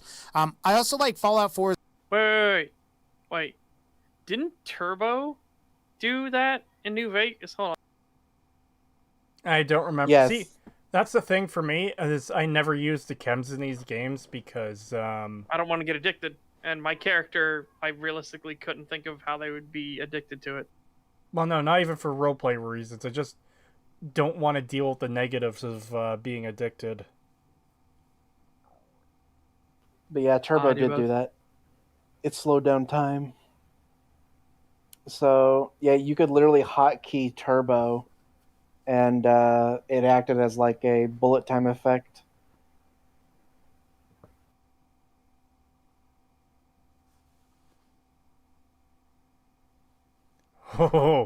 Oh my god, don't get me started on how garbage Starbound is. Game is nigh unplayable without a whole mod list. Ugh. My Yeah, dude. No, you- Starbound really does suck. Yes. I am so fucking happy just to see a random person in chat being like, oh my god, fuck Starbound, I hate it. I love you. Fuck Starbound. Ah! Yeah. Words Yeah, cannot... okay. Johnny All said earlier, yeah, Turbo does that as well. Alright, yeah, a bunch of people in chat said that. Okay. What, you don't trust me? effects provided by Yeah, Jet we're just making are pretty sure. fun to mess with and No, weren't so you seen just in had to stop it previous at no. games. Duh. I also like Fallout 4's modification to the VATS system. In previous games, VATS was more of a quasi-turn-based mode where you froze time and shot enemies into oblivion. Well, no, it's not turn-based. That's not what turn-based is. Turn-based is, I take my turn, you take your turn. Yeah. What It VATS just was a before pause. was you pause the game and you click on what parts of what shots you want to prioritize on your enemy.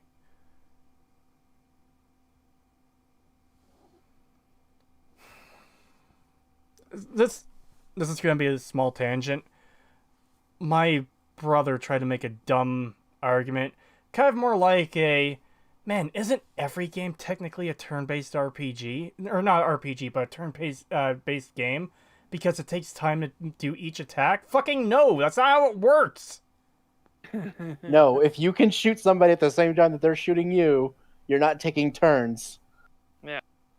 But is Starbound actually bad? Not only bugs, I mean story, gameplay, and everything else. Yes, Starbound is Yes. fucking garbage. Yes, Starbound is You- really, really fucking bad. You might be able to mod it into something enjoyable. The base game is fucking shit. Yep. Like, okay, World War II was turn-based. yeah, that's before they had advanced combat mechanics far enough to be able to do real-time combat.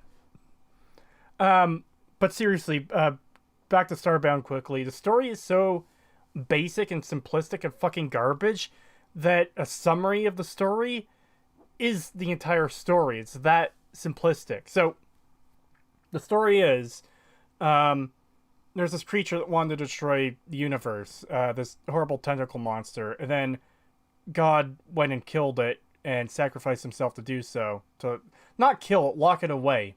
So you need to collect the 6 gems from each of the races to unlock the door so you can kill this thing and end the threat to the universe. And the reason you have to do this is because it got free from the prison that you haven't opened yet, and it destroyed the Earth. It is fucking retarded. How does the creature destroy Earth if it's still locked away? And why do you need to unlock its prison to go kill it if it's already out? No. And It makes no damn sense. why in the hell, if God could only imprison it by destroying themselves, how the fuck are us, random survivor from a tragedy, stronger than God and can actually kill the thing?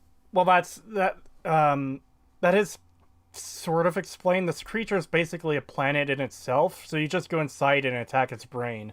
No, I know, but this is what I mean, is like, Yeah. the systems don't fucking work. So it's like God couldn't do that before. God couldn't Yeah. do that.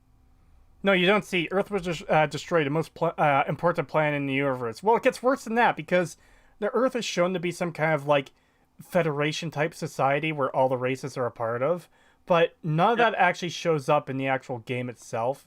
You don't see any of that in the rest of the game. At least last time I played, which was on its full release. So No, you still don't. You still don't see that.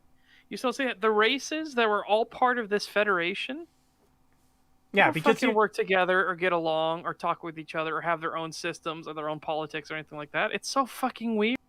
yeah, I will be doing a video on Starbound one day because holy fucking shit, I despise that game. Anyways, let's get back to the garbage. Fallout 4 is migration to the VAT system.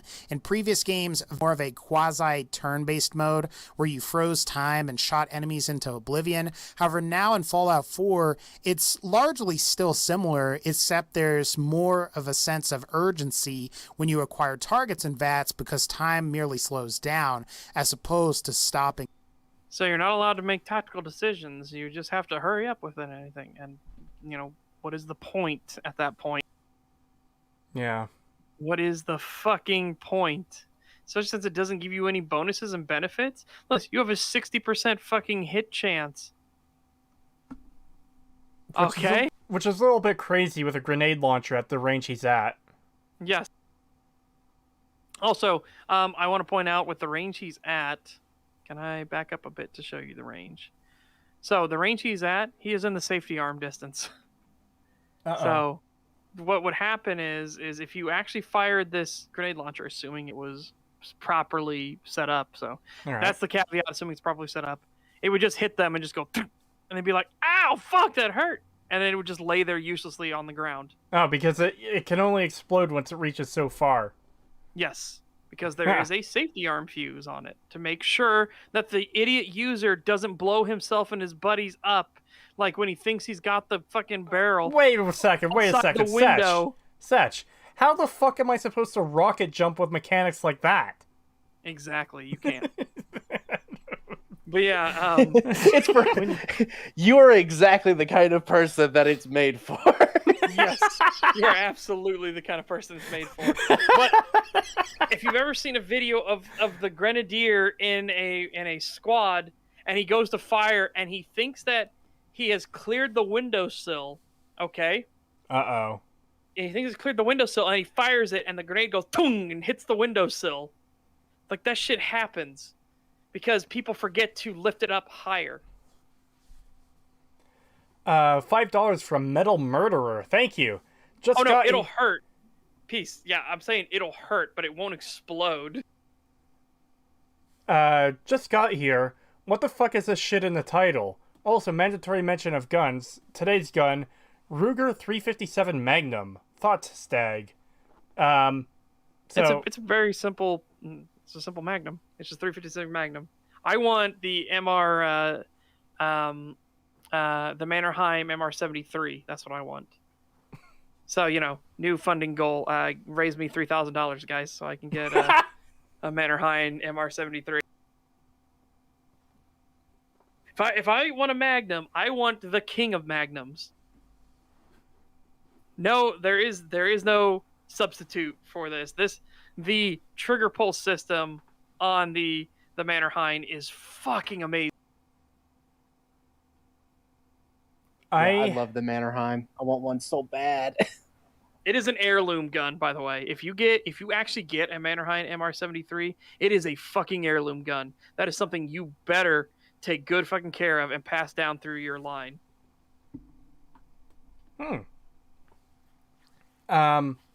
So I'm not a gun person, and I don't know much about guns. I'll just say it's pretty fucking neat. I do think guns are cool, though. As for what's in the title, it's the two videos we're covering today.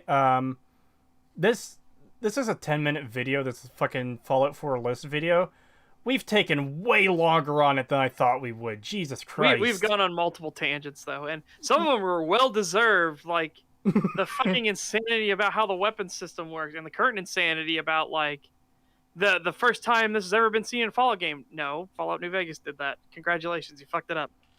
And the other video in the title, Why Elder Scrolls Isn't Dumbing Down, is a response to another video where obviously it's saying the Elder Scrolls is dumbing down. Now, I did watch a good chunk of that video before we started, and the Elder Scrolls dumbing down video didn't make...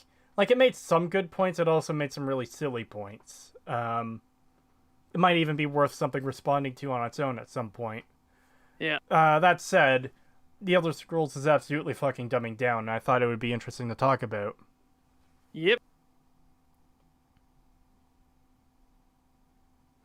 I get what the title is. I will rewatch at 2x speed later, but holy hell, where did you find videos this stupid? Suggestions by people in the server. Yep. Stag Wars, the tangents strike back, pretty much. Yes. Turn mode where you froze time and shot enemies into oblivion. However, now in Fallout 4, it's largely still similar, except there's more of a sense of urgency when you acquire targets in VATS because time merely slows down as opposed to stopping entirely. Overall, though, the faster-paced combat is a welcome improvement in my opinion. Number 1, console mods. Oh my god. Really? Really? Really? You had one point! You had 1 point to save this. You had 1 point to bring it back, and you fucked it up! The thing that we makes can this fix this game god-awful better. game and make it better because it's actually really dog shit. Congratulations, you fucking. Right at the very end, you fucking face planted and rolled around in it. So I will say that, hey, it's super neato that consoles can get mods now. Yes, absolutely. That doesn't make this the best Fallout game in the slightest. It's like... Okay, so if You I'm going want to know what else is super neato? What? That consoles can actually now start selecting between different graphics options, so they can choose if they prefer FPS over the pretty looks and everything. I'm like, Oh. wow, yeah, that's actually really nice. I appreciate that. But the point I was going to is... Console mods doesn't strictly make the game better or worse. It's just a thing that's there now, which is... It's good that it's there, but... Yep. Ultimately, this just goes back to the typical mod argument, is the fact that you can mod this game doesn't make it a good game. When we're talking about the quality of the game, we're talking about the actual quality of the product delivered to us. How is the gameplay? How is the story? How are the characters? And all that kind of stuff. And it's fucking garbage across the board with Fallout 4. And console mods do not save this in the slightest. Well, let's see what he has to say about it.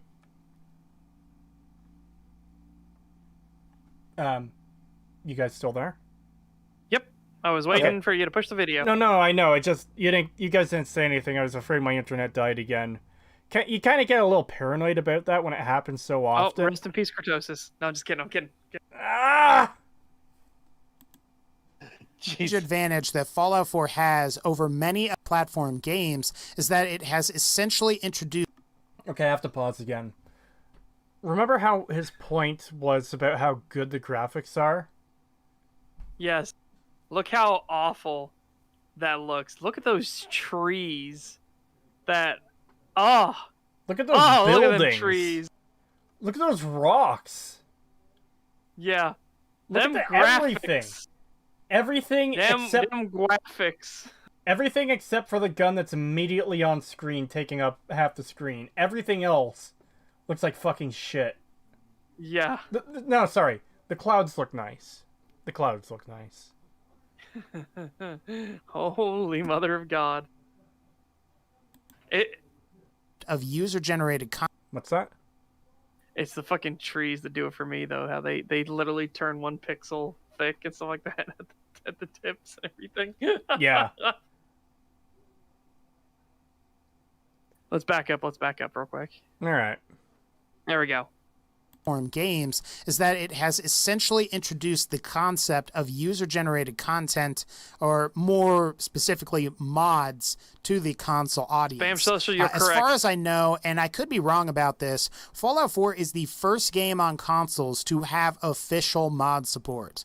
I suppose this is fitting considering that Bethesda was the first company to really innovate with DLC and expansion content on console. to really innovate with DLC and expansion content on console. Horse Yeah, armor. they've nickel and dimed the fucking shit out of it, and you people are like, please, sir, can I have some more of my money stolen? Please, sir. Oh, take away more features and sell them back to me, please, sir. I'm just still Yeah, stuck at the point where he is also wrong because stuff like Halo Forge mode exists. Little Big Planet existed before. It is like, this is stuff that existed before. It wasn't even close to first. and I'm still stuck at the part where mods don't make the game better because the game is what it is, and mods are something that's added after. Yes. Like, this doesn't make Fallout 4 having mods on console doesn't make it the best Fallout game in the series. It makes it a Fallout game that has mods on the console. Yep. We're almost done. It makes that Bethesda would be the first to bring video game mods to, as they also brought the concept of expansion content, or DLC, to the console. While other games had user-generated content in the form of like Halo's Forge mode, Little Big Planet, I think, had user-created levels, and then And of course characters and Sega everything. licensed like the Game Genie, which allowed you to cheat in the game. None of these things are as fully featured as Bethesda's mod tools, where you have the ability to You said first, you dingus. Doesn't matter if it's not as fully featured. They were before it. Yeah. Things progress. Okay? Technology marches on. The first house ever built didn't have fucking electricity. It doesn't make it not the first house that was ever built. Yeah. It didn't have a flushing toilet and everything like that. It's still the first house that was ever built. It doesn't fucking matter.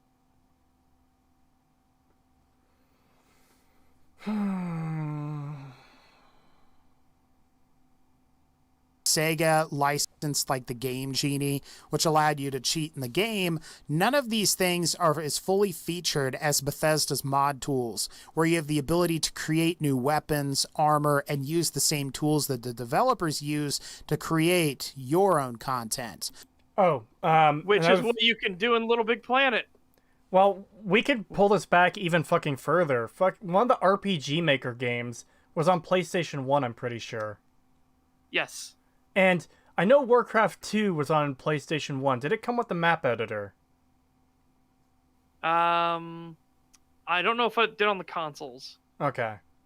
Yeah, I don't know if it came with that on the consoles either or not, but we have RPG Maker in the PlayStation 1 in the fucking 90s, so... I mean, you're just wrong. I mean, you obviously couldn't download other people's RPG Maker games off the internet, because, you couldn't connect to the internet back then, but still, it was there. Yeah.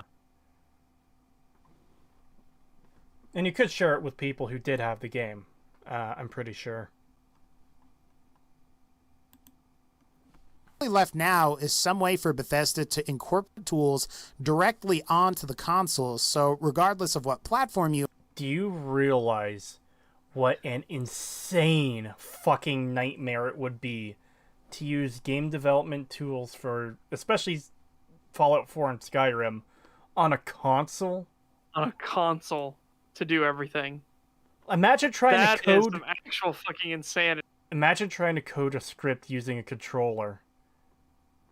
Imagine trying to create a character, a custom model, using a controller.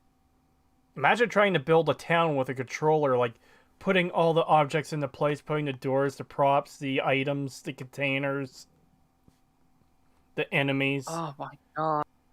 Oh my god, just thinking about that makes my head hurt. Oh, yeah. Having used things like the Gek and stuff, Oh my Oh god, to my make custom God. animations and everything and Yeah. keyframe and shit. Oh my Yeah. god, that would be No, I horrible. would rather die. I'd rather kill myself than do that. This dude has clearly never coded Hello World. Yeah. It's clear that this guy doesn't know what the fuck he's talking about. He's just talking out his ass. Good god. That actually might be the perfect representation of hell. Make a mod for Skyrim or Fallout 4 on a console. You can God, that would only definitely use be the a good controller to make your mod. I wonder if he thinks that the developers actually do that. Because, okay, the developers get dev kits, my dude, and what they are PCs specifically built to be the exact specs of the console you're going to make. It's just how it fucking is. God, yeah, custom animations and meshes making it on a console would be fucking awful. Imagine trying to paint a Holy texture with a console controller. I'm noticing a couple comments in chat here. I want to point them out quickly. The Columbine shooters made their own maps on the original Doom. Warcraft 3 had custom game editing. Yeah, but that's on PC. He's talking about console specifically here. Yeah, he wants this to be done solely on the console. Well, no. The overall point was console mods. Bethesda was the first one to do console mods, besides all these games that had custom user content beforehand. Yeah. And now he's like, how cool and awesome would it be if you could just have the entire mod making capability on the console itself? It's like, that'd be fucking awful. We're less than a minute. Less than a minute until we finish it. Yep.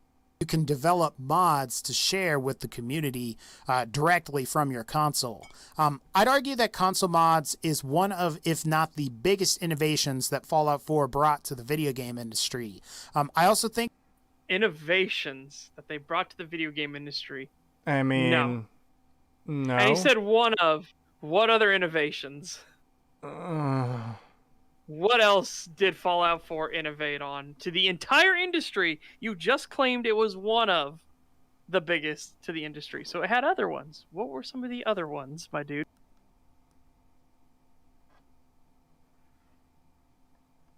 No, he's not saying this is how it works. He's saying, I think that'd be cool if people made their mod on their console and then shared it to people on consoles. Like, dude, that'd be fucking horrible. Yeah. The point he just made is not something he could back up or substantiate either. Yeah.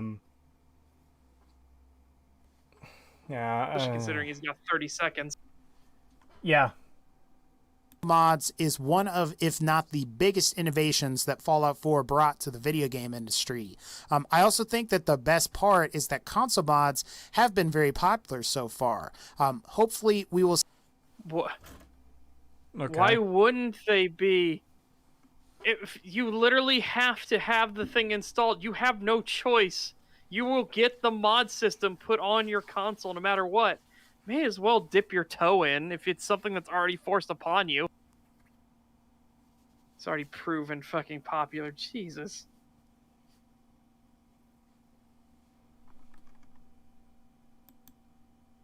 Development studios introducing mods to their game. It'd be awesome to experience console mods in games like Call of Duty, and as much as I harp about it a lot on this channel, I'd like to see user-generated content in the next Borderlands game. Anyway, guys, that's going to pretty much wrap up this particular video. If you like this video... Thank God. I don't know why you would want user-generated content in the Borderlands games. Okay. Granted, if you like the Borderlands games that much, you already are down for their really awful humor and writing. But you want a community of people like that making a fuck ton of like mods for you? Sounds horrible. Yeah. We could probably cut the video there. It's just thanks and stuff now, so...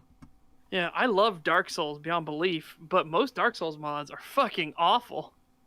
There are some great ones, but that's why you gotta vet who's actually making the mods. Alright, now, before we go to the next video, remember, we have that funny thing. Oh, right. thank you for reminding me. Because I was just putting that in. And the other thing, too, is I want to mention this up front. We might not finish this other video today. We've been going for over 4 hours now. Damn, I wish... No, why is it playing? No, I paused it. Oh, okay. Have you rolled that back to the start? Yes, Okay, I did. yeah, okay. Unfortunately, it just gives away immediately. So Yeah, so I'm not going to put it on screen right away until I'm done talking. Yeah, we might not be able to finish this this other video today. We'll do that, or if that is the case, we'll end up going next time. Yeah, we've been going for 4 hours and 19 minutes, which is unfortunately 1 minute short of the funny meme time. Anyways, let's put this on screen and let's go.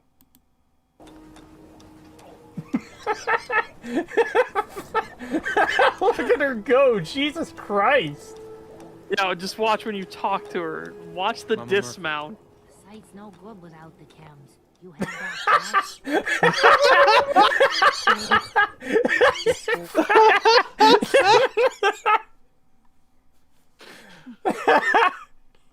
That is fucking that is amazing. Good. Oh, fuck. Yeah. Holy shit. Wow. Like I said, if you put a weight bench down, she'll fucking pump iron too. Oh, That fucking God. dismount, though. Holy shit. That dismount. Yeah. Oh, man. Okay, I need to go to the bathroom, and I might go get something to eat real quick as well after that. Yeah, we could set up the next video in the meantime. I've got it ready here. All right, Yep. I'll be right back. Yeah, so again, we probably won't be able to get to finish this video today because it's like a half hour long, and we've been going for 4 hours and 20 minutes now. But a little backstory on what this even is. As I said, No. Okay. This video is why the Elder Scrolls isn't dumbing down. Now, this is a response to a video made by Semiu Online or something like that. And Semi's video had some issues. I just rewatched it before the stream, and there are some things in there that I had a bit of issue with. He made some comments that do seem a bit silly to me, but he still made some decent points overall about the dumbing down of the games. This video is a response to that, where this guy's arguing the opposite. No, the Elder Scrolls isn't dumbing down. So let's see what this ends up being. Are you ready for the pain, Setch? Yeah, I'm totally ready for the pain. Absolutely. I have been thoroughly numbed. I got my gun rant on, so Well, I yeah, don't think we'll get a gun rant. We'll have to find out here soon. yeah. Maybe we should plan future streams on fantasy settings where we cover a very short modern day or sci-fi video, so you can get the gun rant out of the way, and then we move on to the main topic of being a fantasy game or movie or whatever. Because we can't have a stag without a gun rant. Of course, it's such tangents about guns. Or sorry, such talks about guns. That's what Stag has always been, guys. Well, it could be either or. Yeah, I will be right back 1 second. I will get myself a drink, and maybe there is some food here. We'll find out. Oh boy, both my co-hosts have fucking abandoned me, so I have to hold down the fort by my own. How is everyone in chat? I hope you're doing well. What's that video called? The Mama Murphy one? That was, let's see here. Mama Murphy riding pommel horse. And the YouTube channel is just called Elsa, which, man, that's a name that inspires fear now. Co-hosts are gone, call Creef. No! No. Don't do that. They won't bully you now. Yes, they'll never be able to bully me again. Yeah, I've seen this video. He never actually proves that they aren't being dumbed down. Just kind of justify why things were dumbed down. See, that's a very big difference to make, too. A justification for the dumbing down is just that, a justification. It's not countering the idea that it's dumbing down.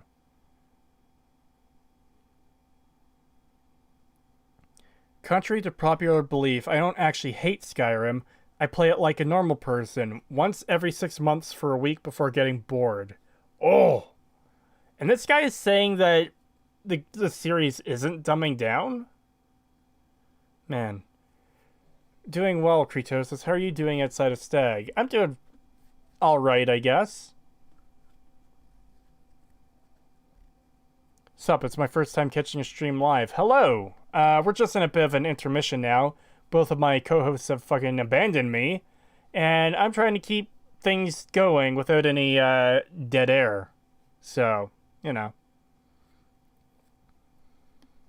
Yeah, there's a big problem with his video, in my opinion, and he got pretty salty about it. Oh boy. Zarek probably made the best videos about Skyrim's flaws. Yeah. Zarek's video series about the ideal Skyrim are fucking great. I would love to play his version of Skyrim. Oh my god. I'm back. Ah, welcome back. Thanks. Also, one small thing I keep seeing among some Bethesda fans is being content with the mere fact that there is an explanation for the lore break, like super mutants, even if the explanation is stupid. I Yeah. hate that shit so much, yeah. Yeah, that shit is absolutely an issue.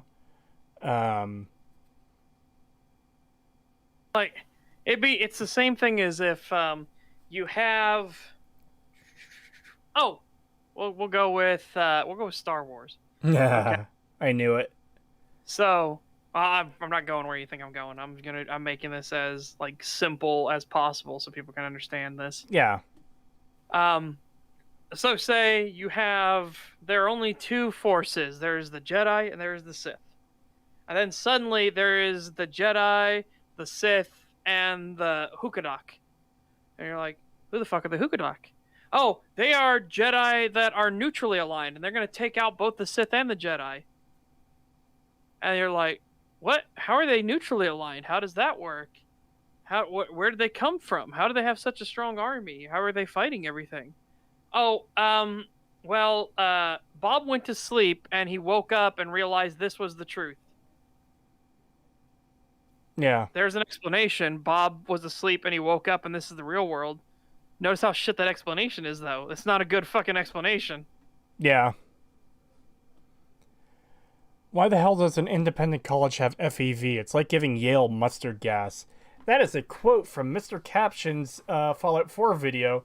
And yes, I agree. It makes no sense that the Institute just has FEV. Apparently there's a line of dialogue that alludes to them acquiring it, but that's the extent of it. They just have it because of reasons. They just found it somewhere that we never get to see. Yeah. Oh, boy.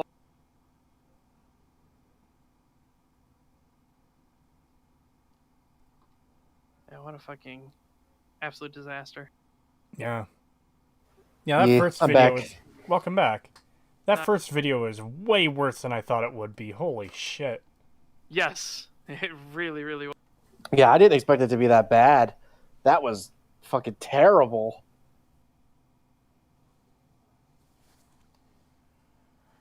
Anyways, actually, apparently I was wrong. This video is only 22 minutes, not a half hour, so, hey, maybe we'll get through this. And if not, Yeah, we'll just maybe. finish it next time, because this video actually has a part 2, and depending how well this goes, we might cover it. An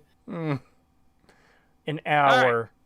An hour of, Bethesda totally is a dumbing down Elder Scrolls, you guys. Totally. Wasn't FEV modified greatly by the Master after the war? So why does the Institute work the same? Because they're smart people. That's justification. See, that's the thing too. Is it doesn't work the same. It works similarly. It's just an excuse for Bethesda to have their fucking orcs. So the Vault 87 FEV is a different strain than the Mariposa strain, And by the way, I don't believe this is explained anywhere in game. I have not been able to find any information relating to this in game. It's something everyone else says to fucking defend it, and I think it comes from a guidebook or something, but either way, it's not the same strain in 87, and that's why we have the stupid super mutants in Fallout 3. But a Brotherhood terminal log in Fallout 4 says that the Commonwealth super mutants are a different strain from both the 87 mutants and the Mariposa mutants. So there's just fucking FEV strains out the ass now, creating a bunch of different type of fucking super mutants. Even though the super mutants in Fallout 4 pretty much act exactly the same as they do in Fallout 3, hanging up gore bags and attacking everything that isn't them. You can tell I have a little bit of a hatred for the super mutants in the Bethesda games. Which is absolutely fucking justified. Hey, Creetosis, you can't say orcs anymore. Polygon and others said orcs are racist. Polygon Because can go fuck themselves. Because Polygon and those other people are fucking racist. Yeah. Anyways, it's funny that we just realized orcs are black people. It's like, no, they aren't. Yeah, it's totally true. That means orc is racist. It's like, no, that means you're racist. You just said black people are orcs. What the fuck?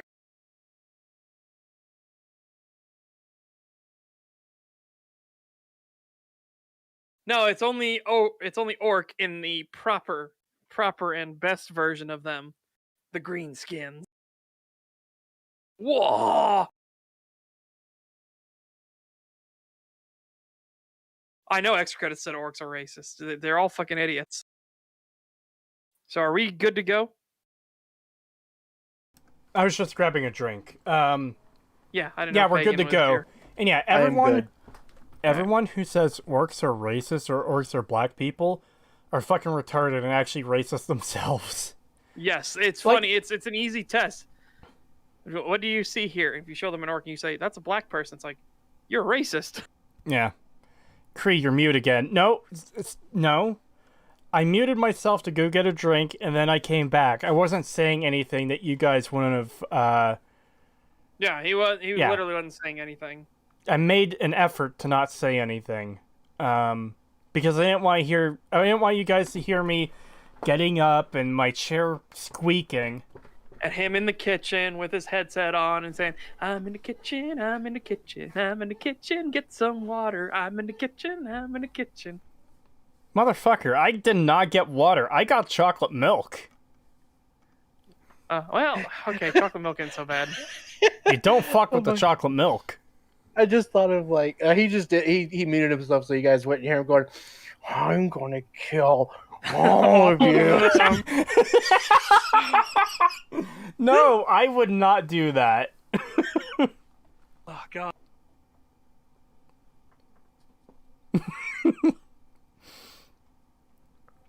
All right. Milk drinker, ew. No, you were the chosen one. You were the one who said Starbound is bad. You were my brother, Anakin. Even in Brotherhood there is betrayal. As Lord Zinch commands. Alright, let's get on with this fucking garbage. Well, hey, maybe this video won't be that bad. Maybe he'll make some good points. Maybe. Again, even Greetings and buried in shit as the fucking Acerthorn video was, he had some genuine good points. And notice how he actually put effort into those. Jesus fucking Christ. Greetings and salutations, people of the internet. My name is Jingles, and today I'm going to be doing something quite different from what I normally do. There's a topic that's been floating around for a little while now that concerns the supposed dumbing down of the Elder Scrolls games. Mostly thanks to Samuel Online's relatively recent video on the subject. No, it's not mostly thanks to that. I don't even know who you're talking about, and I will Okay, so- 100% say it's dumbing down. They're dumbed down. Hold on a second. This video was made back in 2013, March 17th, 2013. So this is a couple years after Skyrim's release. Okay. But I believe the sentiment was still growing back then that Skyrim was not a good game. It was not Yeah. due to, like, solely to Samuel Online's video or whatever his name is.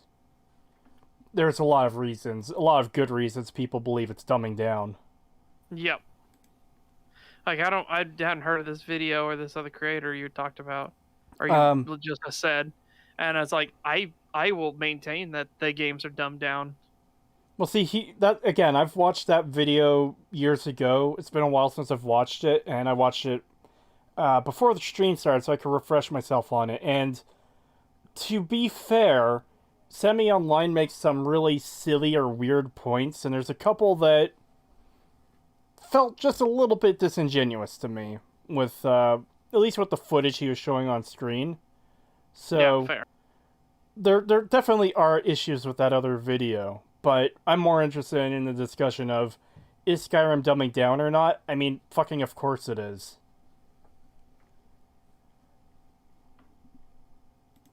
There's a topic floating around for a little while now that concerns the supposed dumbing down of the Elder Scrolls games, mostly thanks to Samuel Online's relatively recent video on the subject. Now, I'd like to preface this little discussion with a few words. First, that I think his video is by all means a very good one. In fact, I agree with a lot of the points he made, and the clarity with which he made them. There's a case to be made for the apparent casualization of the Elder Scrolls series, certainly, but in my mind that's a very simplistic view that's heavily influenced by gaming nostalgia. And there we have it! Wow, it's only nostalgia. They're not actually dumbing down. You're gonna go with it's just nostalgia. You only think they're dumbing it down because you're nostalgic. Yeah, so I did preview a little bit of this video, and yeah, we get the nostalgia argument pretty much right out of the gate here, as you see. Wow.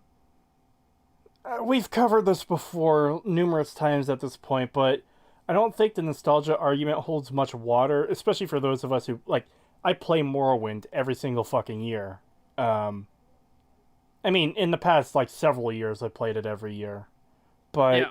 the point I'm making is, there's more to this to the discussion than, oh, it's just nostalgia. And presenting it as such just seems disingenuous to me. It seems dismissive. It's like you can't even be bothered to look at the actual arguments. You're just saying, oh, it's just the nostalgia goggles. People are looking through the nostalgia goggles and they think something they played when they were younger years ago is better than it actually is. And the thing now that they hate, they only hate because it's not the same as the old thing. Yeah. Which he can't even use that argument with me because Skyrim was my first game, or was my first Elder Scrolls game. I had never played any of the other Elder Scrolls before Skyrim, and after I played Skyrim, I went back and played Oblivion and noticed, like, wow, there's a lot of things here that just aren't in Skyrim. I wonder why. Patrician TV stream covering this ancient drama absolutely ripped this video to pieces. Oh god. I actually haven't seen that. That might be interesting to watch at some point. Yeah, I hadn't seen it either, so. So, it seems like we're in for a wild ride. Yep, so it seems. Facts. The second thing I'd like to fervently Rather than honest facts. Again, so yeah, he's absolutely shot us in the foot here on this one. Well, shot himself in the foot, don't you mean? No, I mean, if he wants us to keep up with this point, he has just hobbled us because you've already incentivized us against your point, because you're already saying that it's just because of your blind nostalgia, and if you were being honest and thinking clearly, you wouldn't be so dumb. And it's like, wow, thanks for poisoning that well. Real fucking good. Yeah. Yeah, good point. But that's a very simplistic view that's heavily influenced by gaming nostalgia rather than honest facts. The second thing I'd like to fervently express is that I love the Elder Scrolls games. I really do. I began with Morrowind back in around 2004 or so, and I have a lot of love for that game. As anyone who subscribes to my channel will probably tell you, rants about how Morrowind was superior to subsequent Elder Scrolls titles is something of a staple feature of my videos. However, I do feel that when it comes to Morrowind, far too many people have had their nostalgia goggles so firmly in place that they overlook. Yeah, so again, you're just poisoning the well more and more and more. You're painting people out who think that Morrowind is better than Oblivion, is better than Skyrim, as they just have nostalgia goggles on. And again, it doesn't work with me because I played Skyrim first, and when I went back to play at least Oblivion, I haven't played Morrowind yet, but when I went back and played Oblivion, I noticed, hey, there's a lot of things here that weren't in Skyrim. It feels like they gutted a lot of shit. It feels like they really dumbed down the series. Kind of weird that they did that. Well, I mean, some of the easiest examples you could point at is how much magic has been gutted between Morrowind and Skyrim. Yes.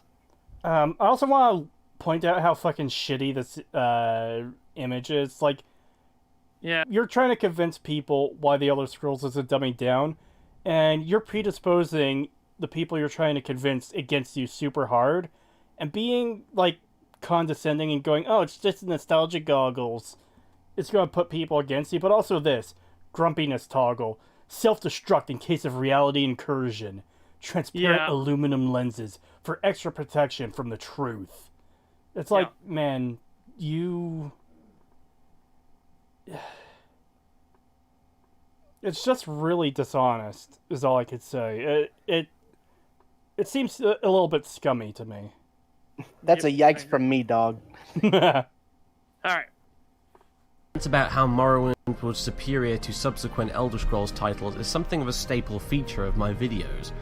However, I do feel that when it comes to Morrowind, far too many people have had their nostalgia goggles so firmly in place that they overlook the many flaws the game possessed, and in some cases go as far as to compare their idealized version of the game to later titles like Oblivion and more recently, Skyrim. Okay, so naturally my next comment is going to be citation needed. Yes. This is something you need to back up super fucking hard. Because if you're saying people are just projecting their idealized version of Morrowind onto the future games and saying the future games are bad because of your idealized version, you need some serious sources for people saying, oh, Morrowind does this and Skyrim and Oblivion don't do this, and then showing why they're wrong. Or at least inaccurate. Because not only is it a warped view to have of the game, it's also preventing people from enjoying the newer titles because all their brain is capable of doing is making constant comparisons to a previous game that probably isn't all as great as you remember it. Oh boy. So, one, you know how you solve that problem? You play it again. Yeah. And then you compare, and you go in and like, well, why does it feel like X game that's older is better than Y game that's newer? And then you go back, you play it. You play Y game, you play X game, you play Y game, you play X game, and then you come to a conclusion at the end of it. Yeah. And not only that, he's acting like, oh, your nostalgia from Morrowind is preventing you from enjoying Skyrim. No, Skyrim is preventing me from enjoying Skyrim. Yeah, Skyrim is absolutely shit. Yes. Oblivion is way better than Skyrim. If we say, Elder Scrolls 1 Skyrim was released in 2011, I would still say it's a pretty shit fucking game. Some of my arguments would have to be altered due to Morrowind literally not existing in that case, but it doesn't change the fact that it's not a good game. Yeah. Yeah. It's got a lot of issues. It doesn't suddenly magically become good because Morrowind doesn't exist, or because Oblivion doesn't exist. It's still shit. Yeah.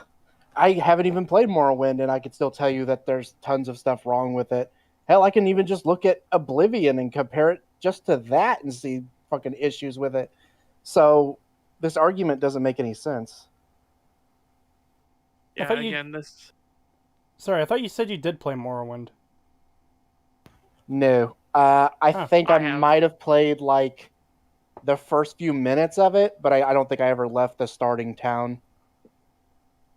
Alright. That's even if I did play it. I might not even be remembering correctly. I know I have played Oblivion. Play it. I plan to play Morrowind in the future. Do it. Alright, let's continue. Yep. I used to do it too. Anyway, in his video, Samuel Online made a number of specific points with regards to why he thought the Elder Scrolls were being dumbed down as a series. Now, some of these points, as I said, I fully agree with, but I think it's worth pointing out that a lot of the problems gamers have with the Elder Scrolls have far more to do with Bethesda's poor design choices than some sort of conspiracy on the part of the filthy casuals. Let's get one... So, It's not a conspiracy from the filthy casuals. It's a conspiracy from Bethesda. Well, no, They're I think doing it in service to make these more appealing to casuals. I think what he's getting at is, it's a conspiracy that Bethesda is trying to appeal to the casuals. But again, conspiracy and conspiracy theory and conspiracy theorist are words I've really begun to hate because people use it again, similar to fanboy and toxic and fucking whatever else. And I would say it isn't a conspiracy at all. It is a provable trend that we can see and measure. Yeah, what I'm trying to say though is that I get what you mean. I'm trying to explain that they've been overused. It's not just overused. I'm trying to explain it for the audience that it's used to dismiss a point someone is trying to make. So, Bethesda's trying to appeal to casuals. That's just a conspiracy, a conspiracy theory. And it's like, well, no, this is kind of provable. They having a more casual audience will get you more sales, will get you more money. Yep. Also, 666 bringing up something that came from my stream. Our nostalgia for the OG RE3 is preventing us of enjoying the RE3 demake. Yeah, fucking Resident Evil 3 remake is god awful. Did he just say Bethesda's bottom line is a conspiracy? Yes, he did. Yes, he did. Just say Bethesda's bottom line is a conspiracy. But yeah, also when I talk about streams, I'm talking about the streams on YouTube. I've started switching over to doing YouTube streaming. It hurt. I don't make anywhere near... Well, I don't make anything off of YouTube streaming, but yeah. I kind of like it more. Because I kind of like that the chat can stay. Like, I can keep the replay there, and then people can leave comments on the videos, and I don't have to worry about the streams going away. Yeah. After a time. I kind of like that.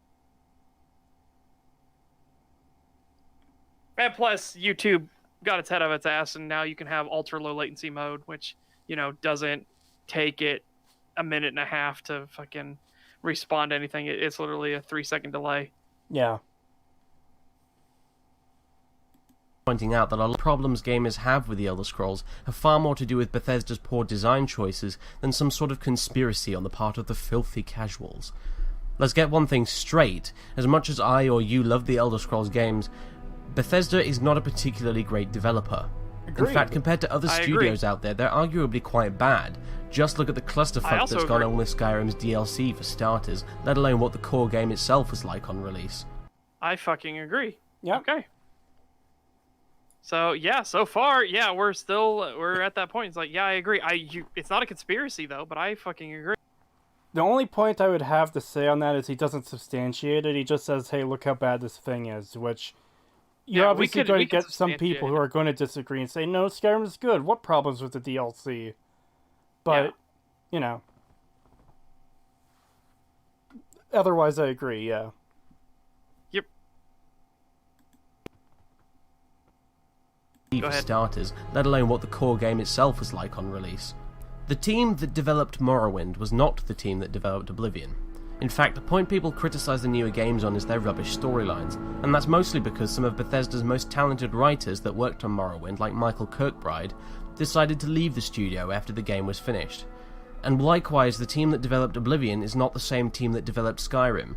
People need to accept this and come to terms with the fact that different games designers have different philosophies when it comes to developing video games. So the problem with that is, a lot of the leads still seem to be there. Todd Howard is still there.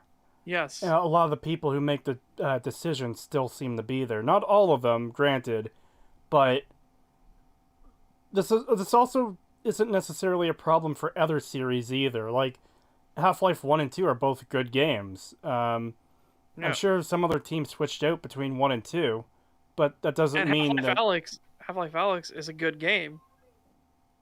And you best believe that not everybody on the team was there. Their lead writer wasn't with Valve at the time of Half-Life Alyx. And it's a good fucking game. Yeah, I was going to say, this argument doesn't really mean anything anyway, because, yeah, it can be a different team, but it's still a shit game. That doesn't change anything. Like, you just have to accept it's a different creator. Okay, well, the different creator made shit. Yeah. What else am I supposed to do?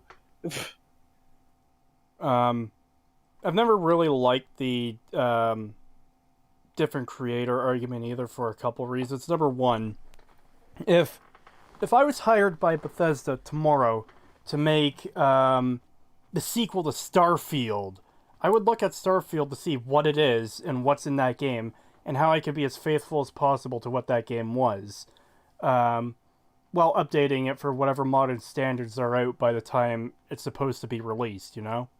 Yeah. I wouldn't just trample over the lore, because I think it would be funny if the Dark Brotherhood was an evil version of Christianity, or Kid in a Fridge, or anything like that. Maybe that's me personally, but the point I'm getting at is, you could have a new developer come onto a series and still make a really fucking good follow-up to something that existed before, but you can also have the same developers make a shit follow-up to the thing they made before as well. Like, it could go either way. The same team working on a sequel isn't a guarantee that it's going to be good, and a different team on a sequel isn't going to be a guarantee that it's going to be bad. Yep.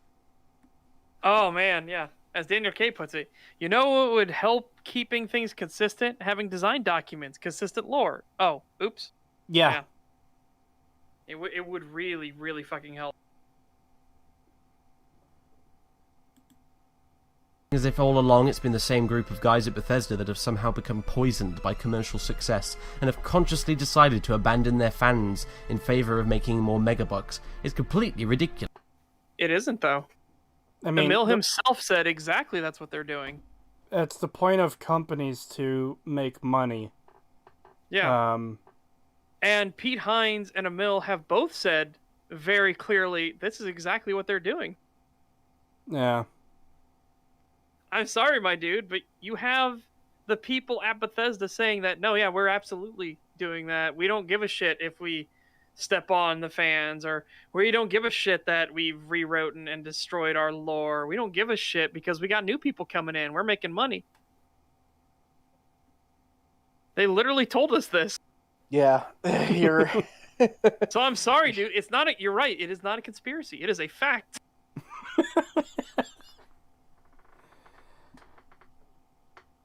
I like how he's being so dismissive of this too. Like, oh, the company wants more money. What are you talking about? That's silly. What are you, stupid? You think a company would want more money? What are you, dumb? Yeah. Man, if only someone could sue Bethesda for $500 billion for making such shitty games. Oh, God. And have consciously decided to abandon their fans in favour of megabucks is completely ridiculous. For one thing, Todd Howard's team doesn't even have to worry about sales. Elder Scrolls games sell like hotcakes regardless of how good or bad they are.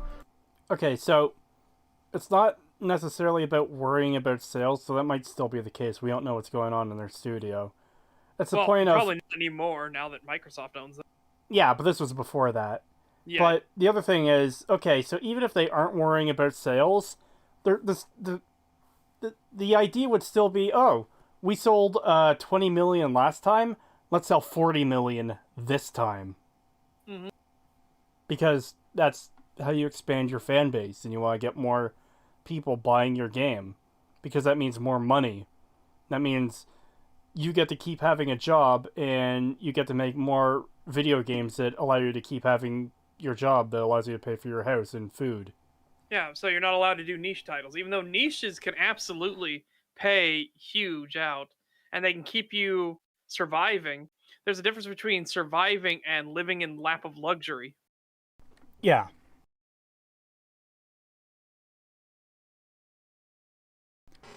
Look at how Most the money... of the complaints self-declared... Oh, good. Sorry. Look at how the money goes up the more casual the game is. His evidence shits on his own point. Yeah. Yes.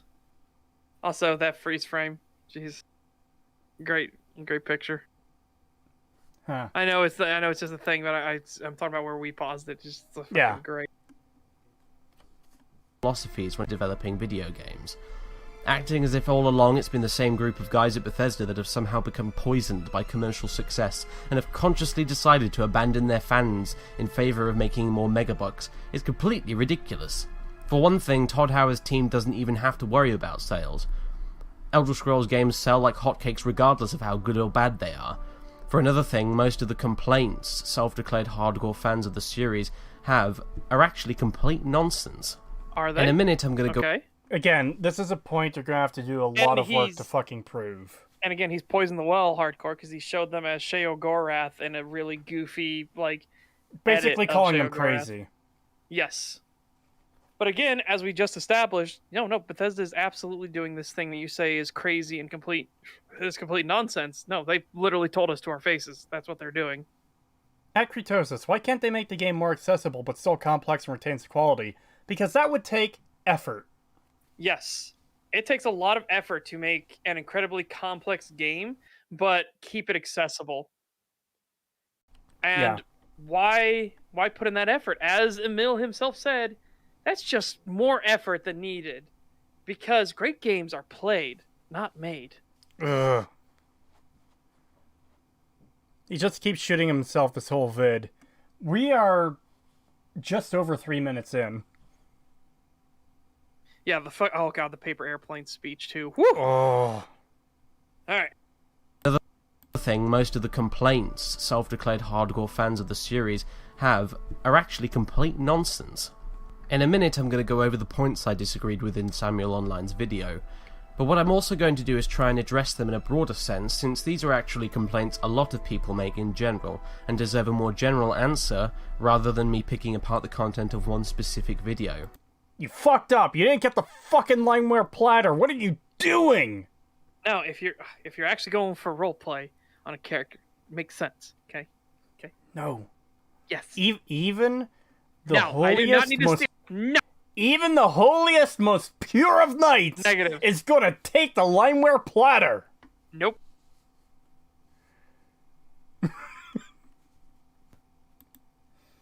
Further ado... Oh my god. He does the same Oh fucking my god. thing as... I'm getting fucking Vietnam flashbacks. Important people can't die. Okay? Do you understand how much this fucks with things? There is a camp in Skyrim. It is a Stormcloaks camp. And there's a random guy in there that's named, and he cannot fucking die. Because he is flagged essential. Even if you want this fucking camp dead, he is flagged essential. Forever. See, I thought you were going to talk about something else. I'm getting fucking Vietnam flashbacks from a certain other video that used that exact same sound for... Definitely... No, I am trying to avoid the fact that it's the same sound as Shitthorn, okay? Ah! Yeah, what a fucking terrible... Maybe this is the video that inspired him to use that fucking shit. Oh, God. So the usual defense for essential NPCs is, but they could die due to the environment, due to bandits or monsters or whatever. Okay, then Wouldn't you that said be so interesting, though? That is so interesting. It would change the story, and it'd be your story. Well, I did a quest for him. I came back, and he got killed by a bunch of bandits that attacked the town. Well, see, that's the thing, too, is that might be extremely annoying for some players. My alternative is going to be, okay, then you set a flag where only the player can kill them, and they only go unconscious to, like, wolves or bandits or whatever. Yeah, that's fair. Because if it's genuinely like, oh, hey, you're playing Oblivion, and it's Martin Septim, and a wolf just bit his ass off and he died, well, now you can't complete the main quest. So you set it so, okay, it's only the player who can kill Martin. The wolf can't do shit to... Well, the wolf could damage him, he can knock him out, but he can't kill him. So let's see where he goes with this. One of the first points Samuel Online brings up is that quest characters in Oblivion and Skyrim cannot die. This is entirely true, and it's also true that it has an effect on the player's sense of immersion. That kind of hand-holding is unwelcome, naturally, but as I'm about to explain, Bethesda had a very good reason for doing it, and it's not to appeal to casual gamers. As many... Okay, so... But it is, though. But it is. Because hardcore players that actually want this sort of depth would be like, oh, dude, he got fucking killed while I was gone. Shit. I guess I'll keep these for myself, and, man, is anything going to happen? Can I do anything with it? Oh, the town is in mourning now or some shit? There are things you can spin off of this and do. Like I said, imagine how interesting of it would have been a quest. We talked about this in the first video. A quest where you get a quest, hey, that town over there stole from us and stuff like that. Can you go there and get it? You go talk with that town. They talk about how they're a bunch of dicks and whatever like that. You think, okay, well, I'll go back and talk with them. You go back to the first town, and now it's on fire, and the few survivors are being loaded in carts and being taken away by the Stormcloaks or the Imperials. It doesn't matter.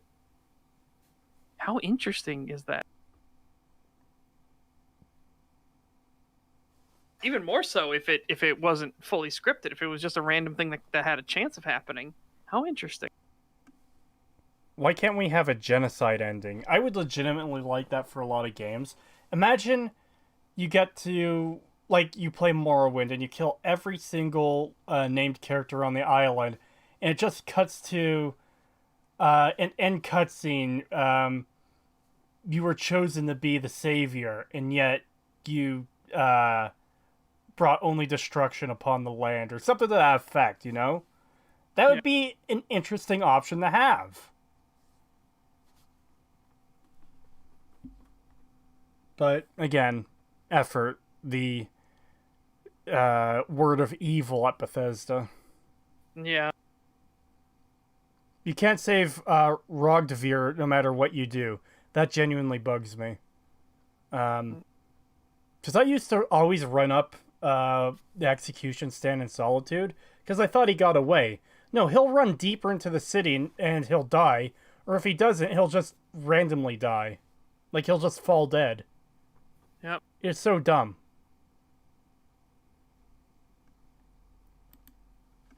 No, Oblivion introduced a fairly groundbreaking concept to the Elder Scrolls series, so-called Radiant AI. Where previously NPCs would stand or wander around in a single spot night and day, never eating, never sleeping, never interacting with one another, they now suddenly gained some semblance to actual human beings. People in the game would wake up in the morning, eat their breakfast, leave the house, lock the front door, set up their shops, visit the pub, or even travel to a different city, all before heading home to sleep for the night.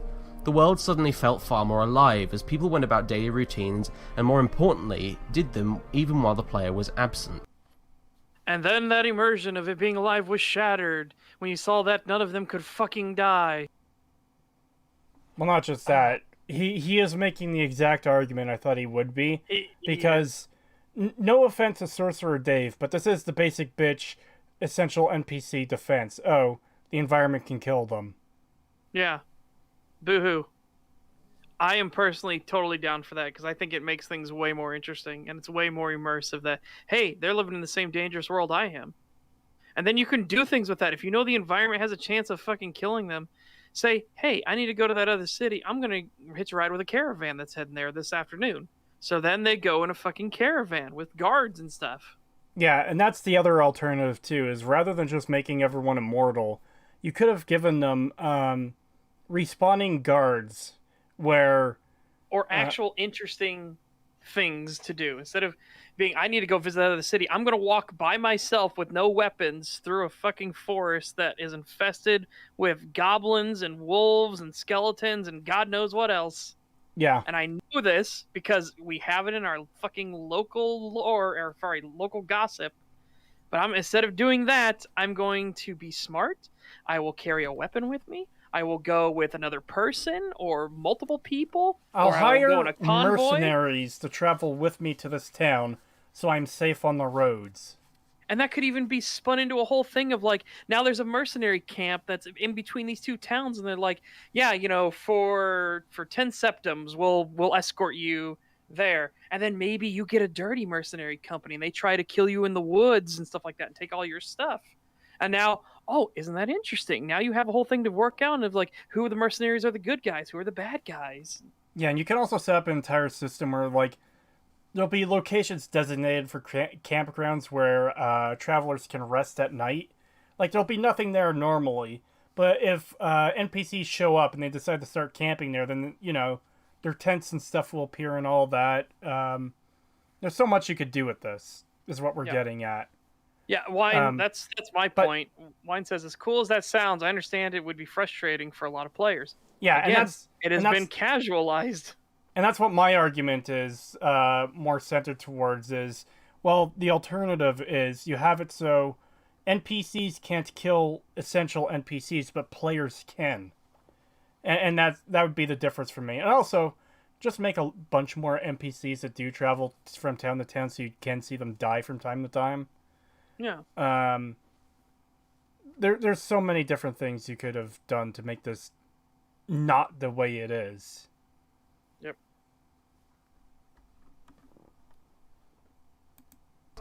However, with this kind of behaviour on the part of the NPCs, there comes new problems. NPCs could often end up getting themselves inadvertently injured or even killed in ways that were very difficult to predict. More than once when I played the game, I encountered a beggar brutally cut down by the town guards for stealing some food, or simply NPCs. Okay, so that's one of the issues with Bethesda's rating AI in Oblivion, and it's why it got fucking lobotomized between E3 and release, is that NPCs would require food, but then they would run out of gold and they would start stealing it. They would get a bounty in the same way the player does, but since they have no option to go to jail themselves, the guards would just kill them, which resulted in a lot of NPCs in each town dying once you get past, like, the first couple weeks of game, like, in-game time. Yeah. And there would have been ways to fix that system. Yeah. You just make it so the NPCs slowly generate gold. And I mean, stuff that the player doesn't ever need to see, but it's like, hey, they're a shop owner. They would obviously have money because they're selling their wares. So now they go and get food. They give their generated gold that came from nowhere, but we just assume that they're selling things. And they buy the items, and there you go. The system is fucking fixed. And also, maybe prioritize it so NPCs don't randomly steal. You could have done that as well. Like, oh, I'm scheduled to eat right now, and I have no food or gold accessible to me. Guess I'll starve then. Again, these are options they could have taken. They took the lazy route, and that's the problem. Yeah. Big fall from a ledge, or he'd been ambushed by a bandit between towns and died. Sometimes they even got in fights amongst themselves for accidentally hitting an ally in combat. Skyrim took this to an even greater level, with far more NPCs doing far more activities, and all the time in more danger than before. The addition of random which, again, is their own fucking fault. Because Skyrim is so poorly designed and thought out that they just have NPCs walking around, like, right next to fucking necromancer forts, for God's sakes. I mean, the most classic one is random town NPCs that have no weapons running up to punch a dragon in the face. Yeah. It's like, again, Bethesda are so fucking lazy, it hurts. Because this is all stuff that, again, it could have been taken care of to make the world feel real. Going back to the whole gold thing, you shouldn't even need a gold check for NPCs, because it doesn't matter if random NPC number 427 actually pays for the food they get from random NPC number 3422. Yeah. Just have it set so these NPCs interact. It appears to the player as if there's a transaction, and the NPC that needs food just has it appear in their inventory and they sit down and eat. There are so many solutions to this problem, it isn't funny. Again, have an NPC hire mercenaries or guards to escort them from town to town. Have caravans travel from town to town. Especially caravans. Like, you'd think you would see that a lot more often with a medieval fantasy setting. Just wagons traveling down roads, a couple horses, few guards. Or hell, have the wagons be covered wagons, and the NPCs, it will look kind of funny, clown car syndrome. But if you don't want to, like, register that, have the NPCs walk up to the wagon masters, and they say, "Sure, climb in back," and then they climb in, open the flaps, they go inside, and then they despawn, and now they're to their destination. Yeah, have the caravan essentially treat the NPCs as an item where, okay, these 7 NPCs are traveling to Bruma from Shadenhall, so they're in the inventory of the cart, and then they'll just pop out once they get there, because that would make a lot more sense than what we got. Yeah. And again, guards. The guards are already nameless. You could have easily just had, oh hey, characters traveling from place to place, slap some guards on them. Yeah.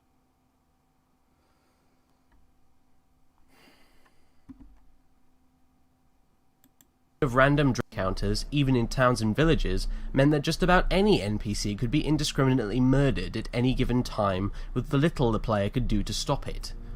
Again, that is Bethesda's fucking fault, alright? Bethesda's shit AI is like, oh, I am a random, unarmed piece of shit beggar. I'm gonna go run up and start trying to punch the dragon in the face. Like, why? Why? You can tell them not to do that. You can be like, hey, if non-combatant or whatever, flee. It isn't hard fucking programming, or run inside. Well, here's the thing. You should be able to classify character types and enemy types, so certain characters will only go up against certain kinds of enemies. Like, let's say you have River Woods. I have to make sure I say wood and not run. River Woods Blacksmith, for example. Let's say he has a sword. So, okay, he could take care of, like, skeevers or wolves. But he won't go and fight a Spriggan. Or, I keep going to Oblivion for my examples here. Let's just pretend some of the Oblivion enemies are there. He won't fight a Minotaur, for example. And he definitely won't go fight a dragon.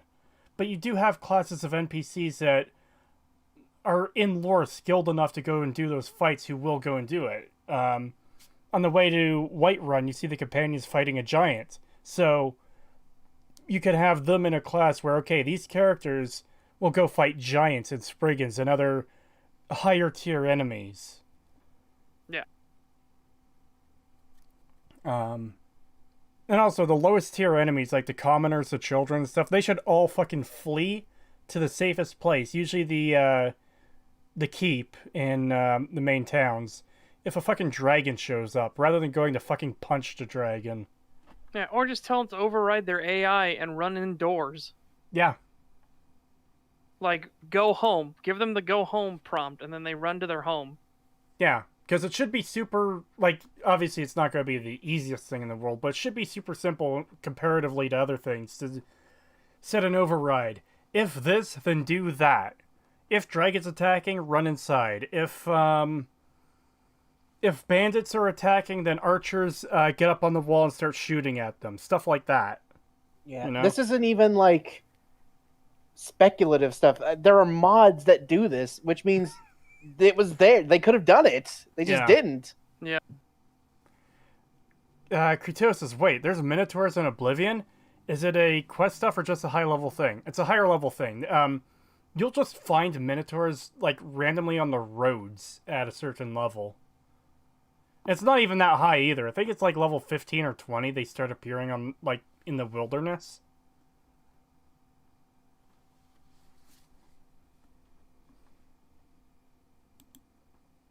Selling point of the game. Remember Todd Howard explaining how NPCs would take over. Why are there 2 dragons? Because it has to be a mod. Yeah, I think there was modded content at some of the other footage he showed. Indiscriminately murdered at any given time, with the little the player could do to stop it. In fact, this was very much a selling point of the game. Remember Todd Howard explaining how NPCs would take over the duties of another one that had died? Think about how Isolde will take over Belethor's general goods in Whiterun if Belethor is killed, and you'll get the idea. However, all of this presents a very big problem. How do you deal with quest characters? In some cases, an NPC could be swapped in using the Radiant system, but more often than not it simply wouldn't work. Imagine if Jarl Balgruuf had a pathing error and took a tumble off the Dragon's Reach balcony in your... Good, then they get a much better leader. Just by default, they just get a much better leader. Yeah. And Wine says he has had moments where 2 dragons attack a place at once. Really? So, I once had 2 dragons attack Dawnstar on the 360, and it killed nearly everyone. Yeah. I've never experienced myself, but I guess it can happen. When the game extra hates you. Yeah, when the game extra hates you and decides that, did we spawn a dragon already? We better spawn another one just in case. But anyways, back to the Balgruuf point. This goes back to the thing I said, which, okay, then you determine where damage is coming from and account for that. Again, there are so many solutions to this problem that don't end with, let's make them immortal. Because that's like the worst way of handling this. Because again, as this guy pointed out himself, it takes away from player immersion. Yeah. Like, I was expecting this argument to come in. I wasn't expecting it this bad, like, to go on this long. Yeah. There are so many alternate solutions to this. And Bethesda picked the laziest one. Yeah, and then, see, I'm more with Kaisi. I'm gonna say Kaisi brought. Important characters could die without the godlike protagonist doing anything, like in a real life setting. Outrageous. Yeah, I would be down for that. I love shit like that. Oh, I love where plans get foiled and you have to then think of new strategies. I love having adversity. I like that too, but my only issue would be like parts where that genuinely fucks up the story to the point where it's not able to be completed. So Balgruuf dies, and his replacement dies, and his replacement dies, and his replacement dies, and his replacement dies. It's like, okay, we had 5 backups and they're all dead, and now the game can't be completed. That's kind of why I lean more towards detect where the damage is coming from. But I also agree that I like the idea that anyone can die at any time. And it might change things how play out. Or, yeah, it might change how things play out. Because, okay, say Balgruuf dies and he gets his replacement. Okay, so he might have a totally different way of dealing with each of the scenarios that are presented to him. And you might have to do different things as a result in order to get the outcome you want. Yeah. You're all ballsack. It just requires efforts. Yeah. It just requires effort. And Bethesda had the money to do these systems. They had the money to put in this effort in iPhone. Yeah, so it's literally just laziness. Yeah. No more main quest for you. Or what about if Ulfric Stormcloak got killed by a dragon attacking Windhelm? Yes, well, please. Civil War was over a bit quickly, wasn't it? Yes. Okay, so yeah, wouldn't that be interesting if in my game the Civil War ended after Riverwood? Oh, what happened? Well, I didn't know, so I went through everything, and then when I got to Windhelm, they were mourning Ulfric Stormcloak, and I asked the NPCs what happened, and he got killed by a dragon. And wouldn't that be an interesting way for the Civil War to go to? Is, okay, their leader is dead, but his followers are still fanatics who aren't giving up, and they're, like, trying to make it without him, and they're struggling. So, you still have the choice. Do I want to side with the Imperials, who are clearly going to fucking curb stomp them, or am I going to take up the cause of the rebellion and save them and bring them to victory against all odds? Yeah. That is amazingly interesting story potential. Yeah.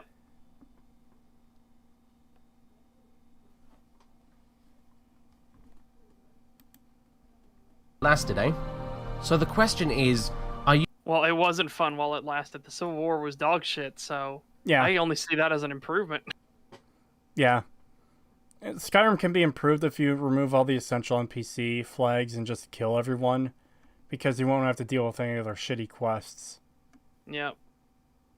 And the god-awful writing and voice acting and, oh god. while it lasted? So the question is, are you prepared to put up with important NPCs having a chance of randomly dying off because of the nature of the Radiant system, or would you rather just make them invincible so that you're not denied being able to access particular quests just because of a random act of God that was beyond your control? The former. The former. Entirely the former. The former. But also, we just went through so many alternative options that would keep these characters alive at least longer than normal, with that in mind. Like, oh, anyone could die at any time? Okay, so the important NPCs are actually going to have guards, like they kind of fucking should have anyways. Ulfric should kind of have, like, 4 or 5 guards around him at all fucking times. But never mind that. Especially when the Imperials got him in an ambush somehow, so who can he trust? Because obviously somebody set him up. Yeah. Tullius should have an elite guard around him at all times. Ulfric should have an elite guard. Each of the Jarls should have, maybe not an elite guard, but like a higher class of guard. Their personal bodyguards to protect them at all militia. times. Some militia that have been formed because the war is happening. Yeah. Something. And this goes for the counts in Oblivion too.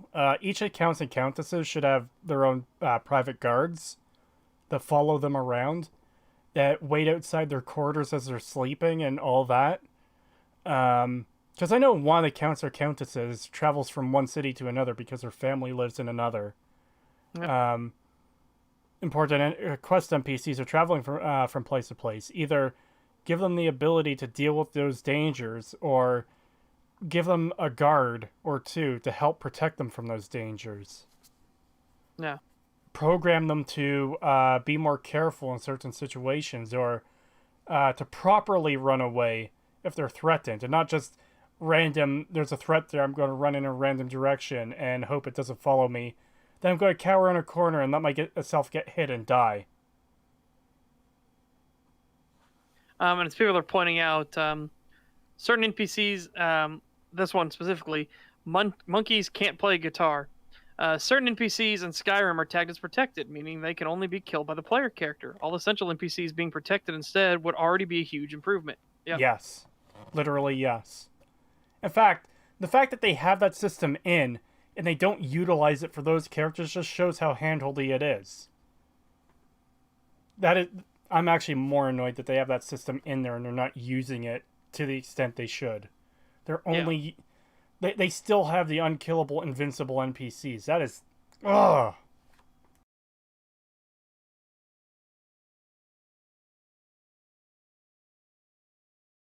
Anyways, continuing on.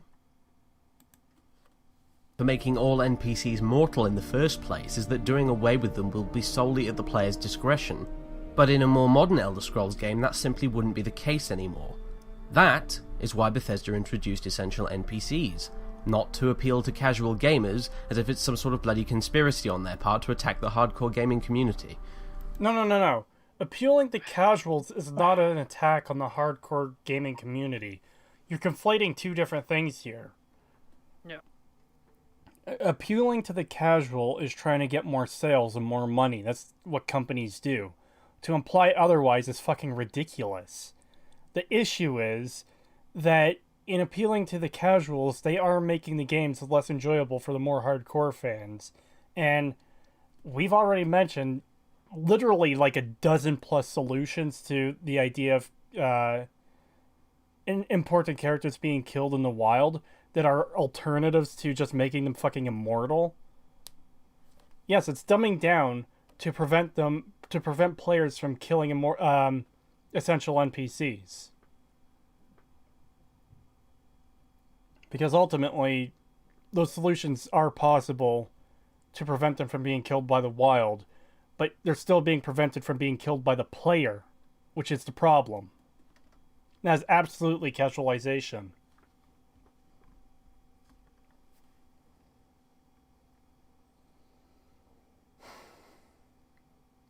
It also just feels really disingenuous to me to keep referring to it as a conspiracy. Like, there's no merit to the idea that there's dumbing down for the casuals. Like, it just seems super dismissive. You guys still there? Yes. Yeah, I'm here. God, you guys keep fucking... Stop talking. I don't know, like, if my internet's out or not. But We're trying to be respectful, damn it. Yeah, if we say anything, you're like, yeah, but that's not what I mean. Well, that's why I'm already, like, I'm in the middle of talking. You guys jump in when I am talking, but then when I'm stopped, it's just like, and no one is saying anything, you know? Sorry. Cree, Yeah? you there? Oh, you fuck! You fuck. That is Bethesda introduced essential NPCs, not to appeal to casual gamers as if it's some sort of bloody conspiracy on their part to attack. You know, we can actually redo this. The reason they did that was because their programming is so fucking shit, and it was so lazily thrown together that this could happen easily all the fucking time.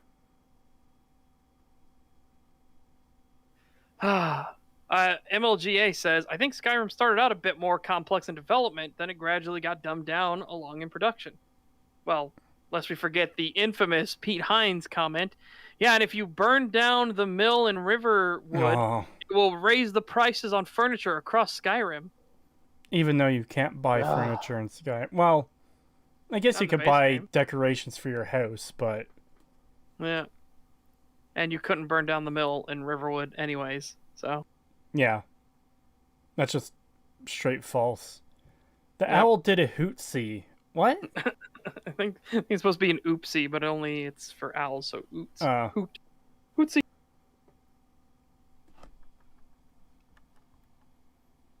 Elder Scrolls game, that simply wouldn't be the case anymore. That is why Oh, and by the way, showing the NPC walking into lava, then swimming, then just dying, well, going unconscious, kind of shows the ineptitude behind the programming now, doesn't it? Because there are plenty of other games that can prevent that from happening. The fact that Bethesda can't is a bit weird. Yeah. Again, it's probably down to laziness, though. essential NPCs, not to appeal to casual gamers as if it's some sort of bloody conspiracy on their part to attack the hardcore gaming community. And if in spite of all this you still want your NPCs to be killable, then fine, because the game is moddable. Oh, fuck off. The fact Just that get mod. the fact that the games are moddable is not a solution to these problems. Yeah. No. I shouldn't It's need to not. go and download a kill everyone mod to be able to kill everyone in the game. Yep. That's just silly.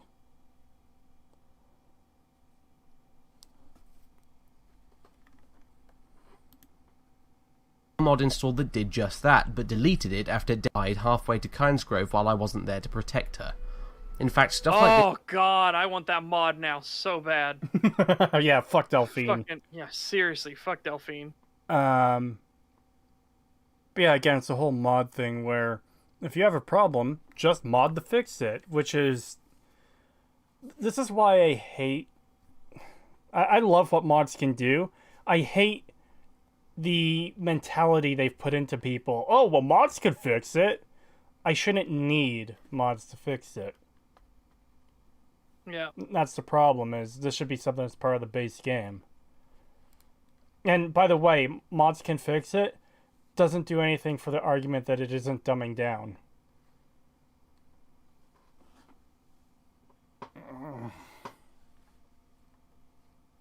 Stuff like this is the very reason why Bethesda keeps their games so freely customizable, because they know they aren't going to be able to please everybody. A consolation prize of being given the tools to make the changes you want to see is hardly a bad thing, and you'd have to go to a really desperate stretch to suggest that it's legitimate dumbing down on their part. I mean, we've No, you wouldn't. we've already explained why it is dumbing down, and there's no stretching required. Yeah. Because it's an actual fact that they themselves have fully admitted they are doing. And Oh, back, yeah. how many rounds does he put into his foot? He's emptied an entire fucking magazine from a, let's say, a Tommy gun. Yeah, we need competent game production, not rushing unfinished games. Look at Cyberpunk. Yeah. Yep.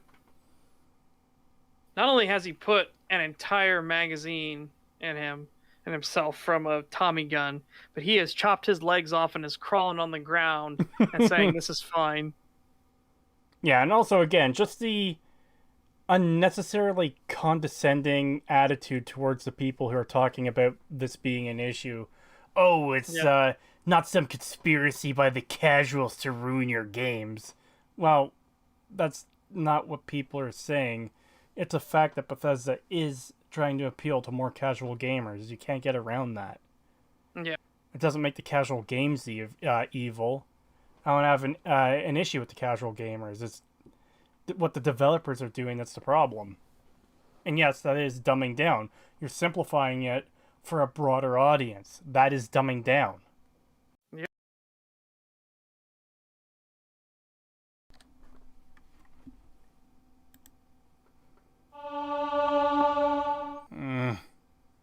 Here, Samuel Online begins by explaining that joining different factions in Morrowind had the effect of changing your reputation with other factions, which added depth to the game. I would argue that's actually an incorrect, or at the very least very shallow, statement, and to show you what I mean, let's have a closer look at what he's actually referring to on a more basic level. What did a change in your reputation with other factions actually do? Well, essentially, it just altered the disposition bar for NPCs of a given faction. That is quite literally it. Wait, you're going for the limeware platter after you've gotten immunity? Like, after you've lost your immunity? Why? I don't fucking know. This is weird. Anyways, but no, he's saying, yeah, so you've joined a faction, and now another faction doesn't like you. They don't outright crucify you, though, on the spot, so hey, you have an opportunity to go back. Wow, isn't that terrible? Now, I will say, I do think there should be more depth to the interaction between factions in Morrowind, fucking absolutely. I do too. But it doesn't mean Sammy Online is wrong here. Like, so your disposition bar goes down. Okay, so that means certain NPCs will be unwilling to give you information. It means that prices from certain merchant NPCs will be higher if their reputation with you is lower, and so on and so forth. All that stuff affects gameplay to a degree. To say it's like, oh, not that big of a deal is just silly. And again, the speech system, the disposition system is easily gamed in Morrowind, so that is a bit of an issue on its own, and that's something I do think needs to be fixed. But let's say you don't want to bribe anyone for whatever reason, be it roleplay reasons or you just don't want to waste the gold. Well, that speaks to the effect that still has on your game.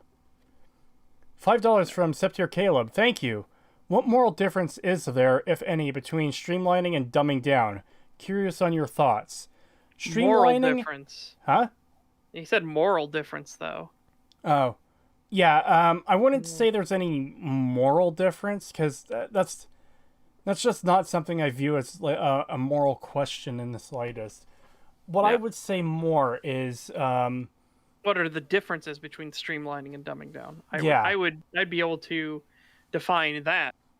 Yeah, because my example for streamlining would be if you had pick locks chests, pick locks doors, pick locks gates, or something like that. You had 3 different pick lock options, and you had to go through all 3 of them. And you're like, well, that's a bit excessive. What if we streamlined that down to pick locks? On the opposite side, dumbing down, you have pick locks, you have pickpocket, you have stealth or like sneak, and then you have maybe something like shadow grab or something, and you take all of those and then put them under stealth as a new header. That's dumbing down. Yeah. So to explain it in a different way, I would consider streamlining just to be making things easier to understand without changing the complexity or depth. Whereas dumbing down, I would describe as simplifying things, so where you're getting rid of the complexity. And you're removing the complexity in order for more people to understand it. And that's a key difference. One keeps the complexity, just makes things clearer to understand and use. The other removes the complexity, which, well, it's dumbing down. That's here's a real example of this that it's been experienced from another community. So in Space Station 13, there are different servers, and they all have different things. Some servers have streamlined an aspect known as door hacking. On certain servers, the different colors of door will have different hack capabilities and require different things. So, like, the red wire on blue doors might be the power wire. So then I cut that. Now I can spring the door open. The red wire on yellow doors might be the thing that shocks me, and I need to actually use the white wire instead. And then on other servers, they're like, once you've hacked open one door, you now know how to hack open the doors. You know the power wire for all doors. So that's the difference. That's just streamlining. They're just making it. You still have to undo the keypad and open the wire box and start messing with the wires. But now once you've got which wire is the power wire, you can do it on any door. Whereas the other server is you need an individual wire dependent on each type of door. So you see, that's not dumbing things down, that's just streamlining it. Because you still have to go through the hacking process and everything like that. A comment in chat describes it in a way. I want your take on it. Streamlining, reducing complexity to improve accessibility. Dumbing down, reducing depth to reduce complexity. Where you see that at? The 2 comments by Twisted Logic. Okay. Reducing complexity to improve accessibility. Oh, god damn it. Reducing Live depth to chat. reduce complexity.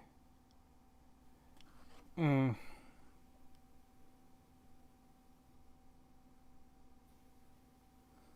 I'm not sure. I can kind of see where they're getting at that. So, like I said, instead of having a lockpick and then it having individualized for each type, chest, door, window, whatever, you have now reduced that complexity down to lockpick, so that you've now improved accessibility. People understand, oh, lockpicks, I can pick locks. Yeah. And then dumbing down would be reducing depth to reduce complexity. So now I don't need to go under lockpicking, I just go under the generic stealth tree, and I get better at lockpicking, sneaking, pickpocketing, and everything. Alright. Yeah, I could kind of see see that. Among Us is the dumbed down version of Space Station 13? To an extent, yes.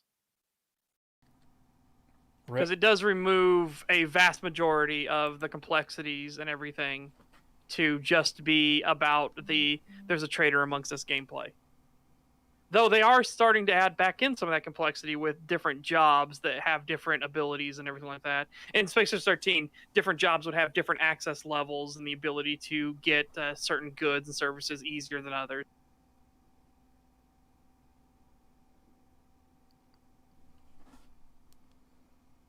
All right. Let's get back to it. Him is one of the things that gave Morrowind its depth and living, breathing world. However, factions themselves didn't actively react to you in any meaningful way. Only the NPCs were passively affected, and what's more, these side effects could be very easily countered by simply dumping a bag of gold in their hands through Morrowind's very crude speechcraft and bribery system. In fact, an even easier way to counter it was to simply join their faction, completely wiping the slate clean and making those same NPCs that hated you minutes ago worship the ground you tread on. And this is because you haven't gotten to the point where the factions literally want to fucking murder you yet. You haven't gone past the edge. You haven't attacked them or anything like that. Like, again, once you start doing the Fighters Guild and you get through the entirety of the Fighters Guild, well, you've cut yourself off from factions. You cannot join certain factions. When you do House Halalu, you've cut yourself off from certain factions. You cannot join those factions. Yeah. There's a critical point of like, well, now we're openly attacking that other faction. I like this comment by Arcadius Rex in chat. The system was flawed, therefore it had no merit. Brainlet take. Yeah. Except for Caleb, Space Force 13 also has a much higher roleplay aspect to it, from what I remember. Among Us is trying to be a party game, ergo dumbing down is not universally bad, but across the series usually is. I agree. Yeah, that's fair. Yeah. Among Us is good for what it is. Same thing with Trouble in Terrorist Town is a dumbed down version of Among Us. It's the same exact thing. But again, it's not trying to be a role-playing game or anything like that. Don't you mean Among Us is a dumbed down version of Trouble in Terrorist Town? Wait. Should I meant to say Trouble in Terrorist Town is a dumbed down version of Space Station 13 as well. Okay. Like literally, it's the thing that inspired Trouble in Terrorist Town. They've gone on record. Face Punch has gone on record that their server, which was Face Punch Station, is directly what inspired the creation of Trouble in Terrorist Town. Oh. It is by definition a dumbed down version of of Space Station 13. That's not a bad thing, because it was trying to seek a different audience, people that didn't want to do the role play and everything like that, and didn't want to have to worry about doing a job or keep themselves healthy and maintained and make sure that they weren't getting sucked into the space. They just wanted to focus on the intricacies of a social deduction game. Yeah. It's like, yeah, it's not a universally bad thing. It's just when it's from a series, like if there was a Space Station 13 2 and it played like Among Us instead, people will be rightfully fucking pissed because it's so dumbed down. Yeah. And that's the issue we're experiencing with Elder Scrolls and Fallout, where Morrowind was a fairly deep RPG. I wish it went further in a lot of areas, actually. But it's good for what it is. Then it just got worse with Oblivion. Oblivion's still decent. Got worse with Skyrim. Same with Fallout 4. Yeah. Sorry, not Fallout 4. Fallout. Where the first two games were really good RPGs. 3 dumbed it down significantly. New Vegas brought it back a bit. And then Fallout 4 made it worse. Like, way worse than Fallout 3 ever had. Oh, there is a Space Station 14, by the way. They are actually actively trying to do it. There is Unity Station and Space Station 14 are the 2 games that are already off of the Beyond engine to get rid of Beyond shenanigans. So, really fucking cool. In fact, I was so curious. I wanted to check out a Space Station 13. If Unity Station has posted its new update yet.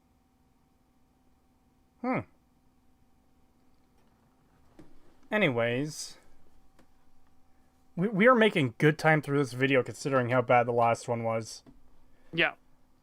Just so everyone in chat knows, the previous video we did was 10 minutes and 47 seconds long, and it took us 4 hours and like 18 minutes to get through it. We are 8 minutes and 15 seconds into this video, and we've only been doing this for like an hour and 20. Yeah. There weren't as many times to go on tangents or anything like that, and But what he's we also were just saying is, like, we can directly just counter and be like, yeah, no, Bethesda has told us straight up to our faces that that's what they're doing, and it's on purpose. Well, he's also saying a lot less insane things than the other video did. Yeah, that's true. Like, just straight up fucking insane. This is a perfect example of what I mean when I say that the factions in Morrowind didn't really react to the player. You could quite feasibly have a character that was a member of the Imperial Legion, the Tribunal Temple, and House Telvanni all at the same time. These were 3 factions that were ideologically and politically opposed to one another in just about every conceivable way. And yet the game had no qualms about letting the Imperial Legion commander of Vardenfell sign up with the Temple, a fiercely religious organisation that associated closely with the most xenophobic organisations in Morrowind, like the Redoran and Indoril. Okay, so realistically speaking, I don't see why you necessarily would be barred from joining those other factions.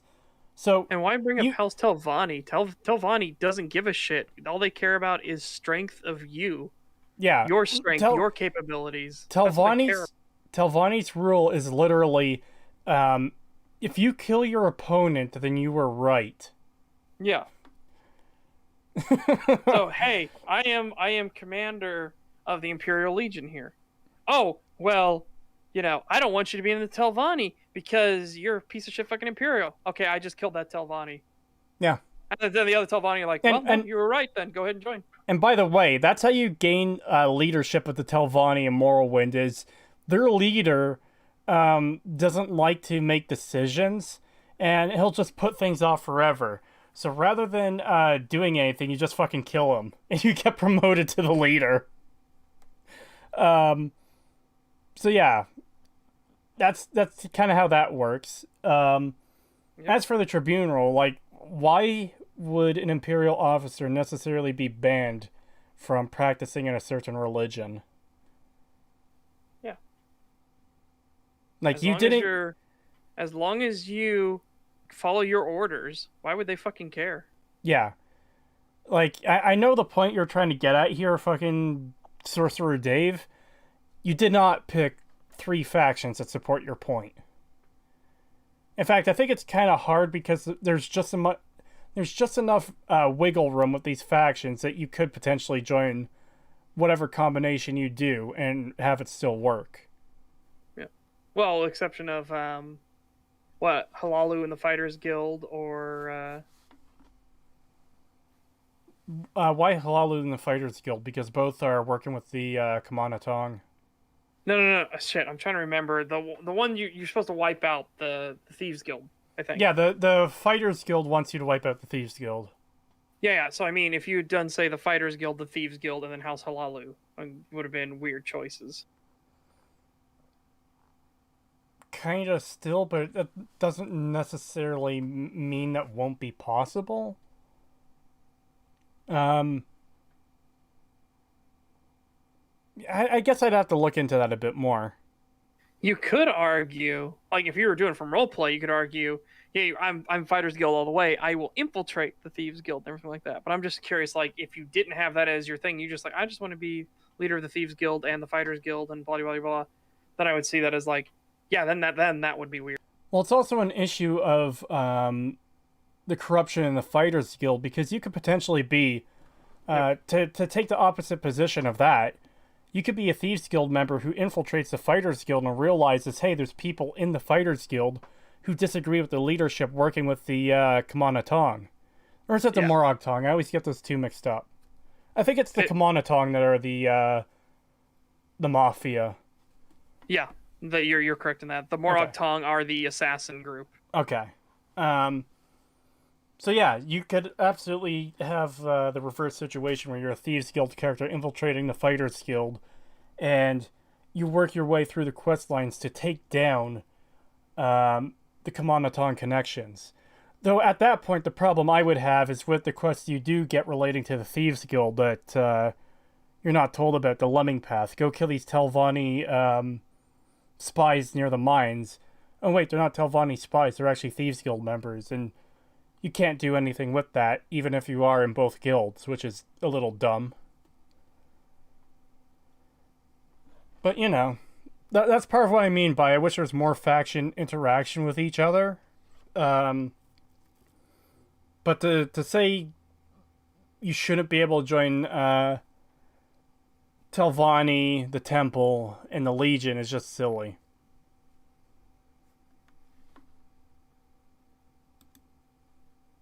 Might then head on over to Great House Telvanni, a group so proud and arrogant that it doesn't even recognize the rule of imperial law, and is characterized by its equal hatred of not only the Empire, but the Tribunal Temple. To imagine... But again, as we also established, you can change Telvanni society, you just have to be strong enough and be able to fight for your belief. Yeah. And also, again, Telvanni generally don't give a shit. They like doing their own thing and being left alone. Yeah. The only reason they hate those factions the way they do is because those factions try to interfere with them. Oh yeah, we need the Telvanni to do this and this and that. It's like, no, fuck off. And they're like, nah, we won't fuck off. And it's like, oh, will you not? Okay.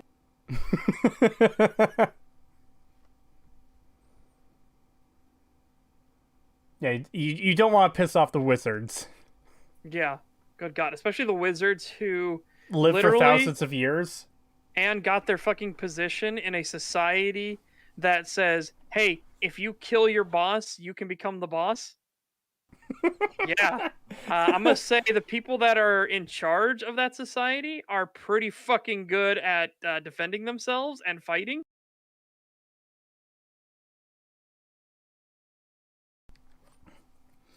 Geopolitics? That's Enwa shit. Bring me fresh lizards. It's time to summon the Daedra. What the fuck was that comment? Lizard gang, rise up. Imagine that these two factions would not only allow entrance to an active Imperial Legion officer, but would tolerate his rise through the ranks to become Archmagister or Archcanon, simply destroys any potential suspension of disbelief. No, it doesn't. We just explained why.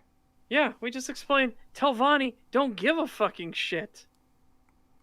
They would actually be like, oh wow, you're leader of House Telvanni and you're the Archbishop? Oh, fucking hell. You truly are the fucking chosen one. All right. Yeah, we were thinking about having you dealt away with because, you know, I felt like I wanted to be in the big seat, but my God, you were obviously a fucking big fish, and, you know, I like living, so.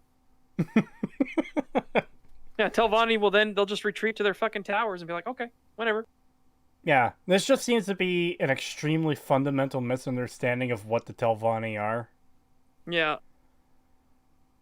Like, again, if he should not have put House Telvanni in there as one of his options. Yeah. It's like, because House Telvanni is literally might makes right. Yeah, that's you didn't just shoot yourself in the foot. You tried the rocket jump with a grenade that doesn't have the safety timer on it. Yeah. Talking about, because I'm not seeing it.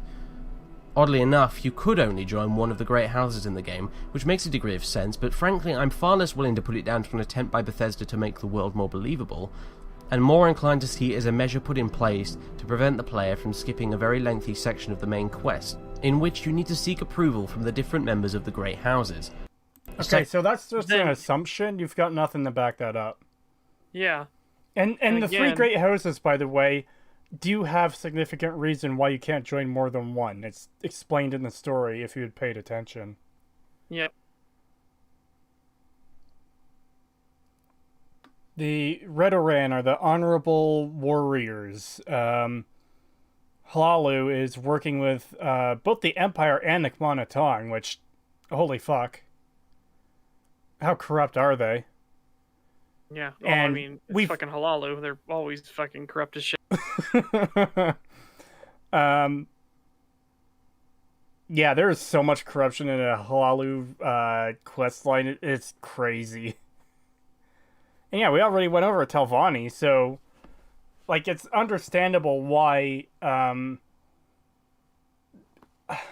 not sure if they're more political related, but they almost seem like more like political parties in the real world. You know, you can't join the Democrat Party if you're a Republican because you're a fucking Republican. You can leave and join the other, but you can't do that in Morrowind. Unless you're Turtle Man, Turtle Man? in which case you're literally just both. Turtle Man? Turtle Man. I'm trying to think of his actual name. I hate him so much. I just call him Turtle Man. Mitch McConnell. Oh!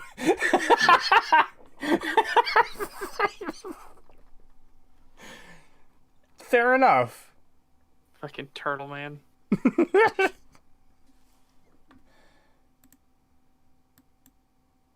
Be shortened significantly if you were a leader of one of them already. And speaking of the Well, hold on. What was that? Oh, the He's quest saying line. the main quest. So if you were Yeah. the leader of all of the houses, you wouldn't have to do the main quest line. So therefore, that's why they made it so that you can't be the leader of all the houses. Chad is going off on the turtle thing. He do be looking like a turtle. Man, fuck turtles. Master Disguise PTSD flashbacks. You know what I've learned recently, and it's a bit insane to me? What's that? The turtle scene that you saw in all the trailers, because no one actually watched that fucking movie, let's be real. That scene Yeah. everyone saw in the trailers was apparently filmed, like, the same day, like, after 9/11 happened. Oh, Fuck! How the fuck do you... I would be too, like, dumbstruck by what happened to film something that fucking retarded. The same day that happened.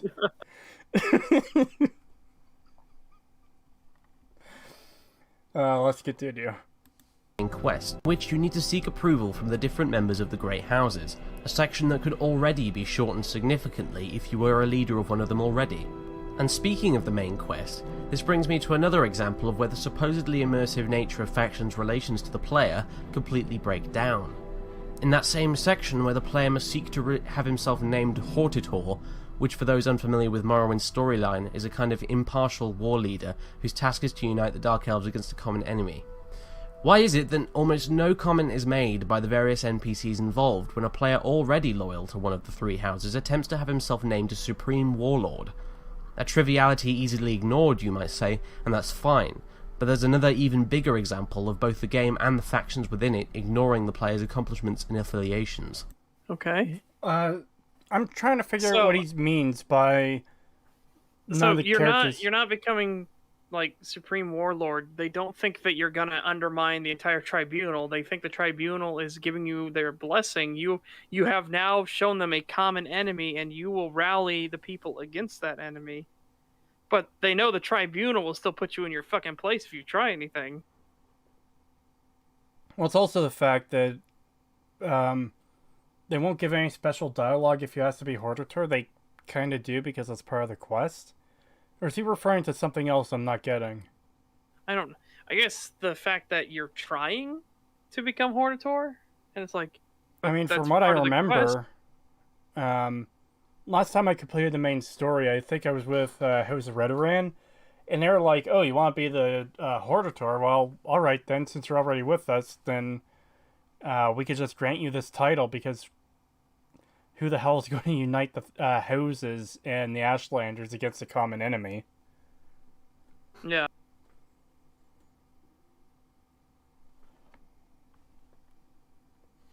Oh, let's see what his much bigger example. Yeah, this better be good because the examples so far haven't been good. A triviality easily ignored, you might say, and that's fine. But there's another even bigger example of both the game and the factions within it ignoring the player's accomplishments and affiliations. There comes a point in the main quest where the player must publicly declare himself the Nerevarine. Alright. In other words, the reincarnation of the ancient leader of the early Dark Elves. The act of doing so is considered a grave heresy by the ruling tribunal temple, whose guards will attempt to attack you on sight after this point in the quest has passed. However, the game doesn't alter the situation depending on the relations of the player to other in-game factions. For instance, you would imagine that if the player was archcanon of the entire temple and then declared himself to be Nerevarine, it would create a very different response to, say, a Telvanni archmagister, a Hlalu noble, or even some random adventurer claiming the same. No. Why would it? Why would it be different? You're committing super heresy to these people. Yeah. That wouldn't be there would be no fucking difference. You're literally committing super heresy. Who cares where you came from? In fact, wouldn't they be more fucking offended that their leader is now claiming to be the Nerevarine? Like, what the fuck is wrong with you? You're committing the greatest heresy against our entire religion and beliefs. I guess he's saying that and it should you're be. our leader. I guess that's what he's saying is there should be more of if that is the case, that the leader doing it. Well, no, it It's doesn't. like, that I can agree with, but that doesn't fucking change anything. Yeah, everybody's gonna say you're a super heretic. Like the end outcome is everybody thinks you're a heretic. Well, maybe I'm wrong, but it seems like the point he's making here is, yeah, it makes sense for them to get mad at, the Telvanni or Hlalu or this random lizard. But,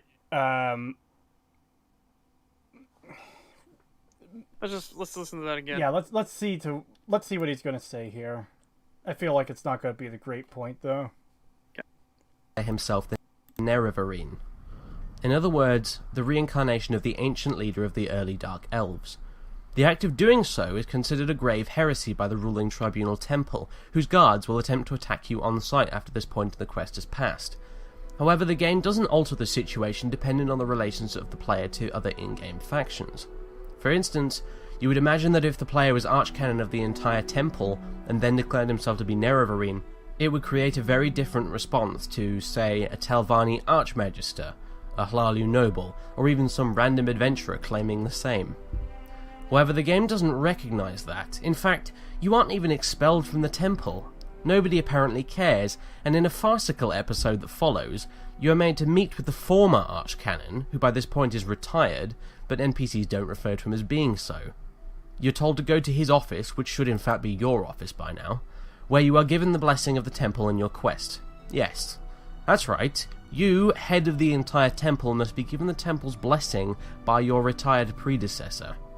When I learned all this for myself years ago by actually... So, the fact that he's given, that he still has the same title, is probably something similar to, president, I guess, where it's like, okay, yeah, you were president of the United States, but people are still gonna call you Mr. President because that's what you were. Yeah, that could be pretty easy to explain away. Yeah. As for Otherwise, talking to your predecessor, it might be a situation of, okay, you're the leader, but you obviously can't give yourself the temple's blessing, so we'll have this other person do it who was formally in charge. That makes sense to me. I don't see how that's so farcical. Yep. Like am again, I- you don't have maybe you want to get all the rest of the leadership on board with you. That's not really farcical. Yeah. I also have to point out how weird it is he's just killing everyone he sees. That... I don't know, it just seems weird seeing footage like that when...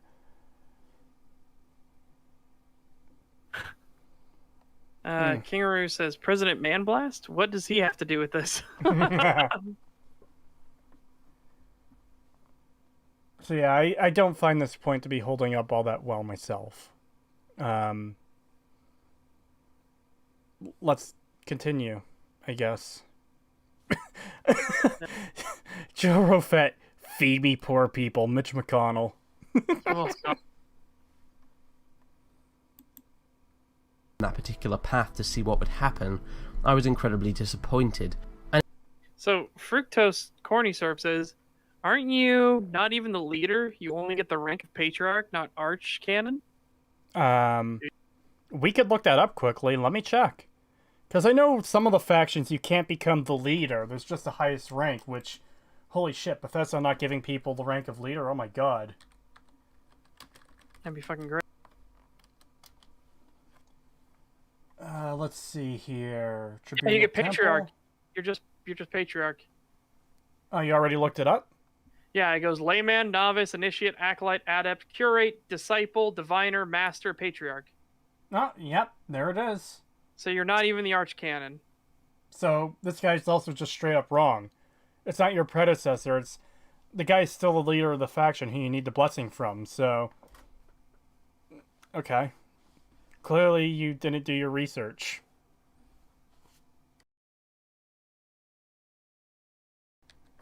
Yeah. So again, this entire thing is completely moot. At this point. Yeah. The arguments he made before this on this point were fucking terrible, and on this one he's just straight up wrong. Yeah. It was one instance among many that revealed to me the often paper-thin facade of depth in Morrowind. In all fairness, it's a problem that every Elder Scrolls game... In all fairness, you got that wrong. Yeah, it's now not base your argument entirely on it and didn't realize. So congratulations, you fucked it. Yeah, and I don't believe Morrowind has paper-thin depth. It's definitely not as thick as I'd like it to be. But certainly no Oblivion, or especially not Skyrim. Yep. But Morrowind suffered with it the most. At least in Oblivion, there was some recognition of your role in the goings-on in Cyrodiil. Remember the Mad Priest and Anvil that begins the Knights of the Nine DLC? If you'd saved the city of Kvatch from the Daedra, when asked if you were worthy of his quest, you could tell the priest that you were the hero of Kvatch. Alternatively, if you'd completed the main quest, you could tell him that you were the champion of Cyrodiil. And he even replied with a suitably sarcastic rebuke for both arrogant dialogue options. In Skyrim, things change again. Individual faction members rarely treat you any differently, regardless of what other organizations you're signed up with. But if we think about it, doesn't that make sense? How exactly are they supposed to know what factions you even belong to? Because the fucking... Okay. The Companions are werewolves. The Dark Brotherhood and the Thieves Guild have fucking uniforms for some goddamn reason. And they're very open about operating both of them for some fucking reason. Imperials would know who the fuck you are, and some of these factions should be not aligned with the Imperials, like the Dark Brotherhood. They should really fucking care. Yeah. Also, as the talking stick says, DLC? You mean the thing that got added later? Yeah. Yeah.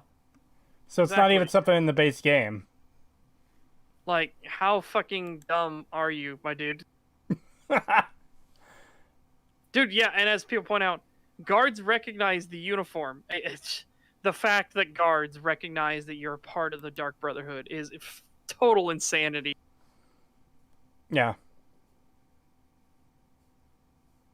Yeah, I also think it'd be pretty easy to point out the arch fucking mage.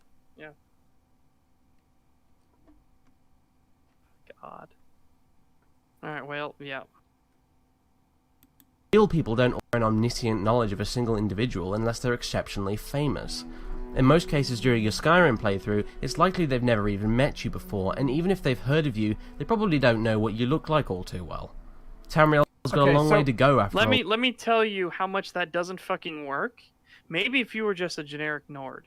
Maybe. But if there's a fucking black-scaled Argonian with red eyes that can shout like a dragon and is the Archmage, the listener, the fucking leader of the Thieves Guild, you best fucking believe that, wow, this dude who matches the description of all these stories I've heard, I don't know how they wouldn't know. I don't know how they possibly wouldn't know. Yeah. Like, especially if you do, like, some of the more out there races. Like you said, Lizard or Khajiit. You're the Archmage. You And can't even call us by our. You can't even call them by the proper race. Racism. I called them by their proper race. They're lizards. They're Argonians or Saxon Lizards! Oh god, yeah. Next, the lizard. Oh fuck. But Dude, I anyways, can't wait to go in about how Scalies. shit that is. But anyways, yeah, Khajiit are a lizard shouting at like using the dragon shout, this fucking mythical power that the Nords apparently hold sacred. And they're the Archmage, and you're telling me the companions haven't heard of you before? Are you Yeah. fucking kidding me? That's retarded. Yes, especially the companions. You're in the same fucking city, and all of the guards are talking about, hey, that guy right there, he sucked the soul out of a dragon, and he can shout like them. He's a fucking dragonborn. How? Yeah.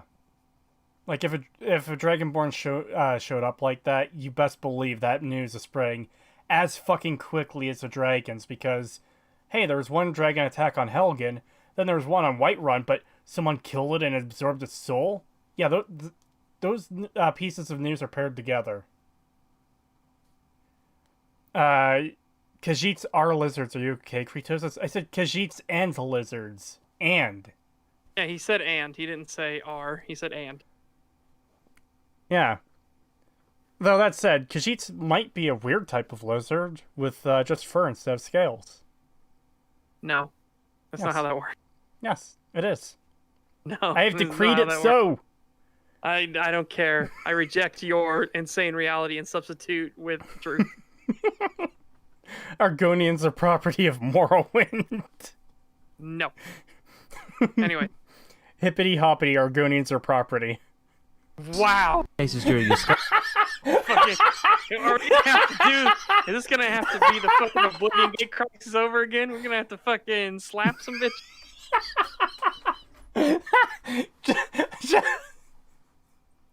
Just the way you reacted there, it's like I fucking.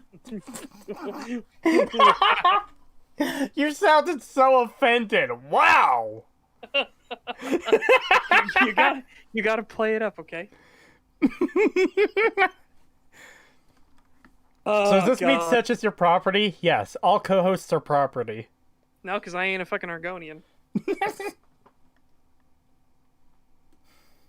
to know what fact even belong to.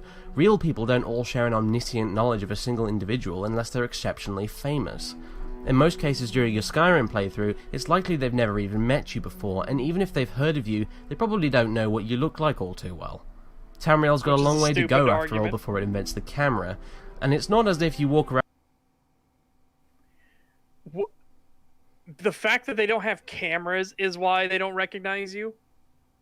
Are That's you just silly. fucking serious? Dude, did you know people could recognize people back before cameras, even if they heard stories about them? People just described them. Oh, you just accused me of talking crazy. Now you're talking crazy. Recognizing someone before the invention of the camera? Are you mad? Like I said, I reject your crazy reality and substitute I- the truth. Obviously, I'm being fucking sarcastic. No, like I said, I'm just keeping the joke going of I reject your crazy reality and substitute the truth. I left, watched a 3-hour stream, and you're still going. Nice. Welcome back. Yep. Yeah, we just heard the most insane take, Tozen, of the camera has yet to be invented, so how would they recognize you? And it's like, what the fuck? Like I said, if you were an Argonian, it's like, wow, a black lizard with red eyes can shout like a dragon. And it's the Archmage. There aren't many Argonians in Skyrim in general. Well, see, you have to take the popular person thing into other consideration, too. If the Archmage visited Whiterun, like, realistically, people would be talking, oh my god, the Archmage is here. What's the Archmage doing in Whiterun?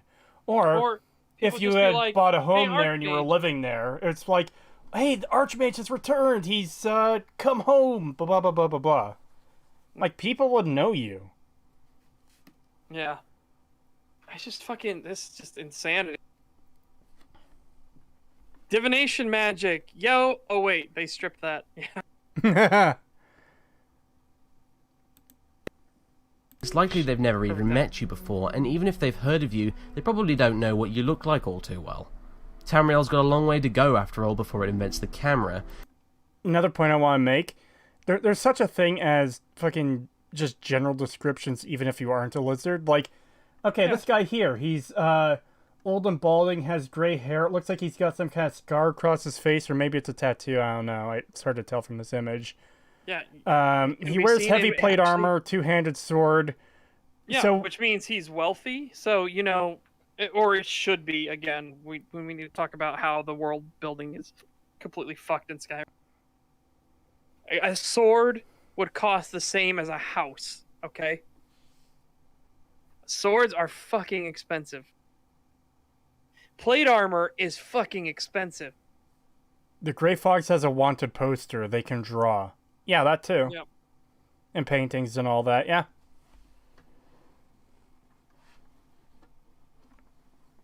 And newspapers exist in Tamriel. Well, at least you've got town criers and everything that can easily spread the word. Yeah. Dude, I know Skyrim's fucking entire economy world building is fucked because the armor can be cheaper than a block of cheese. Oh. Holy shit.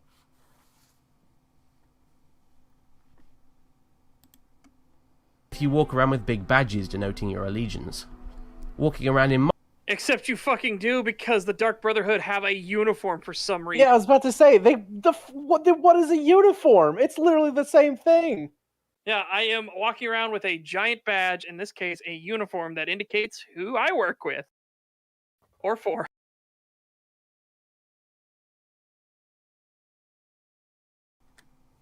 Morrowind, on the other hand, sometimes duck all over you. The only case where this kind of thing would be true is if you were either the Legion or the Stormcloaks, and there is an appropriate response for that. Ever tried walking into Solitude dressed as a Stormcloak? If not, I recommend you give it a go. The results can be quite amusing. Okay.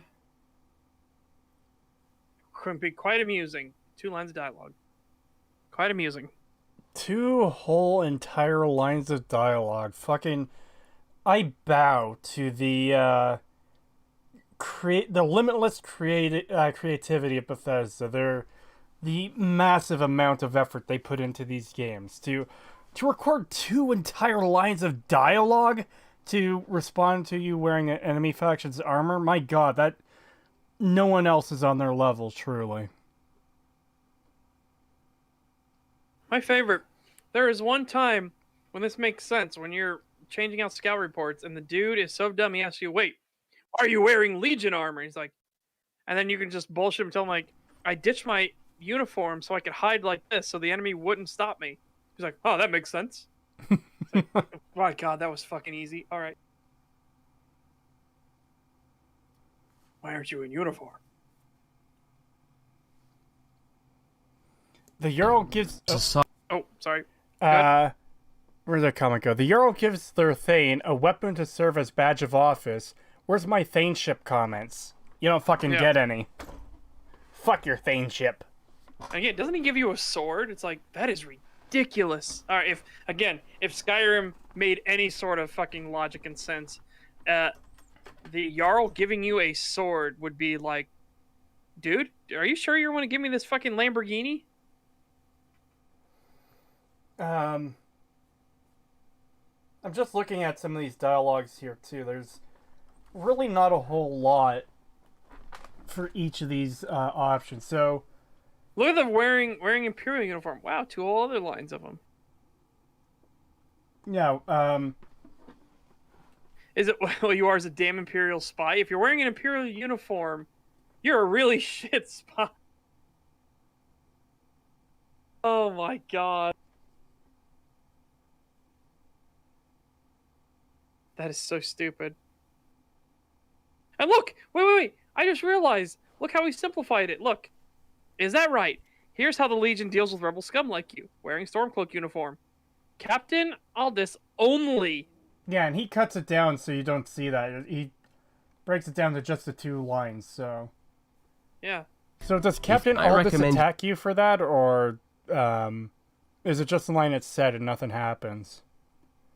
Because I wouldn't put it past Bethesda at this point. Look how he cut that down. So you only hear this one line. You give it a go. The results can be quite amusing. The results can be quite amusing. It'll be this one line over and over again. Yeah, Amusing. normally we don't call one thing results. We call it result. Plural is meant for more than one. Yeah. Wow. Just fucking wow. And on the side, while NPCs' attitudes towards you aren't arbitrarily altered due to your own affiliations, there are still other... It wasn't arbitrary. If you're talking with the fucking Fighters Guild after the Thieves Guild has been attacked, the Thieves Guild are probably not going to like you. Be like, oh, he's probably going to be with the Fighters Guild now. That's not arbitrary. There is a consequence for past incidents. Yeah, there's at least one quest in the Fighters Guild, probably more, where you are permanently locked out of joining the Thieves Guild if you're not already a part of the Thieves Guild. Yeah. So, yeah. Again, it's not arbitrary. It's like, holy shit. Yeah, again, I wish there was more faction interaction like that in Morrowind. That would be fucking amazing. But Yeah. to imply that it's pointless or it's so underwhelming that it's not, like, barely even there, it seems silly to me. Again, arbitrary would be like, you have joined no factions, and you are just walking down the street, and suddenly the Thieves Guild is like, you are hated. That's Yeah. arbitrary. Like, what the fuck? You joining another faction, and then they hate you, that's not arbitrary. The inciting incident was you joined an opposing faction. That isn't arbitrary at all. You have your definition of sorry, not your definition. You have your reason of why they hate you. Good God. Yeah, it just seems super disingenuous to me to explain things this way. It's a crazy person's logic. Yeah. Other consequences that, honestly, you manage to piss off the Thalmor, they'll dispatch squads of justiciars to try and assassinate you. Okay, so number 1, you can never be on the Thalmor's good side. Yeah. Number 2, the game goes out of its way to put you on their bad side. And number Yes. 3, I think they'll just start randomly fucking attacking you past a certain level. Because They do. I've had that They do. happen where I'm playing the game, I haven't touched the main story, I haven't seen a Exactly. Stormcloak to fuck with, and a squad comes out of nowhere. You are marked for death by the Thalmor. I got it on stream, on Twitch stream, mind you, not YouTube stream. So that clip's probably gone. But I had it on stream. I was just doing random bullshit on my mage-only playthrough, and I made sure people knew I didn't do any of the storyline or anything like that. And I was just walking in an open field, and suddenly the fucking Thalmor murder squad runs up from behind a rock, is like, your time to die. It's like, the fuck? I hadn't Yeah. even interacted or talked with a Thalmor ever. Yeah, I had the same thing happen on a character I was playing a couple months ago when I was recording footage for the Skyrim video. And yeah, hadn't interacted with a single Thalmor NPC, and here they come out of fucking nowhere to come kill me. Yeah, So- it's ridiculous. So trying to prop that up as, oh, you got on their bad side, is just straight up fucking bullshit. Yeah, they literally don't care. After a certain point, they just come after you anyways. It literally doesn't fucking matter. Which also, by the way, should have serious fucking issues for the world building too, because what if you're a high elf? And they're randomly attacking a high elf to kill them because Yeah. Yeah. Like, for something so significant to be happening, the in-game's explanation shouldn't be, yeah, Yeah. because that's just the cringe elves are afraid of how based you are. Probably. You know what I can't get out of my head? That fucking meme of the Red Guards basically saying "fuck you" to the High Elves, the Thalmor. How about the treaty or stroke my cock? Die, piss elf!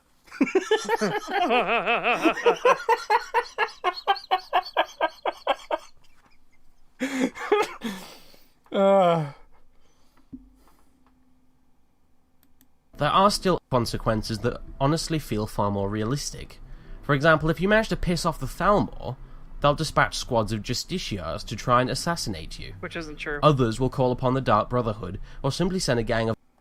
Okay, I will so tell you something. I made sure I did not attack anybody. I did not steal anything. I didn't do shit. And some random, no-name NPC sent a Dark Brotherhood assassin after me. yeah, you could literally get the assassin and thug letters off the corpses of the people sent after you. It'll just be like Whiterun Guard, or just like literally nameless characters that are sending these guys after you. And the other thing that bugs me, like, I like that system exists in some form. I just don't like the way it's implemented, because if I break into Bellathor's store, for example, and I steal a bunch of shit and I leave, and I'm not detected once the entire time, how the fuck does he know I stole from him for him to send thugs or assassins after me? Well, like I said, I didn't attack anybody. I didn't steal anything. I didn't do anything. And I got some random old lady from fucking Whiterun sent assassins after me. I'm like, the fuck? I didn't even interact with you or talk with you once. Some children sending hit squads is a feature. Dude, oh my god. Yeah, when you find out that one of them can be a child that's sending after you, it's fucking hilarious.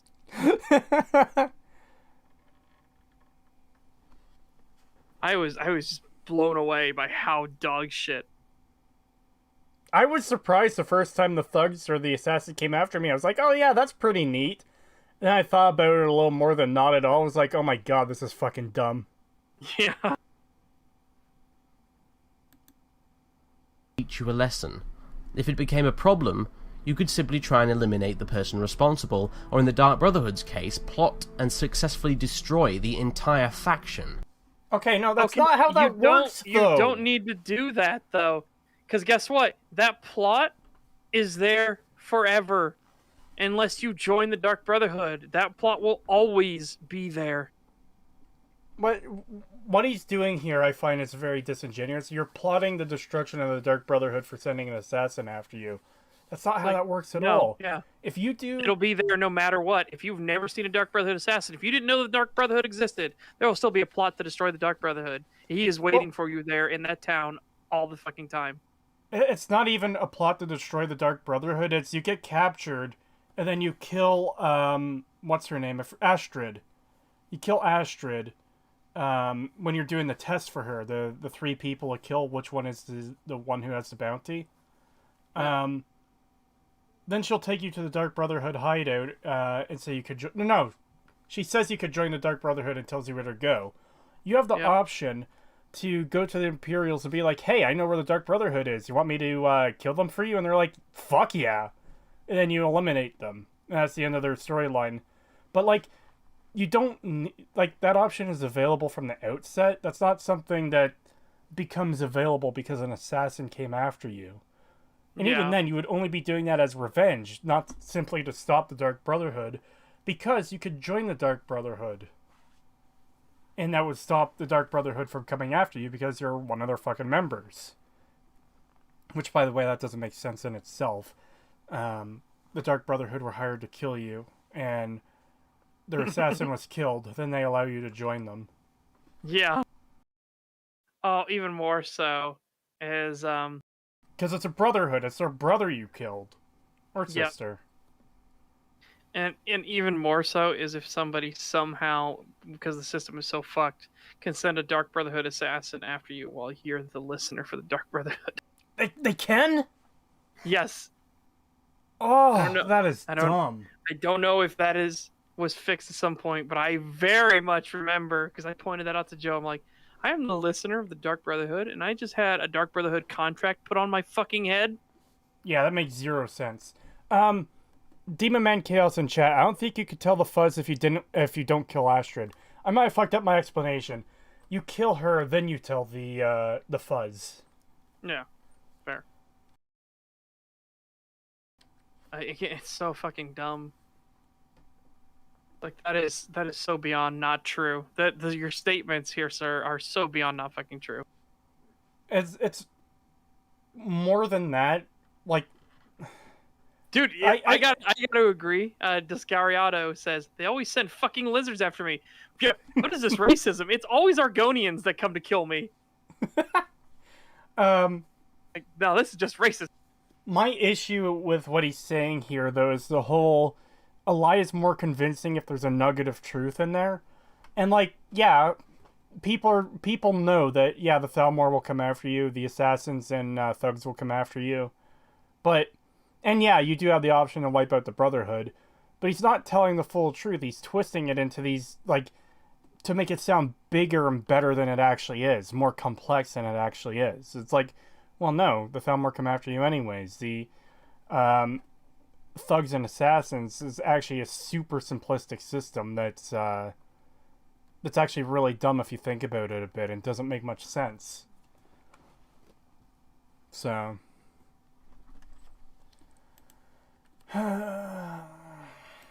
lesson. If it became a problem, you could simply try and eliminate the person responsible, or in the Shadow Scales are still canon, but it's so fucked because there's only supposed to be one Shadow Scale left, and I'm like, how? Why? Shadow Scales were an intricate part of Argonian society, and the Anzalil, you best believe, would not have fucking eliminated their assassins. Why the fuck would the Argonians get rid of their assassins? Yeah, that seems silly to me. Especially because, again, with the Hist. they are intricately tied to Argonian society.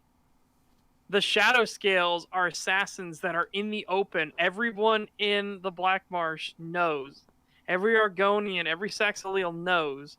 If you are born under the sign of the Shadow, you are a Shadow Scale. And you will be trained to be a ruthless fucking killer in the name of the Hist and what the Hist command of you. Now, a lot of Shadow Scales were given over to the Dark Brotherhood, but you best fucking believe that the Saxaleel and the Hist wouldn't let every single fucking assassin die. Yeah, it just seems just a tiny bit little fucking insane to me.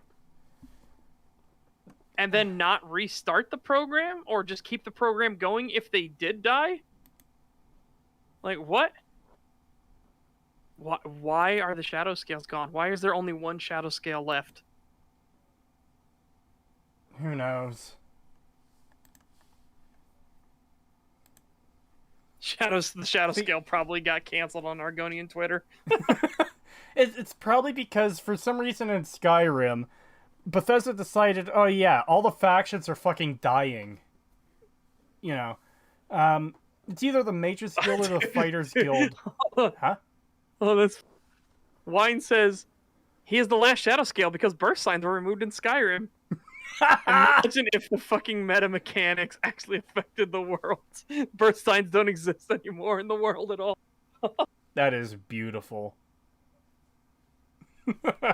That's what I'm saying. Nobody was born under the sign of the Shadow ever again? Yeah, that's what I'm talking about. There's one Shadow Scale, yet there are a bunch of them as unnamed assassins. Well, that's the thing.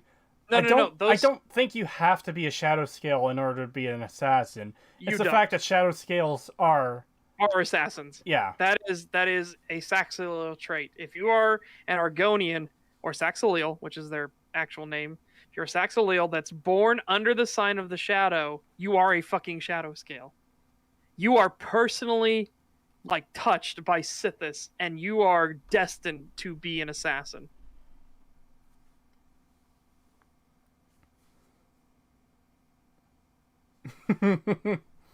All I'm hearing is grow my salt rice, make my bed, tend to my mushroom house. Lizard. Don't worry, we promise we won't slit your throat in the middle of the night. All Sure. according to plan. Sure.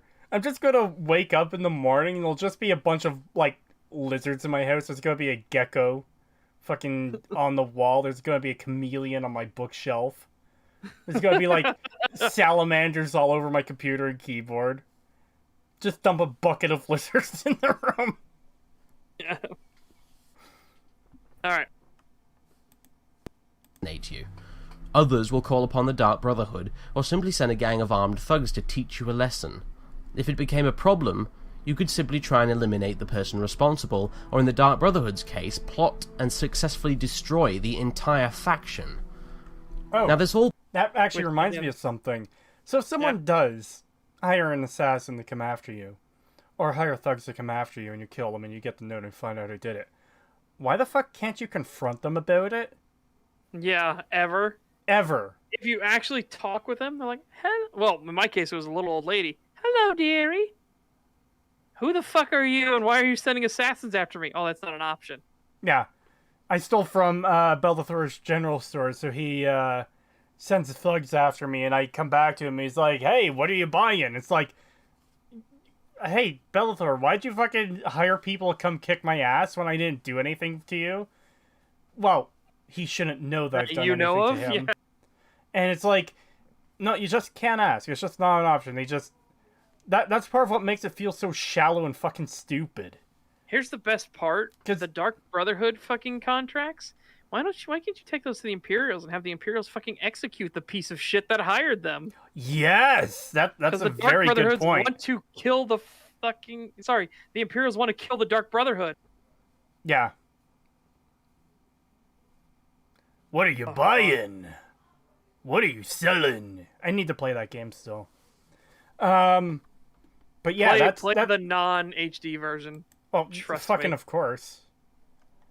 I know we've shown this in the past on past stags, but my god, if you haven't seen it, go to the Resident Evil 4 page and look at the remaster pictures versus the original, and the original looks better in every single screen.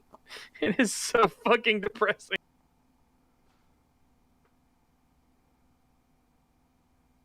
Quick question. Why is a Homo sapient lizard outside my window? Why is he running towards me? Rest in peace, meme night. We hardly knew ye. Oh, so the uprising has begun.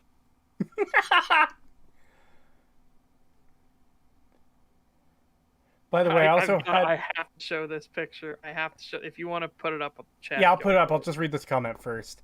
By the way, I also had no crime committed against Nazim. Constantly send assassins and thugs after me. Well, it's because you never went to the Cloud District. That's your problem. Yes. Maybe if you didn't want them to send assassins to you, you should have gone to the fucking Cloud District. You ever fucking think of that? Yeah. Why are you not going to the fucking Cloud District? Piece of shit.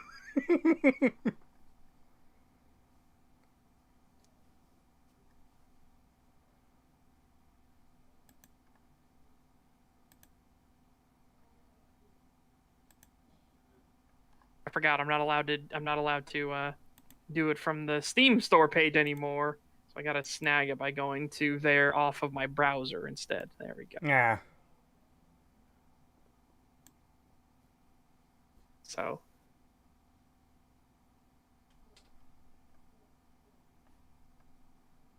it's part of the fucking insanity. The HD textures versus the SD textures in the HD. The SD ones look way better. God.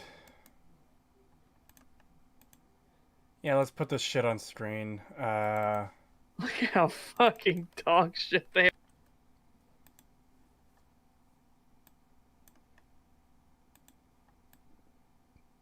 Amazing.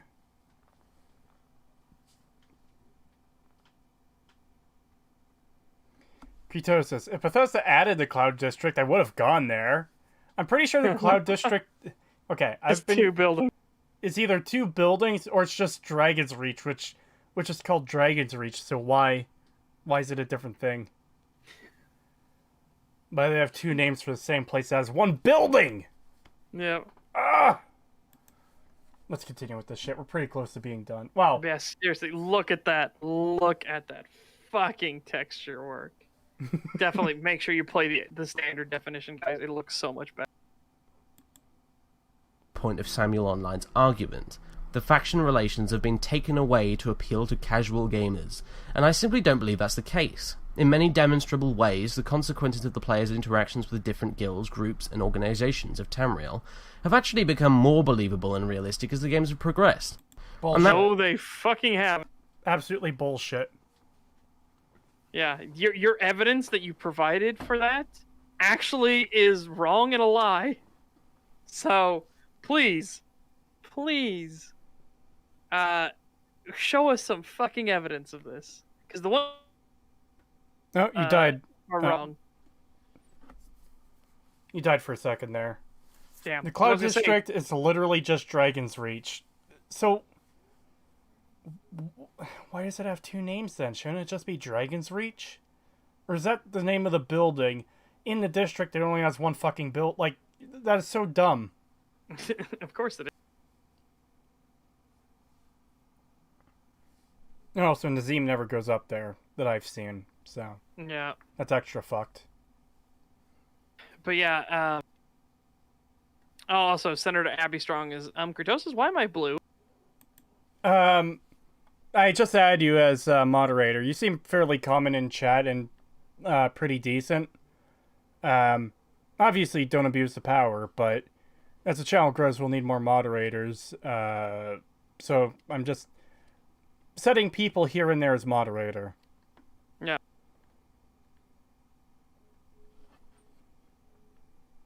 And the best part is you've never seen Nazim there. Yeah, he doesn't have a house there, and he never paths there. No. He doesn't just have no house there. He doesn't have a house, period. He lives in the fucking inn. He has a key to a house that doesn't fucking exist. Yeah. Oh, God. Like, is there a mod that at least gives Nazim a house for his fucking key to go into?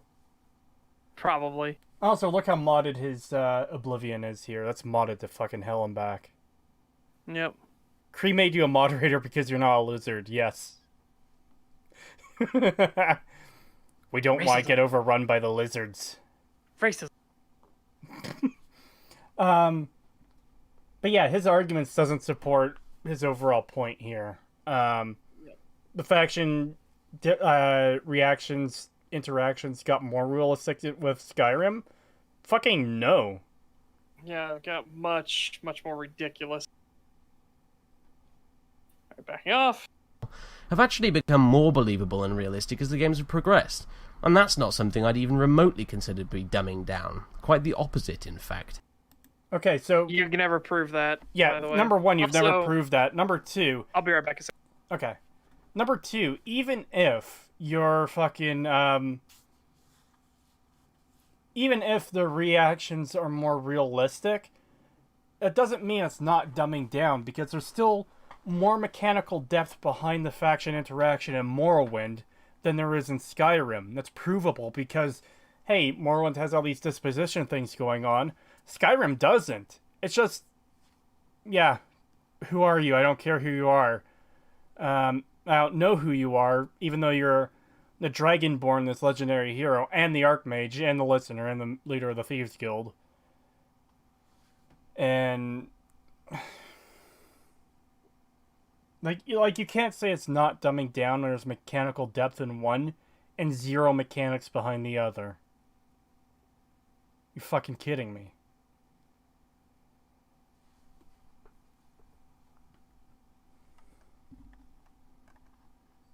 Pagan, what's your favorite grenade launcher? Wait, fuck, we did that already! Yeah, I was about to say. I could just literally say the same one as before. Well, that's the joke I was kind of getting at there. Yeah, this video isn't quite as bad as I thought it would be, but there's still a lot of issues with it so far. Thankfully, there's not a whole lot left. There is like 8 minutes left, 9 minutes-ish.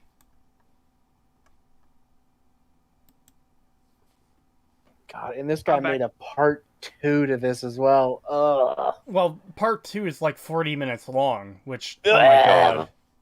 Yeah. Um, I wonder if he made it because people called him out on his fucking insanity. well, Probably. well, part 2 is only made like a few days or a week after this first one. What? Yeah. Okay. Like, this was the 17th of March. I think the other one was the 24th of March or something. Well, okay. Wow. Yeah. All right. Yeah. Well, let's continue and let's just get this. Hopefully, get this over. Yeah. Mm. This is an awkward one, mainly because in many ways I agree that the current journal and quest setups are far from ideal. However, what I Far from ideal doesn't even begin to fucking describe it. Yeah, they're so fucking dumbed down that they literally hold your hand in this area, in this city, in this street, in this house, in this nightstand. It's like, fuck off. Go away. Remember Let how people in, actually think. remember how in Morrowind and in some cases in Oblivion where they give you directions like, okay, go down this road, you'll see this landmark, turn left. Go north until you see this other landmark, then go into a cave on your right. No. Oblivion wasn't quite that in depth, but they still had directions from time to time. But they also had the quest marker, so, you know. But you could at least try to play Oblivion without the quest marker if you wanted to. With Skyrim, it's just not possible.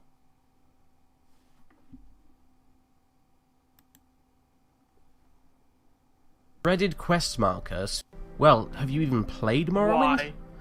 Why? Hold on. I need to rewind Yes. that because... I have played Morrowind, and it was fucking much better. This is an awkward one, mainly because in many ways I agree that the current journal and quest setups are far from ideal. However, what I will say is that the dreaded quest marker sooner or later was going to become a necessity. Why? Well, have you even played Morrowind? Yes. For example, do you remember this fine lady? Oh boy. We're going to milk! So I know this argument. It's a pretty fucking shitty one. It's basically the same thing Acerthorn said in his own video, which, man, he might have even gotten some of his points from this video, now that I think of it. He might have. So the point is, oh hey, this character, she gives you the wrong directions to this place, and it's hard to find because of it. Yeah, it's an error on the game developer side. That doesn't mean the quest marker is good. Yeah. So you found one. Okay. Now again, to prove this is a problem, show us two more at least. Well, see, we know there are a couple. Because the one Acer... Chapman, a woman giving bad directions? That's never happened before. Wow. So yeah, I do know there's a couple in the game that are like this. There's at least two. There's this one, and the one Acerthorn referenced in his own video. The problem is, again, this is a fault of the game developer. It's not a fault of the system. The developer fucked something up when putting in the directions. Or maybe something changed in development so the directions were no longer accurate. Point is, that doesn't mean the system is... But this is one of the arguments I hate the most. The developers messed something up, therefore the system itself is bad and needs to be replaced by this other thing. Yeah, by the system that's far worse. Oh, far worse, more hand-holdy and everything. It's just, no. No. I might have seen this video before, I can't remember. I know I've seen this exact point with this character before. I can't remember if it was this video or a different one. Alright, well, let's, You do. You might not know her name, and you might know where she is or what faction she belongs to, but what probably... Okay, so I've only played Redoran like once or twice, but I know exactly where she is. She's in the giant crab in Aldaroon. God damn it. You know, that reminds me of... Huh? Oh my god. What? And the giant crab. Yeah. So, what you're going to do is you're going to take place in historical Japanese battles that actually happened throughout history. So here's this giant enemy crab. I know what you're talking about. Oh my god, yeah. Jesus Christ, that was like the moment when everyone realized that people are insane at E3 and it's all bullshit. That's the kind of the start of the slide. Is that she gave you a quest to kill some mud crabs in the Ark Square, and gave you the worst possible directions to get there. The first time I did that quest, I spent literally hours trying to follow her list of directions to no avail, mainly because they were actually wrong and didn't take into account whole parts of the landscape that could easily cause confusion. In fact, the easiest way to do this quest was to just head west out of town and blindly wander around for a while until you found what you were looking for.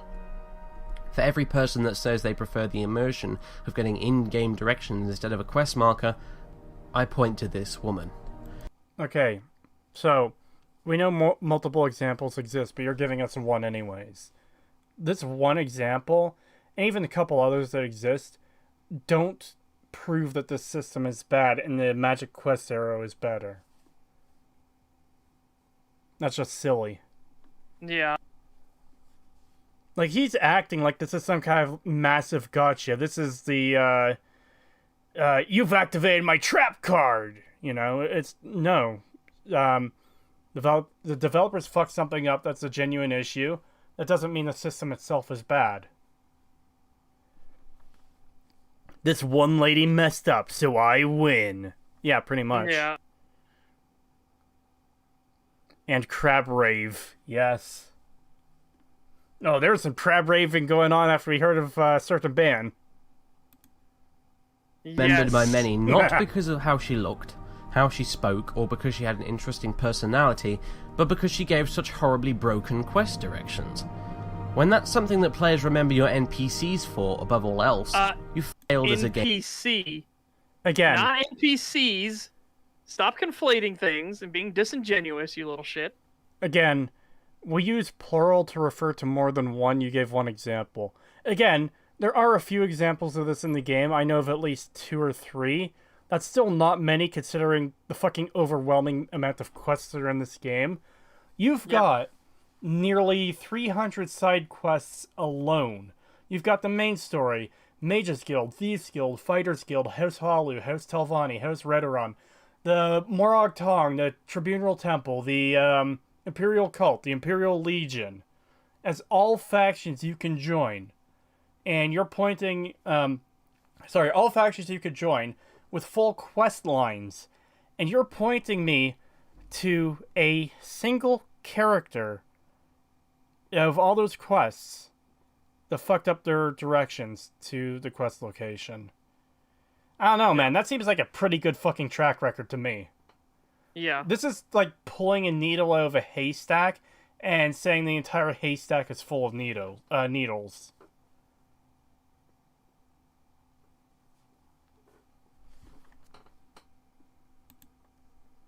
It's a topic I'll go into a bit later. We look back on this kind of thing caused as quaintly charming years later, but that kind of archaic nonsense has no place in a modern game. You must understand that this isn't about some kind of pathetic appeal to casual gamers. It's simply making the life of... It literally is. It's telling you where to go with no thought. Yeah, it is literally holding your hand on a complete fucking railroad track and making sure you can never ever be confused or never ever have mystery and exploration ever, because the quest marker will hold your hand, little baby. Don't worry. We'll show you exactly where everything is. Yeah. And we have seen what this type of mechanic does to people. Yes. It turns them into tunnel-visioned morons who can't see anything. But the quest marker. The Morag Tong is a very terrible quest line, though. Most of it isn't that good. It's just go here, kill person. But Well, same with the part of Imperial Cult. The Imperial Cult questline isn't very good either. yeah, but the point I'm getting at is those quests are still there, and they still give you directions to go places. Yeah. Oh, as Blind Rogue points out in chat, and this is something H-Bomb mentioned in his Fallout 3 video, they missed a giant fucking robot in Fallout 3. Yeah. Yeah. Yeah, I think H-Bomb was referring to Mr. Matty Plays there, actually, who said, yeah, I didn't even notice a giant robot in the room. And H-Bomb has a point. The arrows absolutely make people tunnel vision. Oh, I'm just going to chase the arrow. I'm not going to look at anything around me. Obviously, it's not the case for everyone, but it certainly happens. I'd argue that's a far bigger problem than an occasional NPC accidentally having the wrong directions.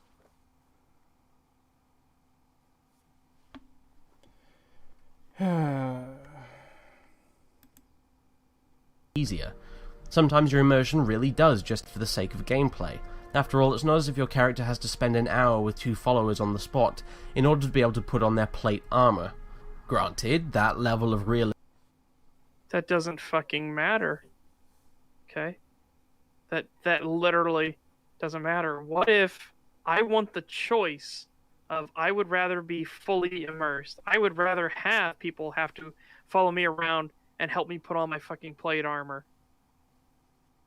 What if that's what I want? Yeah.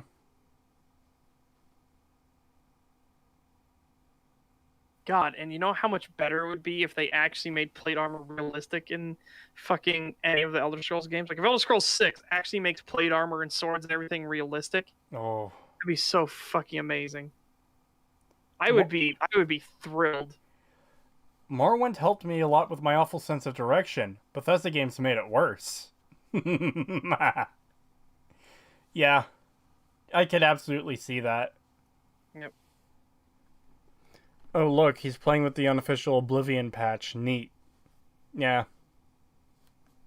I mean, hey, Sorcerer Dave, if mods can fix those unkillable NPCs, then mods can fix that NPC having the wrong directions. Yeah, I mean, they you literally have to hold can the same too. standard. Yeah. If you're gonna make a complaint about that, you gotta hold to the same fucking standard. Exactly. The unofficial Morrowind patch solves the issue of a couple NPCs having wrong directions for their quest. So, if people who want the mod to kill essential NPCs can just fix it with a mod, then you can just fix this with a mod. But I'm sure you're not going to take that into consideration because that doesn't help your point. Yeah. Of realism would add to immersion, but it would be an incredibly clunky game mechanic that most players would quickly tire of. This is not about casual gamers.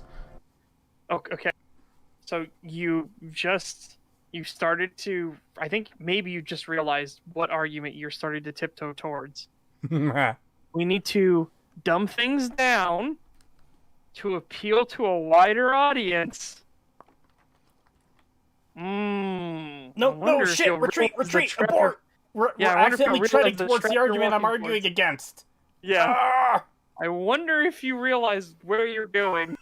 In order to be able to plate armor. Granted, that level of realism would add to immersion, but it would be an incredibly clunky game mechanic that most players would quickly tire of. This is not about casual gamers. I am by most standards a hardcore gamer. As I said, I've played every Elder Scrolls title ever since I began with Morrowind at around 2004, and I'm generally a pretty fanatical fan of the series, but I do actually enjoy having a quest marker. Why? Okay. Why do you enjoy having a quest marker? But it is funny that he immediately realized where he was going. This isn't about casual players. Like, you literally just about stepped into it, realized it, and had to immediately say, this isn't about casual players. Because I think somewhere in your brain you realized you were actually going for, it's a dumbed down system so that it can appeal to a wider audience, aka less hardcore or more casual players. Didn't Bethesda say they made their games to cater to players like DSP? I don't remember if that was them or not. I do know a game developer said that, which is fucking horrifying. I don't remember if it was Bethesda or not. Because need I remind you all, DSP is the man that in Dark Souls, also DSP actually beat the Asylum in Dark Souls. So trust me, for anybody that complains that the Asylum is difficult in Dark Souls, oh my god, DSP is smarter than you, Jesus. DSP beat the Asylum in Dark Souls, walked out the front door, saw the developer note, didn't read it, walked forward, didn't see anything out towards the cliff. He didn't walk far enough. He turns back around, reads the developer message, congratulations, walk forward. Proceed ahead. So he walks in a straight line and then starts screaming that he walked into a wall. Okay? This man is the man that some developers are saying they are actually developing their games for. Yeah, that should terrify you. Yeah. He didn't understand that the message didn't actually change based off of his orientation. Holy shit.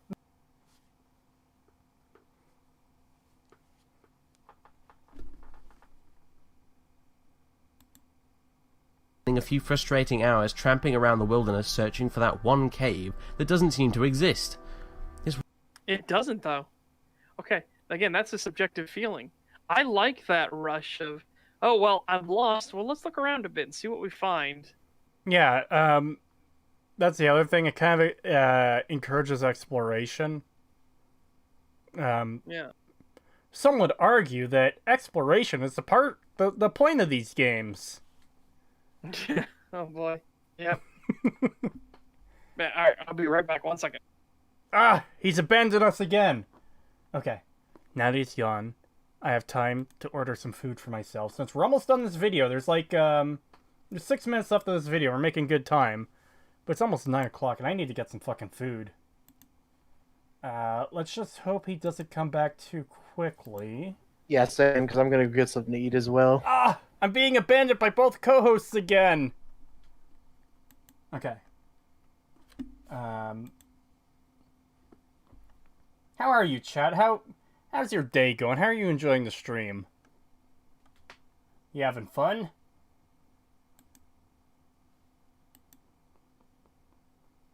Finding things is a decent part of what makes open world game an open world game. Yeah, absolutely. I thought you were going to say time to jerk off. Why would I say that?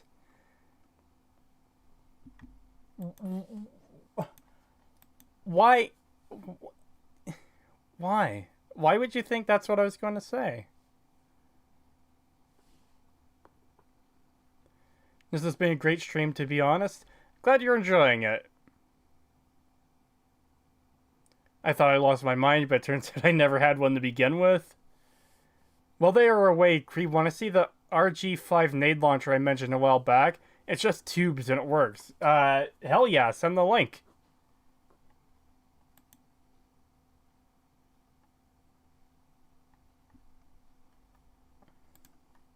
Alright, let's see here. No, what I'll do is...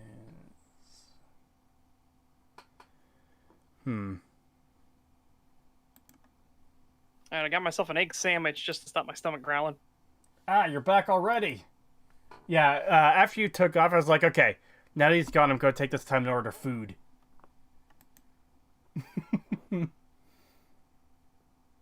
How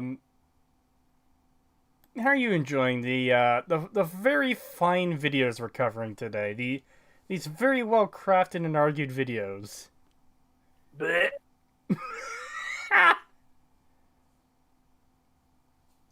I might not have much time after the stream ends, but you want to hop on 7 days after this and take care of that blood moon? Sure. Cool. Okay, food has been ordered. Let's hope it doesn't take too long to get here. It helped keep me awake while I work, so thank you for the stream. Ah, glad I could help. No way. Is that fucking true? What? Vehicles of Peace Limited Edition. January 6th committee accidentally disproves Trump insurrection. Ha! Beautiful. I hope that is true. Holy shit. Holy shit.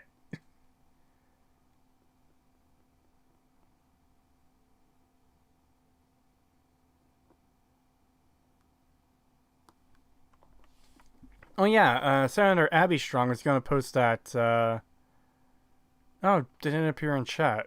Alright. Well, shit. No food? I got a couple of muffins, but Yeah, I just have a couple egg sandwiches. I It's just not found out much. some. I just found out some bad news. What? What's some bad? Well, my granddad's Oh, dog. if you don't need to, yeah, if it's something super personal, you don't need to share Yeah. it. Don't worry. Yeah. Well, I mean, it's not a big deal. I don't mind telling you about it because I'm not. I've been thinking this was going to happen for a while, but basically, my granddad has this dog. It was his brother's, and his brother died a few years ago, so he, took it. Yeah. But he won't take care of it is the thing, and but he also won't let anybody sell it. He doesn't want to give it to somebody who can actually take care of it. Mm. And we've been telling him for years, like, if you're not going to take care of the fucking dog, you need to give it away. And he just wouldn't fucking do it. And now it has heartworms, and it's currently in the garden dying. Oh my god. Yeah, and I'm like, God damn it! All because he wouldn't fucking do anything. So I'm probably gonna have to go out there tonight and shoot it. Oh god. Oh, Yeah. Like I That- even went out there to go check on it. It's just like whining, and like if you try to go anywhere near him, he just snaps at you.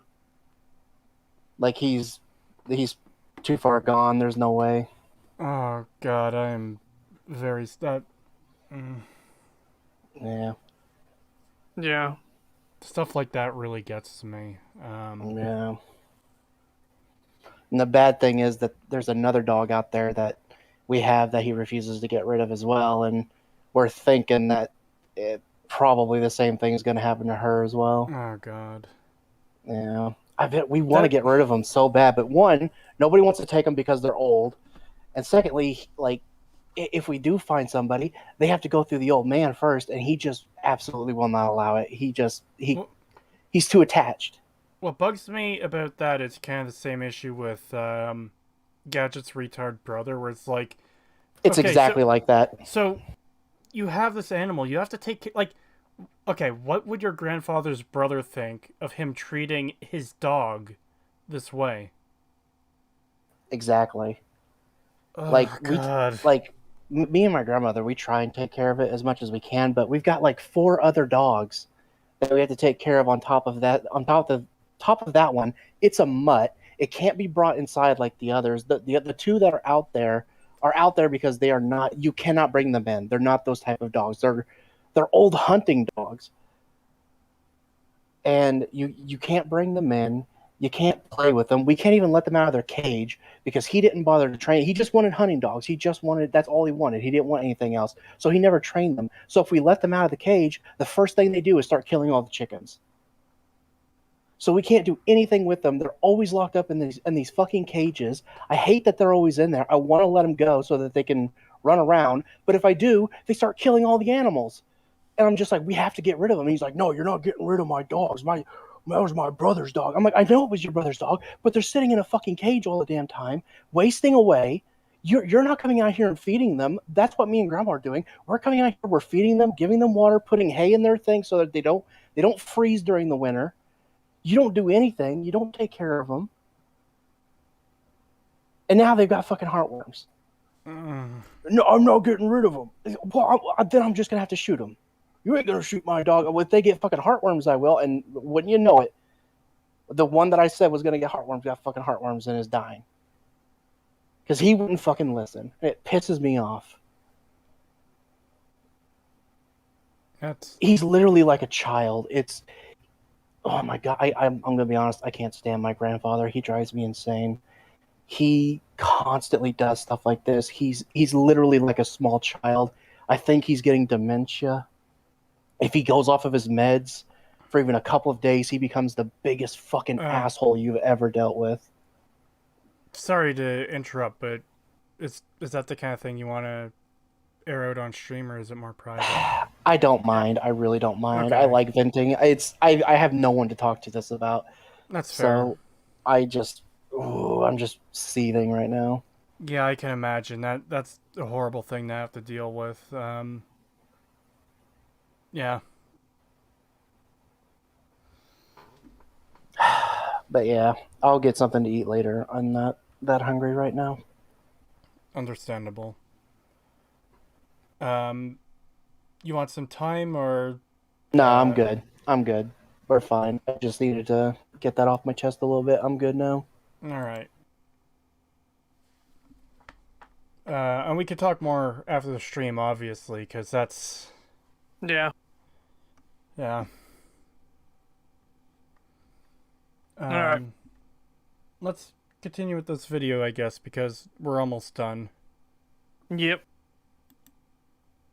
Features that, like many others, that has been added over time for the sake of convenience, like the quick save button, crosshairs in first person Hold on, I want to wind this back, because the quick save button does not line up with... gamers.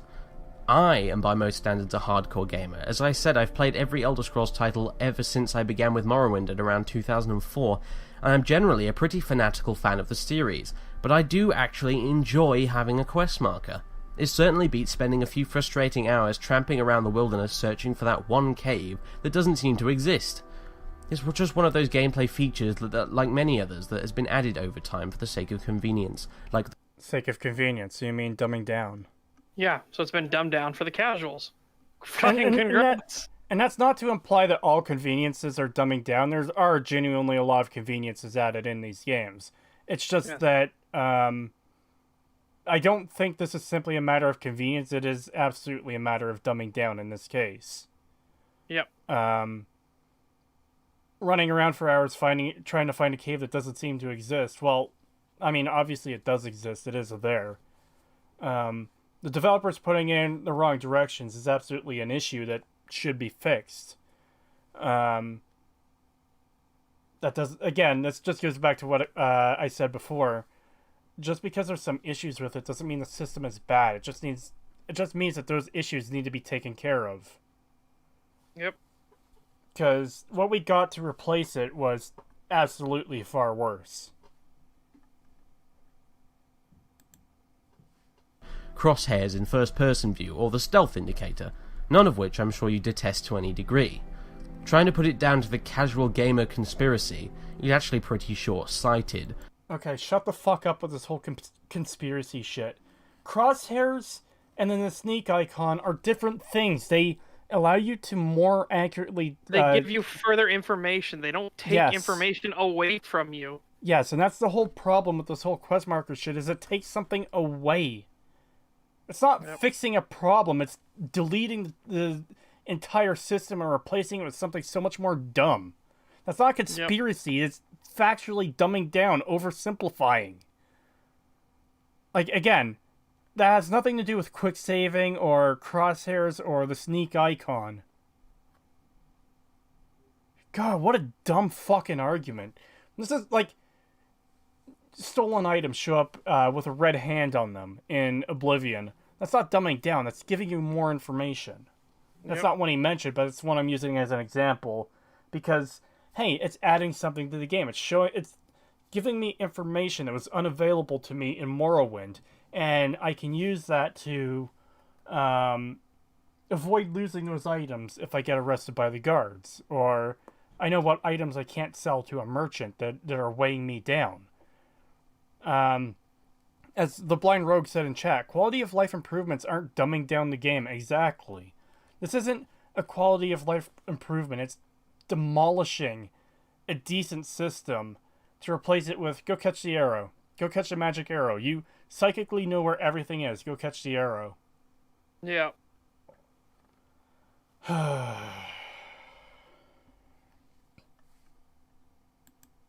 Like the save button, crosshairs in first-person view or the stealth indicator, none of which I'm sure you detest to any degree.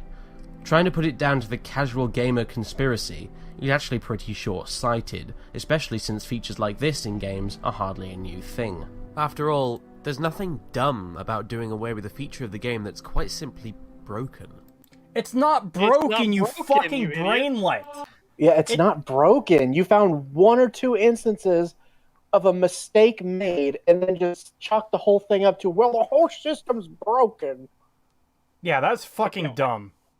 Can't wait to Holy see this shit. one, because this one's already going to be fucked as well. I can tell. Yeah, you cannot defend the reduced NPC conversations, but to say the system is broken because a couple characters had the wrong directions, that is absolutely fucked. That is ridiculous. And again, he didn't even provide the other examples. He based this all on one character. So his entire argument was, well, this one character, for this one quest had the wrong directions out of literal hundreds in the entire game. That means it's a broken system. Yeah. Fuck off. Holy shit. Pagan and such a roboting a bit. Yeah, I heard it on my end, but it stopped. Like, okay, just so chat knows, however you hear Pagan and such is how I hear Pagan and such, because what you hear of the video and of Discord is literally just my desktop audio being presented to you. That's why you hear, that's the whole reason that you hear, hold on. Charging Why do battery. you do that? Charging battery. Yeah. Because you're literally just hearing my desktop sounds. Deus Volt Infidel says, someone mentioned it was about a 1.7% rate of improper quest directions. A 98.3% success rate is perfectly acceptable. That is extremely fucking good. Well, again, let's see the inane fucking arguments we're going to get now. We've got less than 6 minutes to go. So. Yep. Of all the points Samuel Online raised in his video, this was the one that stuck out the most. Really? And actually, Why? it was the one that made me think about doing this entire response in the first place. But he's right. He argues that Morrowind sported extensive, enthralling dialogue, and It absolutely did. So, you're going to have to do some serious fucking work to say that they didn't dumb down this dialogue.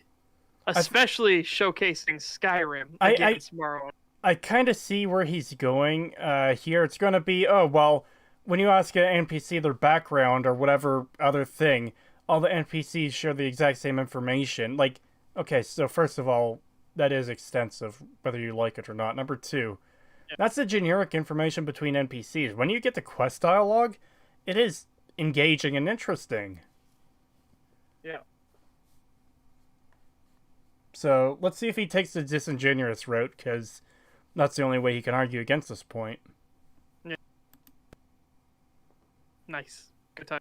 there's a definite point in engaging in conversation with random townsfolk to learn what unique insights you could from these different characters. I don't see how you could be more wrong. He's right in that Morrowind's dialogue was extensive, very extensive in fact. There were dozens of topics available for discussion, which is, in truth, something of a contrast with Skyrim and even Oblivion. It will probably come as no surprise, however, when I say that I disagree this is because of casual gamers, or even that it's necessarily a bad thing in the first place. Of course he's doing it. Yeah, of course he is. Look, same dialogue. Oop, same dialogue. Oop, same dialogue. Again, do you not fucking understand? I want you to go talk to a quest giver in Skyrim. And like let's go to the what is it? The exchange in Riverwood. Talk with that quest giver. How many lines of dialogue are there? Keep Not in mind fucking many. Keep in mind too, the examples he's showing are all from the same NPC in the same building. I don't go around asking everyone in Balmora about Balmora, but I'm pretty sure different characters would have different things to say on the matter rather than just the exact same block of text. But let's pretend for a second that every single NPC in Balmora says the exact same block of text about Balmora. So you're not actually proving that the dialogue isn't engaging or interesting, because you're not getting to the substance of what the dialogue in this game is. You're asking about a generic topic that many people are probably going to have very similar takes on. Maybe it could use a bit of work. Maybe some people hate Balmora. Maybe some people love it. Maybe some people don't care one way or another. It's just a place to live. I agree that it could be expanded that way, but you're showing off these blocks of text exactly as I fucking knew you would. This insanely fucking shitbag, disingenuous way of doing this, where, oh look, these NPCs all have the same block of... You're not getting to the substance of the actual, like, quest dialogue or lore dialogue that this game has. Yep. That's why I was saying, go to a quest giver in Skyrim, and then go to a quest giver in Morrowind. Yeah. You will see a vast difference in dialogue quality immediately. Yeah. Absolutely. Where did you last see it? Well, he took the Golden Claw and he was heading for Bleak Falls Barrow. You can't miss it. It's right down the road. Except you can fucking miss it if you don't go down the road and then up the fucking mountain because you can't see it. You don't know that thing in the distance is called Bleak Falls Barrows. Except, well, the quest fucking marker will point you there. But if you didn't have that on, you would leave town and they're like, it's right down the road. So the road up into the mountains, the road down the river. He must be in the road down the river. Since it's right down the road, why would he say it's down the road and then make me climb a mountain? Yeah, that makes no sense. The other thing is, Pagan found the meme. I'm going to share it on screen here. Reject civil war. You're just a Thalmor ploy to weaken the Empire. You sold Skyrim out. Praise Talos. Embrace killing Myr. More like treating your stroke macaque. Die, piss elf. Oh shit, they've got curved swords.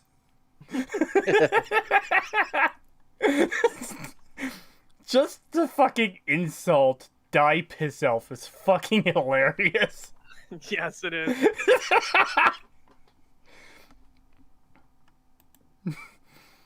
Anyways, moving on.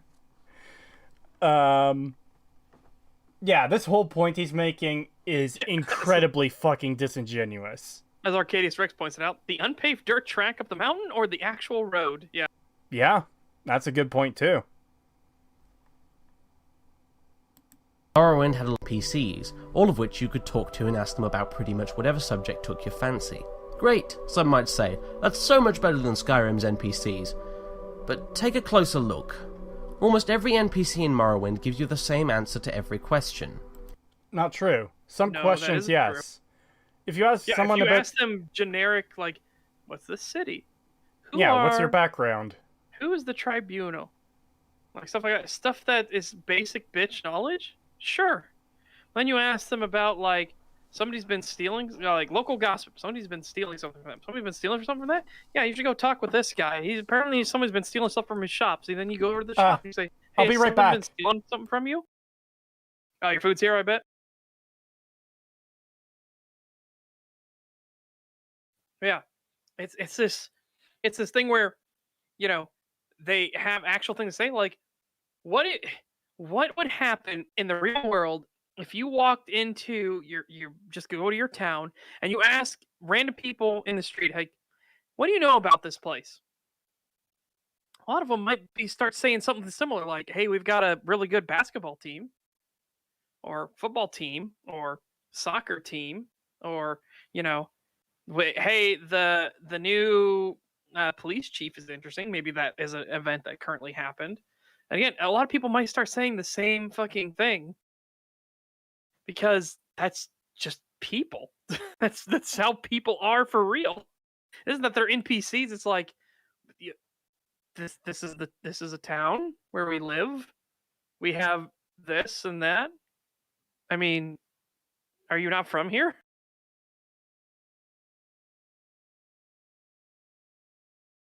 Did you hear about Helgen, a dragon attack? Oh, or my favorite one.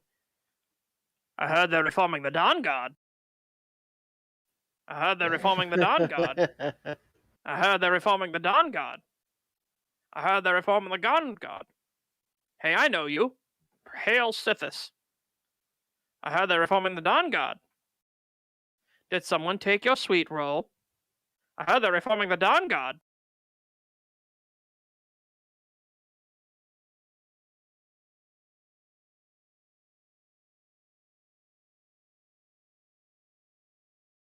It's so fucked.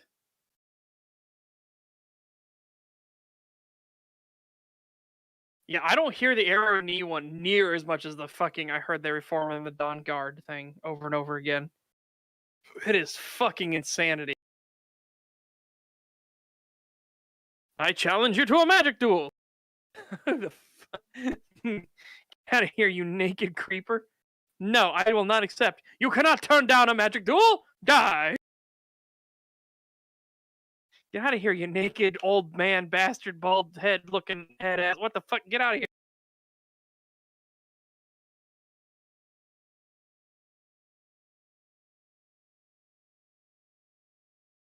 Have you made your way to the Cloud District?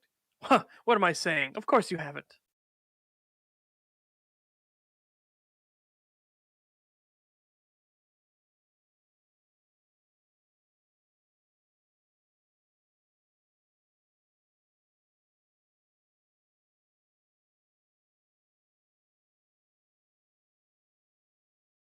I heard they reformed the Dawn God.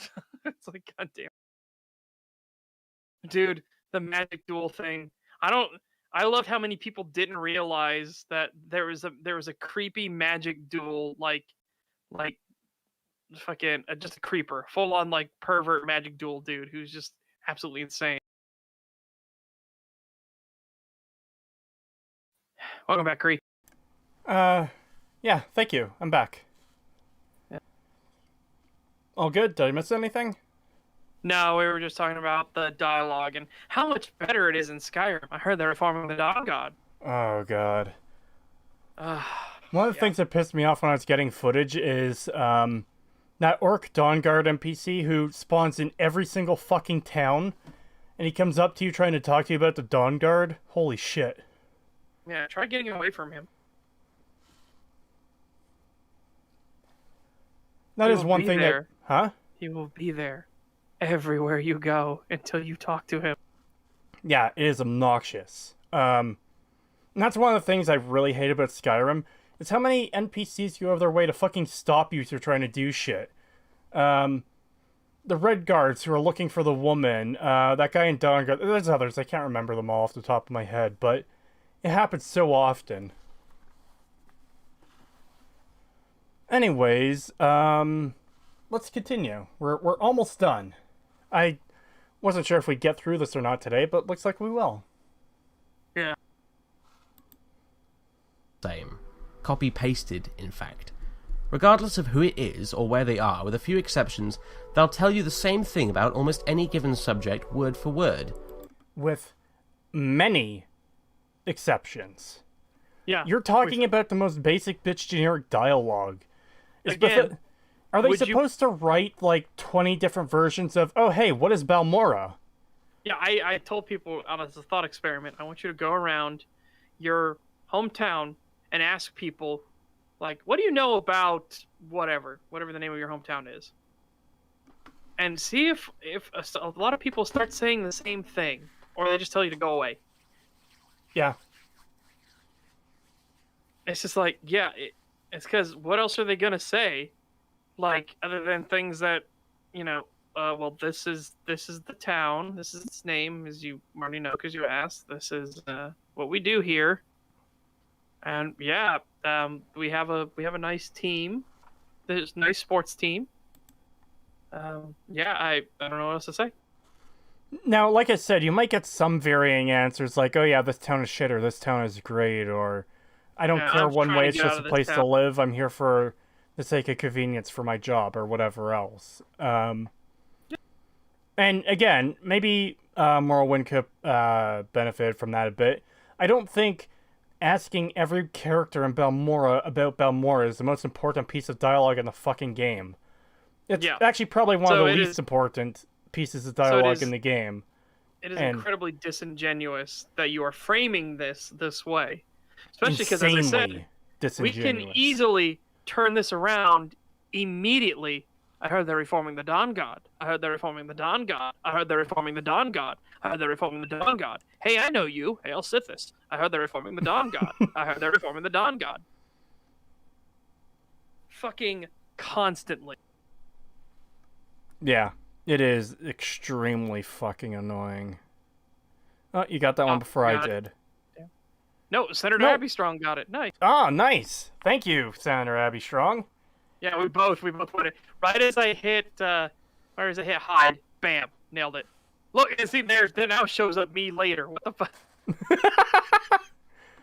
Maybe Senator Abby Strong just deleted the message and you were the one to do the ban or whatever. Yeah. Anyways, yeah. No, if he actually talks to these NPCs to any real extent, it would completely shatter his point. So Yeah. he can't do that. He And- physically cannot do that, or it will tank his point. And by the way, we know he's being a disingenuous fuckwad here because he said, "Oh yeah, I've played every game in the Elder Scrolls series." And he's talked about how he's completed the different quests and he knows where. But he got shit wrong. Like he thought he was the Archcanon, and But that's what I'm Morrowind. getting. You never do. That's what I'm getting at is he's at least completed the temple quest line because he completed the Archcanon and he completed the main story.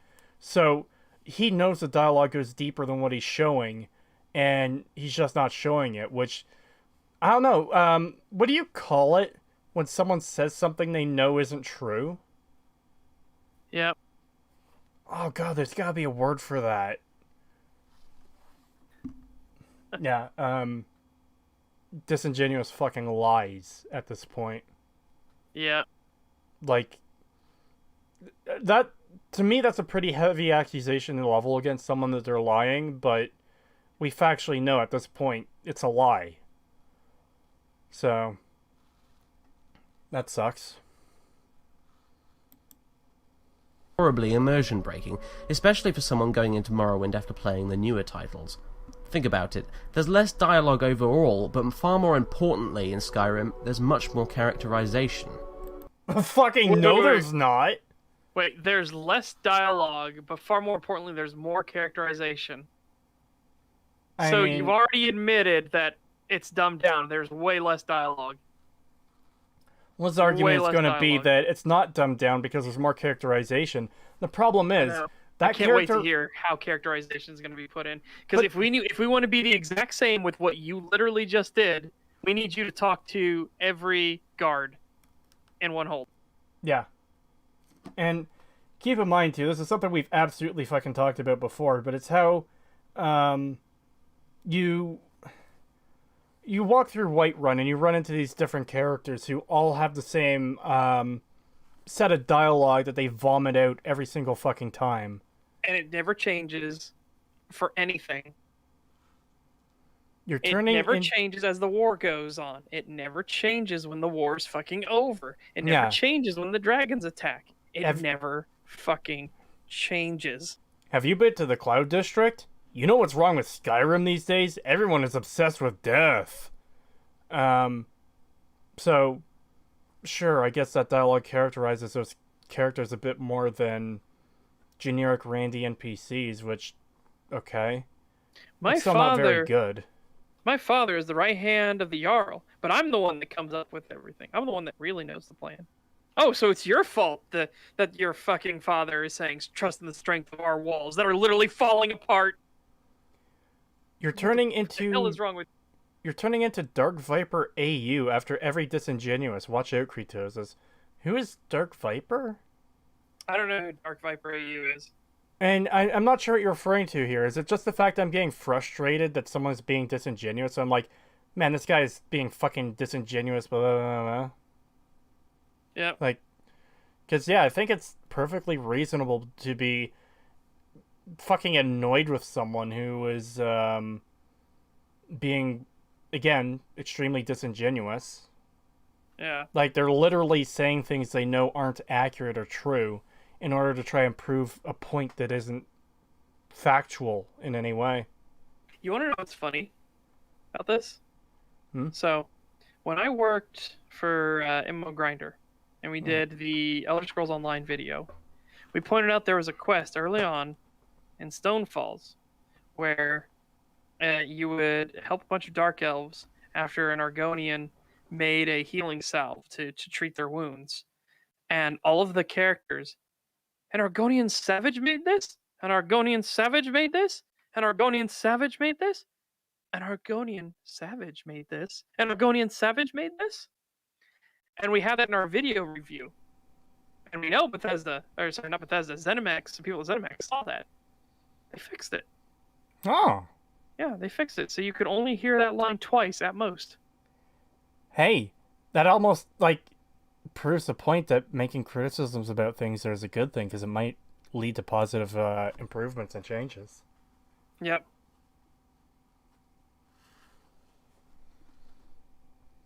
He has a meme that's him going, "You disingenuous, dense motherfucker." Yeah. obviously you have to know something about something, or you couldn't tie your shoes. Sorry for the caps, night. Disingenuous dense motherfucker. Well, I mean, it's understandable if someone is genuinely being disingenuous. Dude, I love Darkethus in Skyrim, but to hear him constantly say things, though there is one bit of very interesting dialogue he says that is so fitting for like extended lore. Somebody actually who wrote his dialogue gave a shit. To oblivion and back, as they say. I love that because, of course, the Argonians would suddenly make that a saying 200 years ago when they went into Oblivion and kicked the Daedra's ass and stole a bunch of shit and took it back to Blackmarsh. I'm hiding in your tabs, Creetosis. No, fucking get out of my tabs! Oh, it's too late. I'm already there, and I've at least put 15 assassin lizards in different tabs. Ah! You're never gonna find them or stop them unless you close them all. No! You cannot take my tabs away from me, damn it! You know what? Okay, it's called Operation Sanity. What we're gonna do is we're gonna go to Canada, right? We're gonna sneak into Creetosis' house, and we're literally just gonna get on his computer, not steal anything. We're just gonna get on his computer, shut all of his tabs, and then leave. That'll make me more crazy. I mean, that will make me crazy. I don't want to lose my tabs. They're important. Alright, let's continue this shit. Take a look at Whiterun, for hang on a second. instance. Oh. So, pretty sure To Oblivion and Back is just a play on To Hell and Back. It is, however, it's so fitting that the Argonian is the one that says it, because the Argonian are the ones that invaded Oblivion back during the Oblivion Gate crisis, actually kicked the Daedra's ass, stole a bunch of shit back from them, and then left. The Daedra were actually like desperate to close the gates to stop the Argonians from killing them. Such got base boosted for a split second. Anyone else hear that? Yeah, that's been happening for some reason. I don't know why. Yeah, that just happened like 3 times in a row there with what you were saying, too. Oh, sorry. Anyways, Canada, you mean polite America? No, I mean crazy America. They have an owl mascot for their fucking Supreme Court. I mean crazy America. Why does the Supreme Court need a mascot? I still don't know. Anyways, we're almost done here. We've got a disgruntled widow that hates men, a grieving old woman that lost her son to the war. Okay, so... actually talk to them, by the way. Go ahead. Actually talk to them. And by the way, you're going to hear the same lines of dialogue from them every single fucking time you pass them. Yeah, it literally doesn't change, ever. So, yeah, actually talk with them. Such as voice changer is degrading, his lizard voice is breaking through. Probably. Have you been to the Cloud District? What am I saying? Of course you haven't. Yeah, you'll hear that every time you pass Nazim, even, again, we've talked about this, even after you're the leader of every single faction and completed the main fucking story. The legendary hero of myth, the Dragonborn, the person with the power of the dragon shouts. You can shout in front of him. Have you been to the Cloud District? What am I talking about? Of course you haven't. Motherfucker. The first thing you do upon entering Whiterun, if you're following the main story, is go to Dragon's Reach, which is apparently the fucking Cloud District. You fucking clown. Ugh!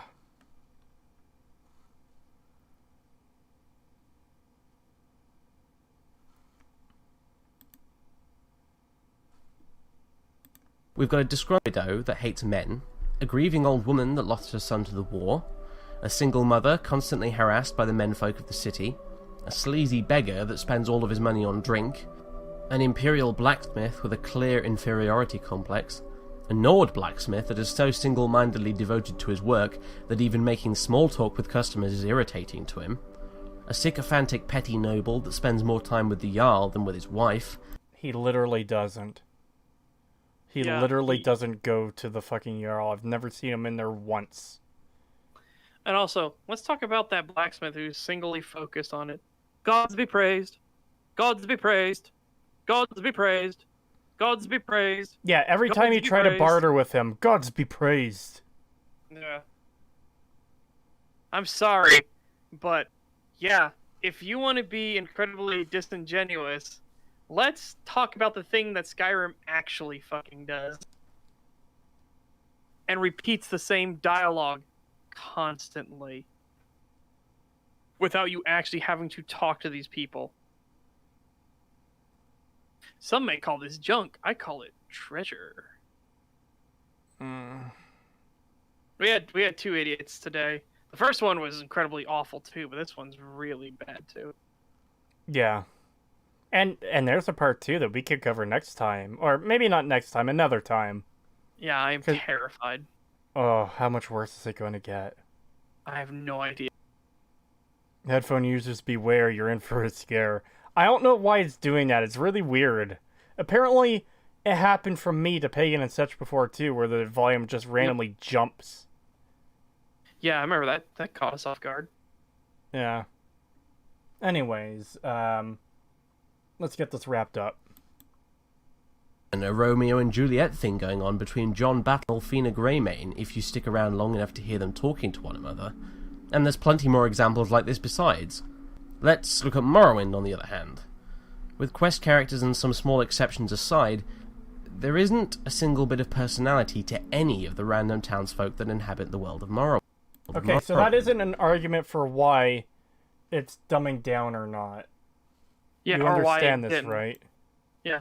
In fact, what you've just shown based off of your choices and everything like that, yeah, you can get way more information and every single random NPC actually has more use to you in Morrowind than it does in Skyrim. Yeah. Wow. You actually showed the opposite. And how much do the personalities of the NPCs in Skyrim actually matter? What effect does Will it have on the Nazim- gameplay? Yeah, Will for Nazim Nazim. ever go to the Cloud District? Will he ever not live in the inn? Tune in for never.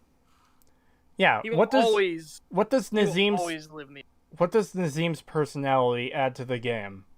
Because I can tell you what Morrowind's generic NPCs add to the game. They have all these topics you can ask about, and sometimes you could get information that will lead you to quests.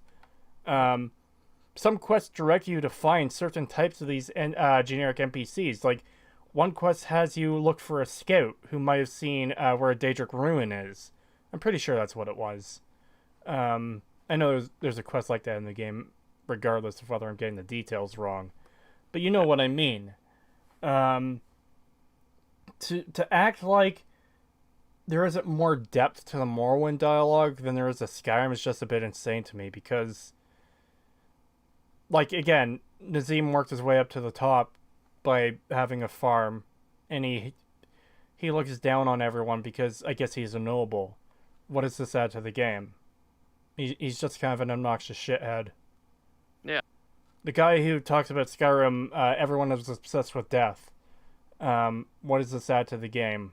That he's like a depressed weirdo that hangs out so he could say that to you every time you pass by him to go to those shops?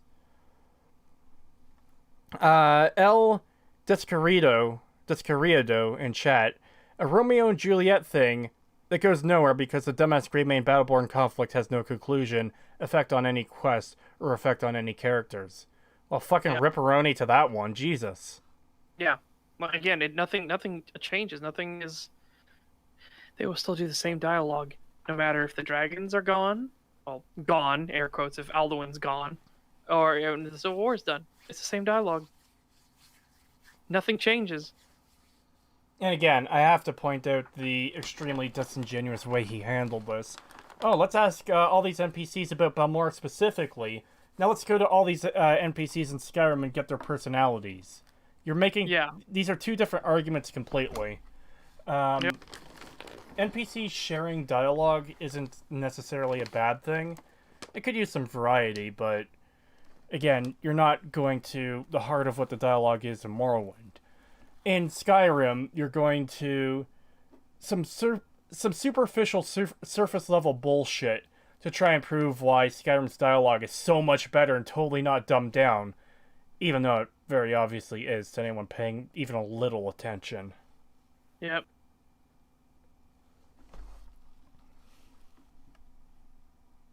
Morrowind. All they have to offer is a number of copy-pasted responses to a long shopping list of topics that you will have heard all the answers to after... Okay, and this is even worse that he's doing this now. He's just spamming the same thing over and over again. Why are you expecting a different response to spamming fucking latest rumors or Solstheim? Yeah. This is... This is more than just simple being disingenuous or... Again, we know he's lying because we know he's played the game. This is like insanely fucking dishonest to present this in this way. Yeah. I'm actually getting really fucking annoyed at this.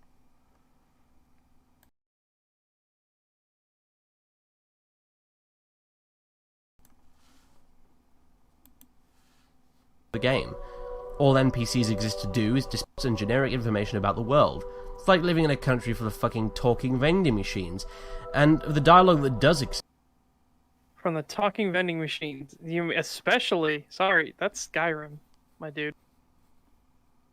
Like, how many times do you want to hear about the arrow in the knee? It was so bad that it got turned into a fucking meme that became a household meme.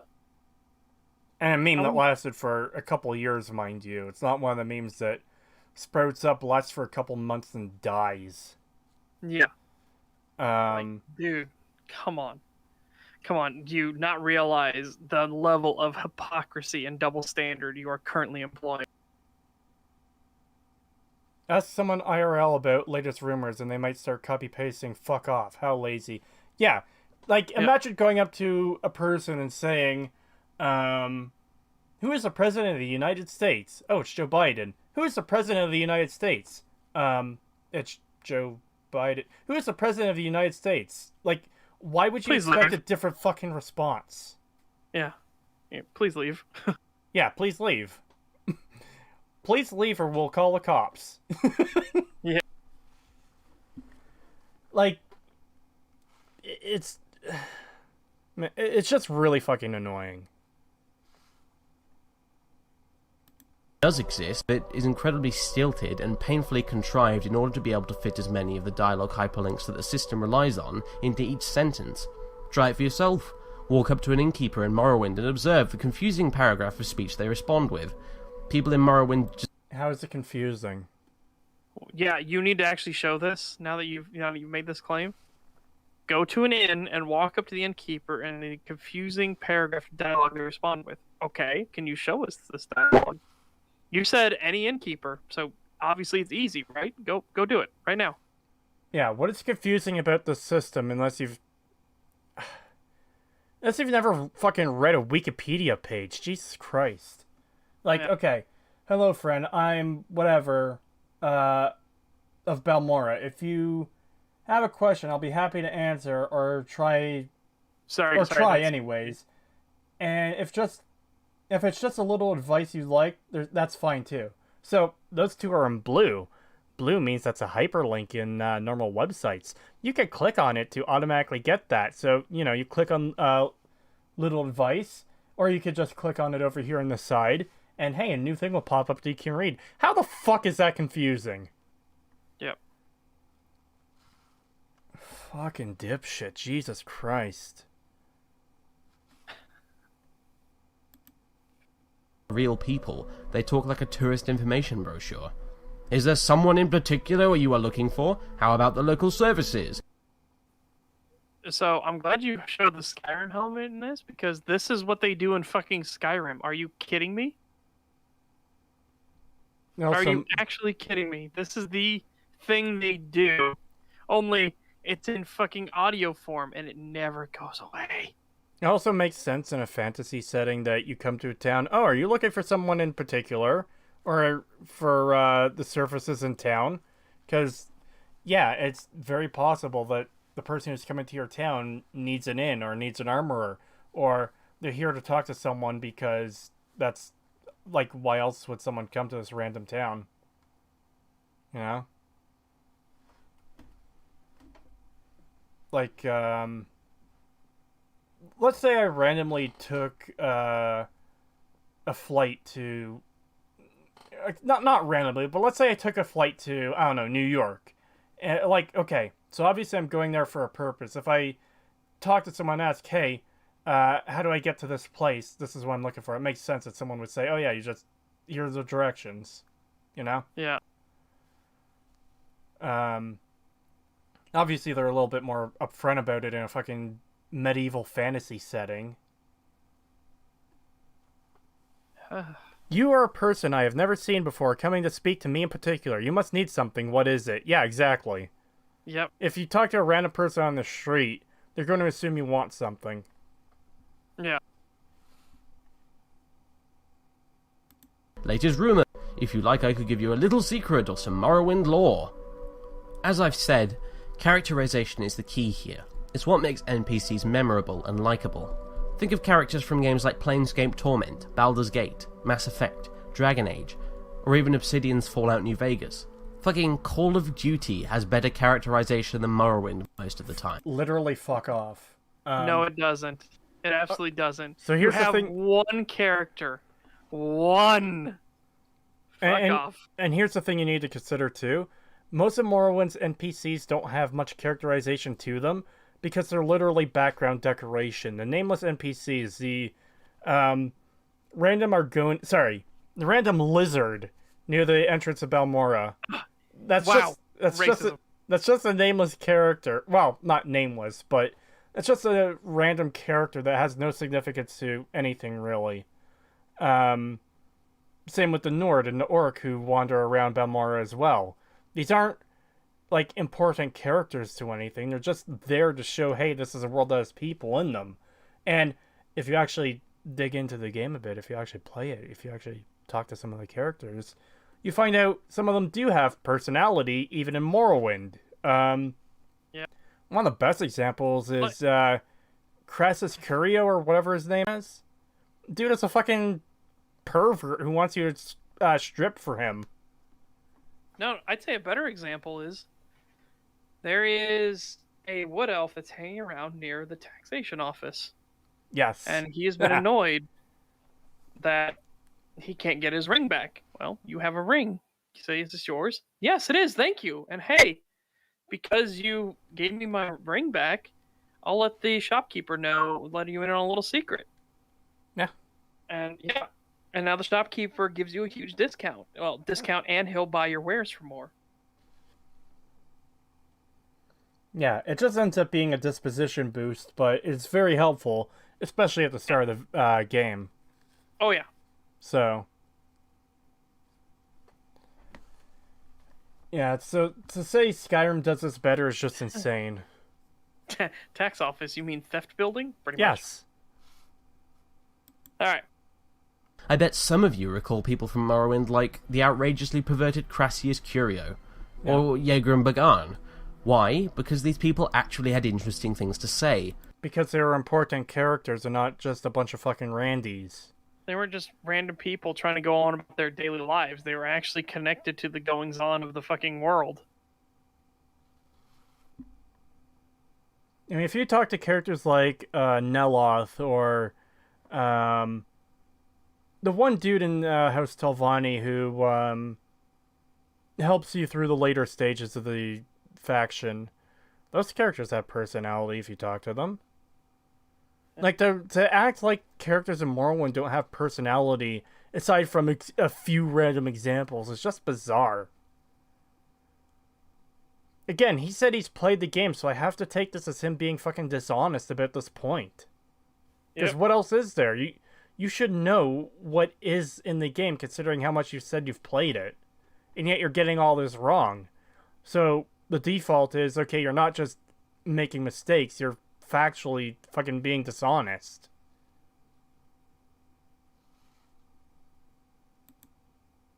Semblance of personality. The fact that Morrowind's NPCs are so damn empty and faceless is the reason why things like the less generic NPC project exists. Bethesda moving away from the old Morrowind. Do you understand that, again, you're now using mods again as a double standard, there's mods that fix the broken directions on 3 NPCs. Okay?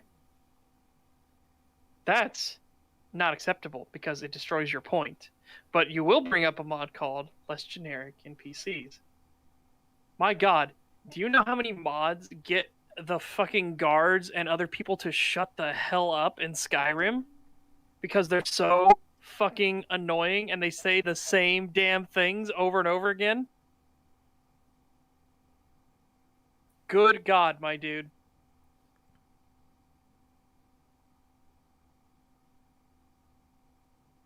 Man, sometimes you just wish I just wish this guy would stop making content, because holy fuck. If he's this much of a liar and a disingenuous piece of shit, holy hell.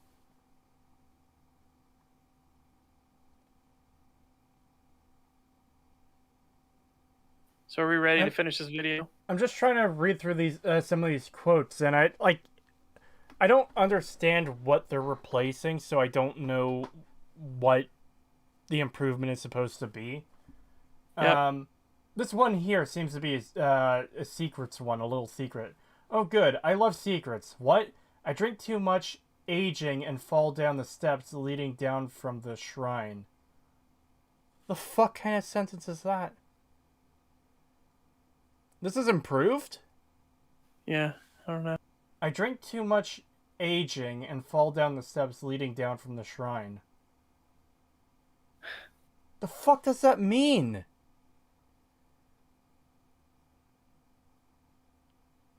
Alright. Let's just finish out this fucking video. Yeah, we're Let's almost get it done with. We're almost done. Method is far from an appeal to casual gamers, or even something that could be considered dumbing down. It's quite the opposite, in fact. While I will say that Bethesda still have a long Which you way to haven't go when it proven. comes to writing genuinely intriguing characters with some degree of depth, In fact, not only have you not proven that it is dumbing down, you actually proved it is dumbing down for us. Yeah. You actually showcased it in detail that it is dumbing down. Congrats.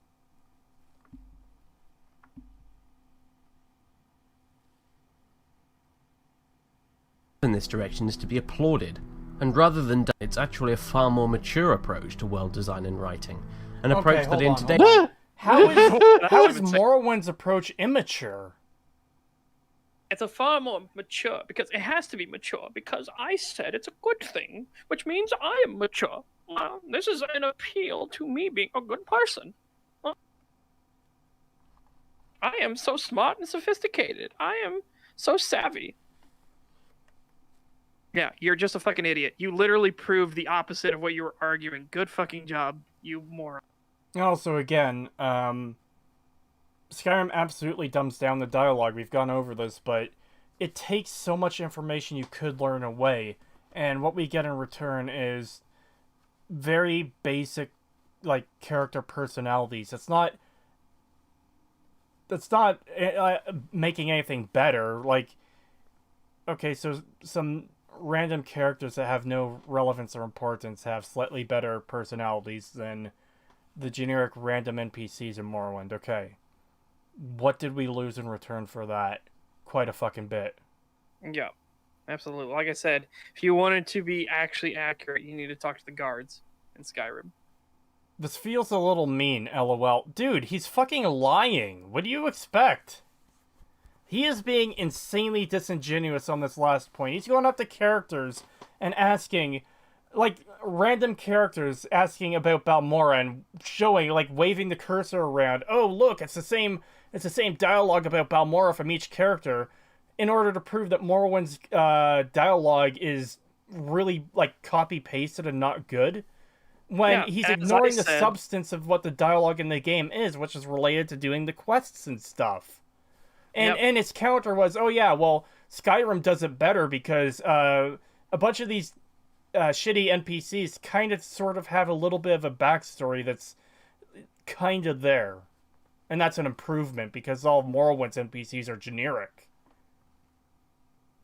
Yeah, and even better, as I said, if you wanted this to be remotely the same, walk up to the guards in Skyrim. Yeah. Talk with them.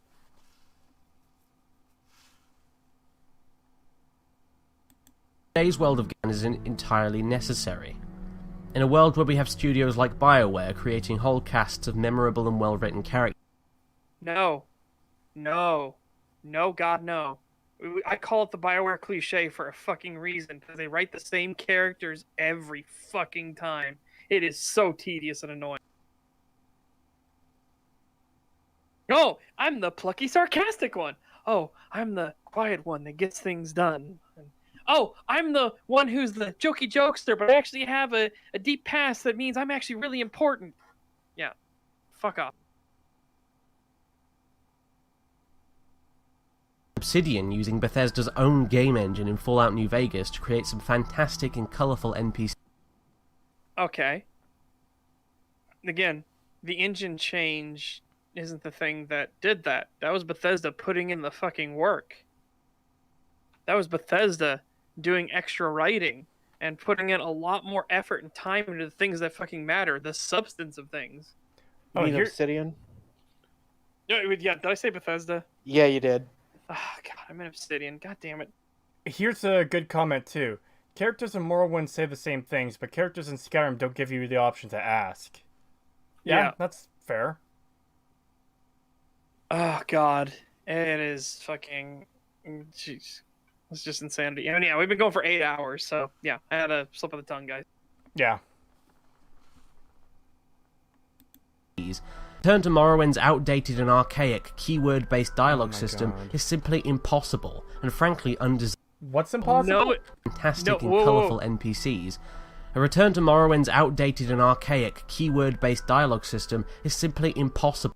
No, it's not. It's not. That's just insanity. You're insane. You're a crazy person. It is Holy a stylistic choice, and guess what? Other games after this, and other games Obsidian made, use the same system. I would take a Morrowind dialogue system with all its depth over a Skyrim dialogue system with all its lack of depth any fucking day of the week for the next Elder Scrolls game or the next Fallout game. I don't know if this guy... I mean, this guy is delusional, and he's a fucking liar, but I don't know if he understands this. After Obsidian made New Vegas, they made Pillars of Eternity, which uses this style of system. They made Tyranny, which uses this style of system. It's impossible. It's impossible to go back. Impossible. No, it isn't. It is a choice that is made, and it offers different strengths and benefits. Yeah. Skyrim's dialogue system is basically nothing. Yeah, I can agree with that. Yeah. It's fucking garbage. Yeah, you open a dialogue with a random Skyrim NPC, only option, goodbye. Yep. Or they don't even open up a dialogue thing. They'll just say a line of dialogue, and they just stand there looking at you. Yeah.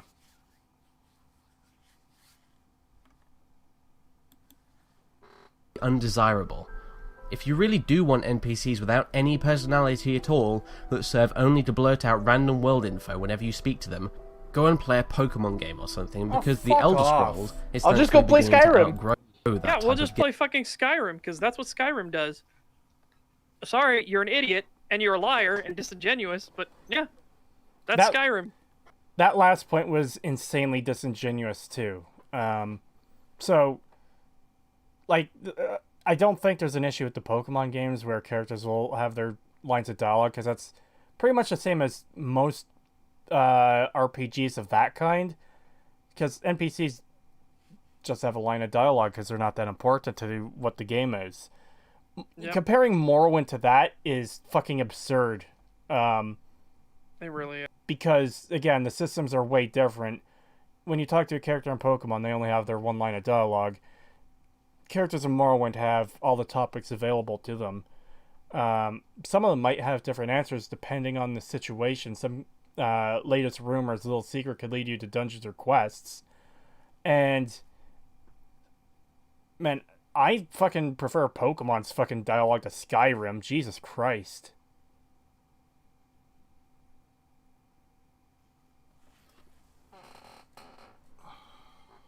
We're almost there.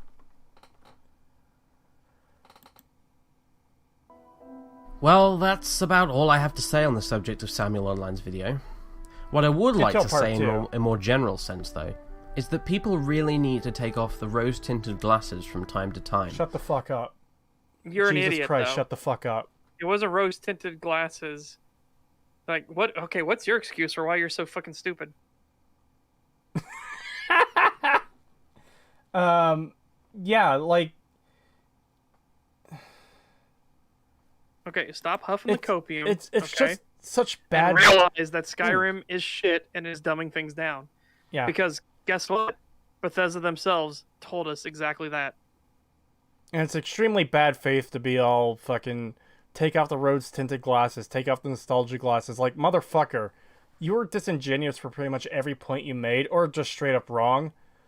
It's not nostalgia that people are making these arguments. If you actually listen to what the arguments were, and listen to the proof that these people probably brought forward, then you would see why they're saying it. My god. Yep. Translation from take off rose-tinted glasses is consume product, then get excited for next product. Yeah. Yeah, that's basically it. Yeah. And then shit on old product. Also, I want to point out, too, he said this is all I have to say on that video. So, his part 2 that came like a week later is, I wonder what might have caused that. Maybe he got a certain response calling out his fucking bullshit. That'd be interesting to see. Do you have a link to this original video? You can post it in our chat. I want to check it. I have the YouTube dislike thing on, by the way. Oh, the dislikes aren't that bad. That's a damn shame, because this video was awful. Let me bring this video up quickly, because I had it in this tab, but I moved away. There it is.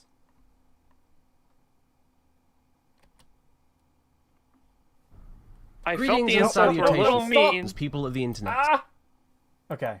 I felt the insults were a little mean. I think you can do a good critique without saying insults, but that's just me. And is that considered snitching? Okay, so I'm going to tell you right now, Papa G, fuck off. We can do a analysis without insulting, but I don't see why we should pointlessly restrain ourselves when someone is saying something incredibly fucking stupid or dishonest or straight up lying. Yes. If someone's being a shithead, we're going to call them a shithead. I told you why. Papa G, pay the fuck attention next time. Why is it always you? Why is it always you? Maybe you should ask yourself this question. Why is it always me? Why am I always the dumb one? Maybe you should ask yourself that. I posted a link in the chat for this video. It's got 3.7k downvotes, 18k upvotes. Nah, that's a shame. It deserves way more downvotes. Okay, top fucking comment. About 6 quests into Skyrim, you are the Archmage. Just to join the Magic University in Oblivion, you have to do 7 quests. Magic is one area they really torpedoed going from Oblivion to Skyrim. Maybe they thought nerds are not magical creatures, they tend to be warriors, so we'll dumb down every kind of magic. Oh god. Yeah, god, that's horrible. Also, I'm not grumpy because I'm tired. I get grumpy because Papa G always does this. Every stream. Yes, it is becoming a problem. It's every stream we deal with him doing the same thing. It's getting annoying.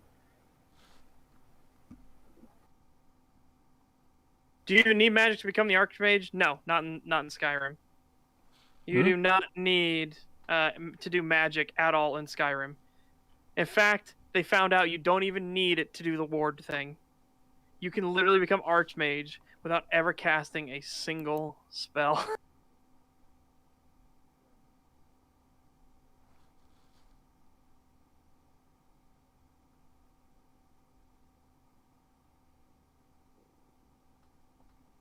Whew, well, I survived day 14. Oh, nice. We're about to do that on the server after the stream. Yep. Let's wrap this up, because he's finishing it off and there might be some bullshit right at the end. Yeah, I know Yomfa proved that. Like I said, I love Yomfa's videos, by the way. They're fantastic. Dude, you don't need to leave and not come back. Again, you just need to learn to stop it. Yeah. We're not telling you to go away forever. All right? You need to stop it. And again, look at what you just did. Again, this is what we're talking about. You said, I'm sorry, I'll leave. And then you say, again, I'm an idiot and I'm trying to learn. I'm sorry, again, I'll leave and not come back. Yeah, this is... I didn't bring it up during the VGA stream, but it's something I noticed, and I mentioned it in our private chat, but I'm going to bring it up now. You said, I'm leaving, I'm heading out, I'm going to leave, like 20 times before you actually left the VGA stream. Yes. Like, and the other thing, too, that you do, and I think I mentioned it in that stream, is someone will say something, and you will repeat it over and over and over again in chat, almost to the point of spamming. It becomes obnoxious. What's wrong with the Expanse? What's wrong with the Expanse? What's wrong with the Expanse? What's wrong with the Expanse? We can't answer every question in chat, and spamming it is just going to make me not want to respond to it even more. The more you push me to try and do something, the less I'm going to want to do it. That's just the kind of person I am. So, spamming questions at me is just going to make me ignore them. Oh, it's gonna make you wait. It's gonna make you go against what it said. Hold on a second. Don't play Dark Souls. Don't play Dark Souls. Don't play Dark Souls. Don't play Dark Souls. Don't play Dark Souls. I've been... Don't close all your tabs. Play now. He's got Don't close your tabs. Don't close your tabs. Don't close your tabs. Don't close your tabs. You do not fuck with the tabs. Hello, chat. It's just me now. We killed him. Woo, we did it. Yeah. Anyways, yeah, I do need to play more Dark Souls. He really is a necromancer. I do need to play more Dark Souls, I know. I might play a little bit off stream, not progression, but just like getting more used to the controls and fighting and stuff. So next time I do stream it, I can do better than last time. Okay, that's fair. Anyways, we've got 40 seconds left. Let's fucking kill this thing. Yep. Kill it and get That the hell is, out of here. after all, where many of the complaints like this come from, and frankly, I'm sick of hearing them. Well, that's all from me today. I hope you enjoyed this video. Are you sick of hearing them because you actually understood it, or are you sick of hearing them because deep down you know they're accurate? Yeah. And there's that little niggling voice in the back of your head like, you know, they're actually correct. The series is getting really, really dumbed down. Yeah. Damn, you guys still streaming? We're close to ending. We've probably got less than 5 minutes left, because I don't know how much we've got to talk about after we're done this video. And, oh, it just ended. That's good enough for me. Fuck it. Yeah, the video crashed. Perfect. So, yeah, those two videos were not very good at all. At fucking all. And there is a part 2 here that we will be covering at some... We might cover at some point. We might. I'm terrified, given what we just experienced. Dude, it is 46 minutes. There is so much to discuss there. Oh my god. Oh, but I'm glad we did get through this one today. I wasn't sure we'd make it, but we pushed through. We suffered through, you might say. And yeah. Before we close out the stream, before we close out the stream, Peace and There An Option says we can talk about how to counter such as Lizard Uprising. Oh, it's already too late. I just want to thank everyone for following the channel and coming to these streams and everything. It means a lot. The channel just recently hit 10,000 subscribers, which I'm still kind of dumbfounded, like, looking at my channel name and looking at that number under it. It's like, I never thought I'd hit that milestone, and it genuinely means a lot to me. Yeah. It's very much appreciated. I appreciate you guys coming in to stream and listening to us fuck around with these annoying videos and a whole bunch of other things. It's nice. yeah, I'm not really good at I guess speeches like this, but you know, um, you guys have anything you want to wrap up with? Links to your channels and everything. Yeah, I guess.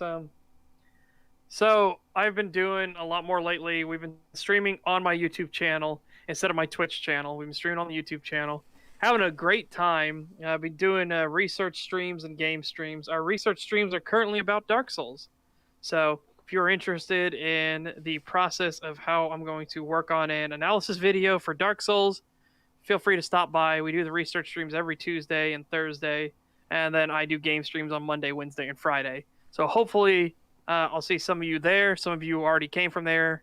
And I saw that we got to carry on some of the conversations that happened in that stream earlier today. So hopefully I'll see some more of you there, and hopefully you guys will have a fantastic time. Yeah. Pagan? Yeah, the Fallout stream was put on hold for a bit because Steam decided to fuck my game. I'm not sure what happened. It just reset the whole fucking thing for some reason. Had to uninstall it, reinstall it, reinstall all my mods, all that shit. I think I've got it fixed now. I think I've tested it quite a bit. It seems like it's running okay. So I might be able to get back to streaming pretty soon. Maybe sometime this week. Alrighty then. Yep. So yeah, links to Pagan and such as channels are in the description. Thank you again, everyone, for coming out. It's very much appreciated. Have a good night. You guys are supposed to say good night. What? No, sorry, I was giving orders to the Lizardmen.